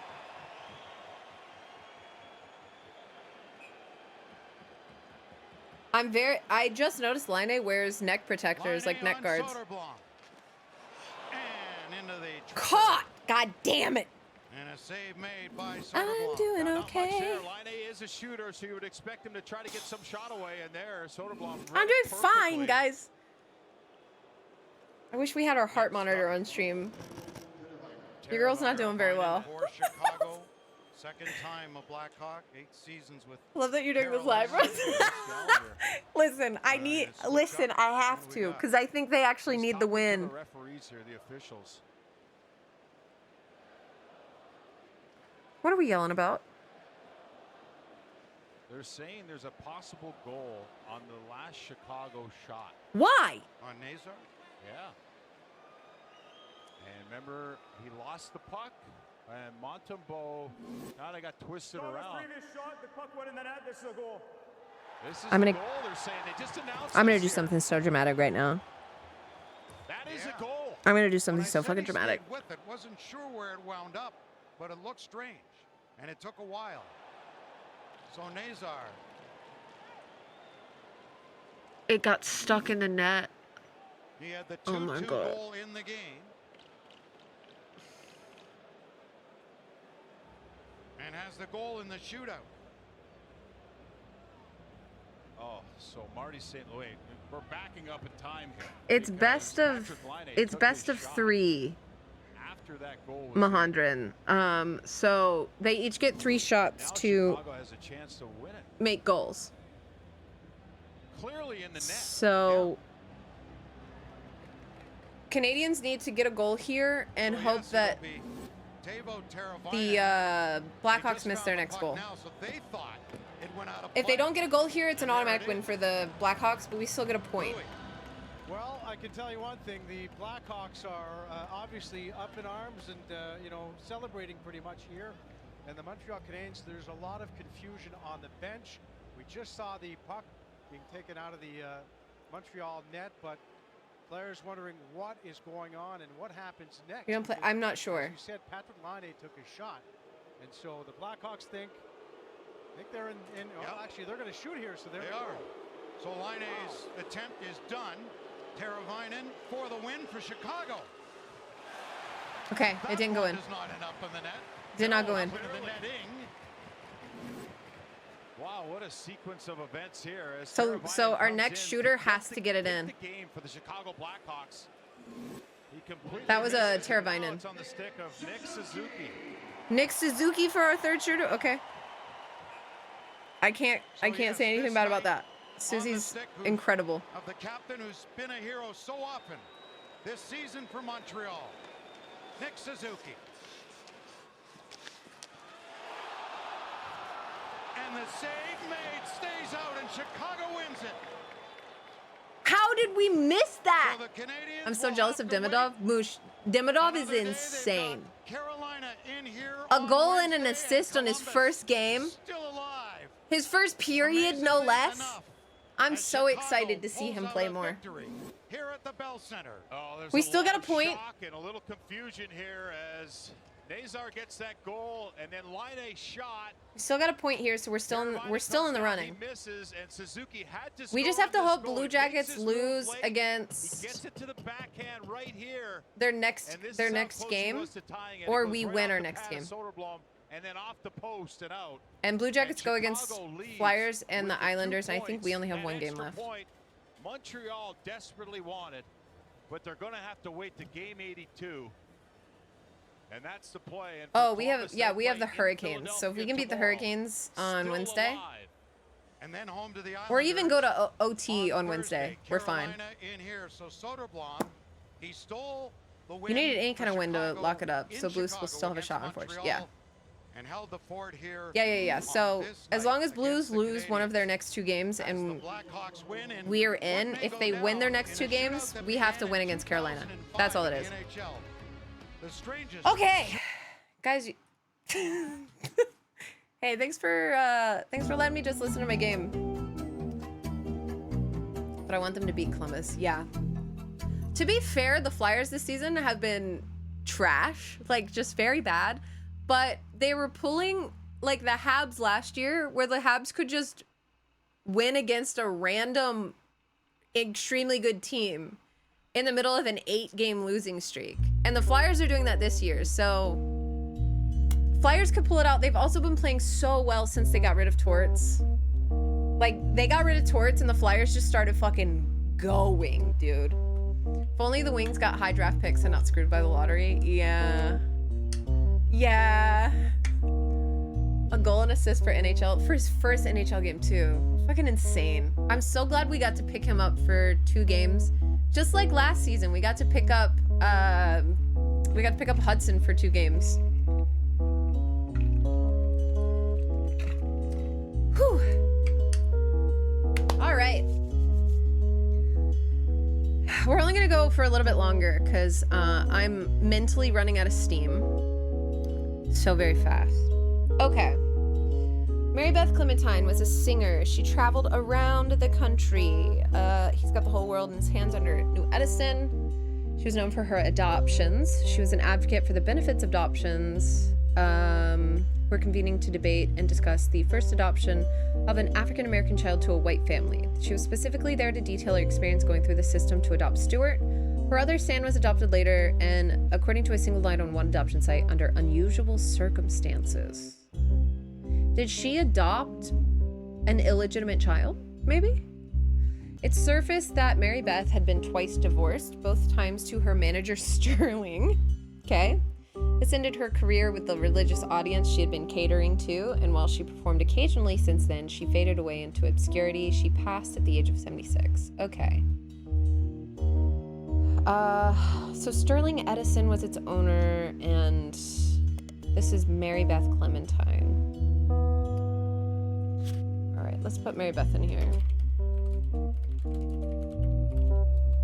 Married twice to Sterling Edison, owner of what was it called? New Edison.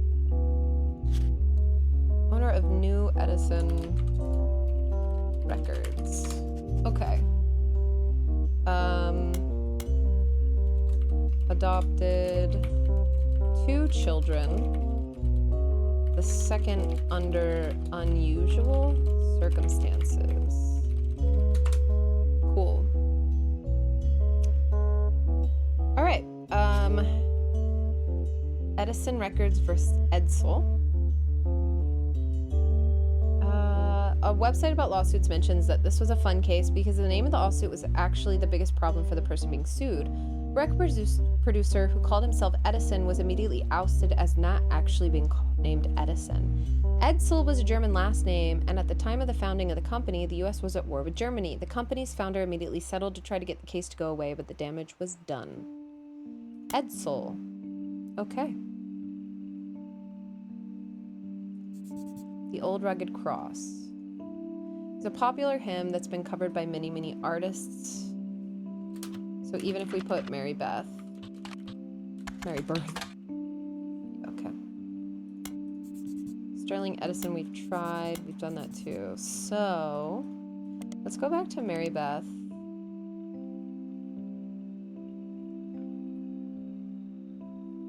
Do we have anything else about Mary Beth? Oh, we should look up Miracle Network still.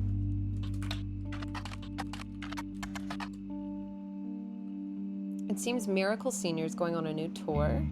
Be a part of history. He's lived a long and fruitful life. Now he's in his 70s, beginning to make life on the road a bit more difficult. In this intimate evening, Miracle will reminisce with his famous history. The site also lists churches he will be appearing at. Noticeably absent are any mentions of Miracle's news appearances. Okay.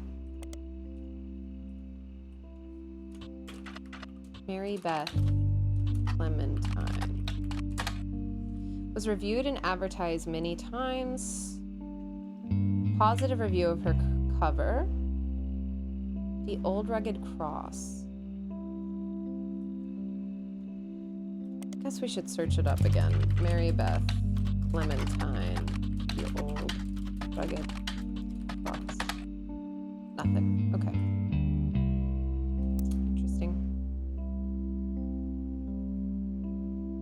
So I wonder if she's going to be in the periodicals then for Butler County. Miracle Congregation welcomes Mary Beth Clementine with open arms. His eye is on the sparrow. His eye on the sparrow holds a very special meaning to me. As you know, I've had a very difficult upbringing, and it's no secret that my own eyes have been a source of struggle. The song is about overcoming sadness and hardship through Jesus. God can find a way to watch over every sparrow. He can certainly watch over those made in his image. My family's fortune does me no good as a man of the Lord. It's much better spent spreading his word, and I felt a kinship with Mary Beth ever since I heard her voice. When I learned her personal story, I knew I had to help her in whatever way I could. The Bible is full of adoptions, from Moses to Esther. Spending your life taking care of those helpless to help themselves is incredibly noble. She and her son are welcome to stay in our guest house. The article mentions that her first visit was a massive success, and at the assistance of Miracle's congregation, she returned for an encore performance. It's also mentioned that the unusual circumstances of her second son's adoption have prevented her from touring recently, but doesn't clarify. I'm wondering if her second son is actually her legitimate son, but she was pressured to adopt it because it's Miracle's son.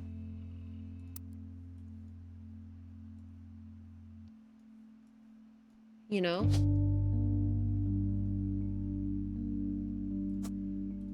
Miracle.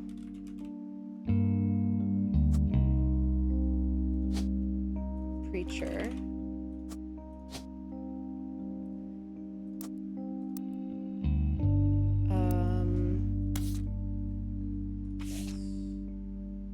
That kid. Because Stuart is the older boy, and then this little one is like the illegitimate one, maybe. Mary Beth Clementine, musician. Oh, we don't know if she had a spouse though.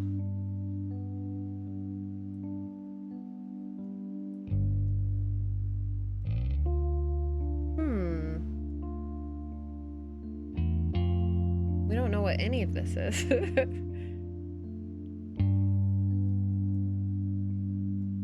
So maybe that's not right. This means split up, so it doesn't actually mean divorced.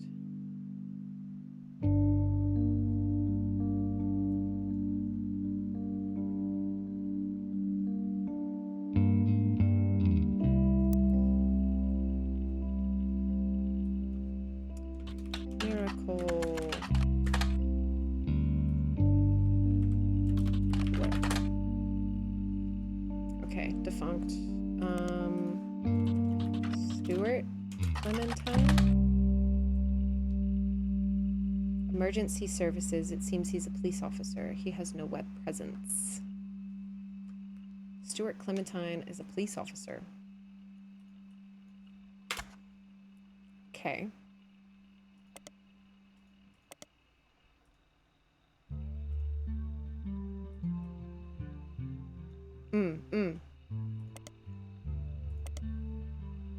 His eyes on the sparrow.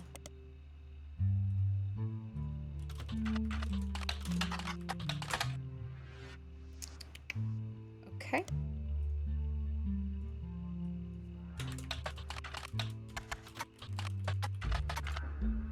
No.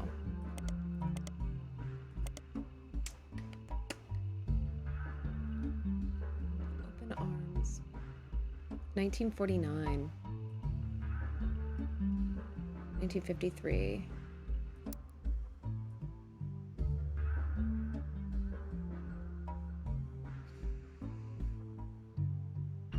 The issue here is that the split is wrapped up in this. And she also adopted. Huh.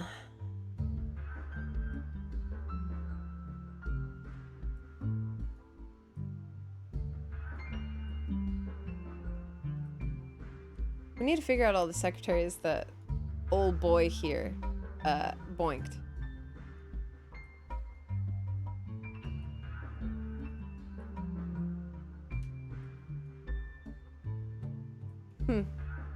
How stressed are we feeling?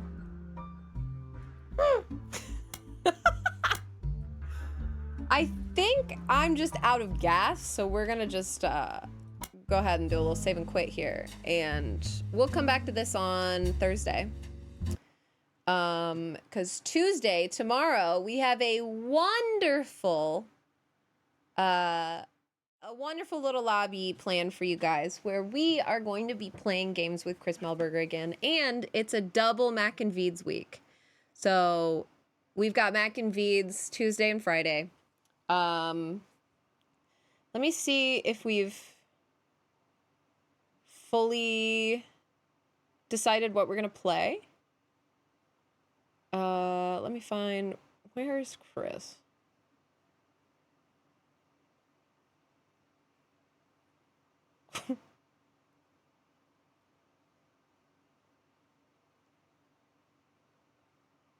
I think we're playing Repo. He's really trying to be the C in Mac. He's trying, and honestly, he gets it. We love Chris so much. I want double mac and cheese week. I think we're doing Mac. I think we're doing Repo, but I could be wrong. I could be just a crusty old sock forgotten behind a desk, and missed out on many laundry trips. And then Friday, I also don't know what we're playing. I don't know anything, actually. So it's so surprising that I made it through all of the first part of that game. Christopher Grace Melberger. Christopher Grace Melberger, yeah. All right, I'm going to find someone for you guys to raid, and then I will see you tomorrow for some Mac with a C. Mac and Veeds. Let's see. Who can I send you guys over to? I'm sending you to Brian. Bye, everyone. Have a good one. I'll see you guys later. Thanks for hanging out, and thanks for letting me just yap about my hockey team for a little bit. So, bye. Have a good one. See you later.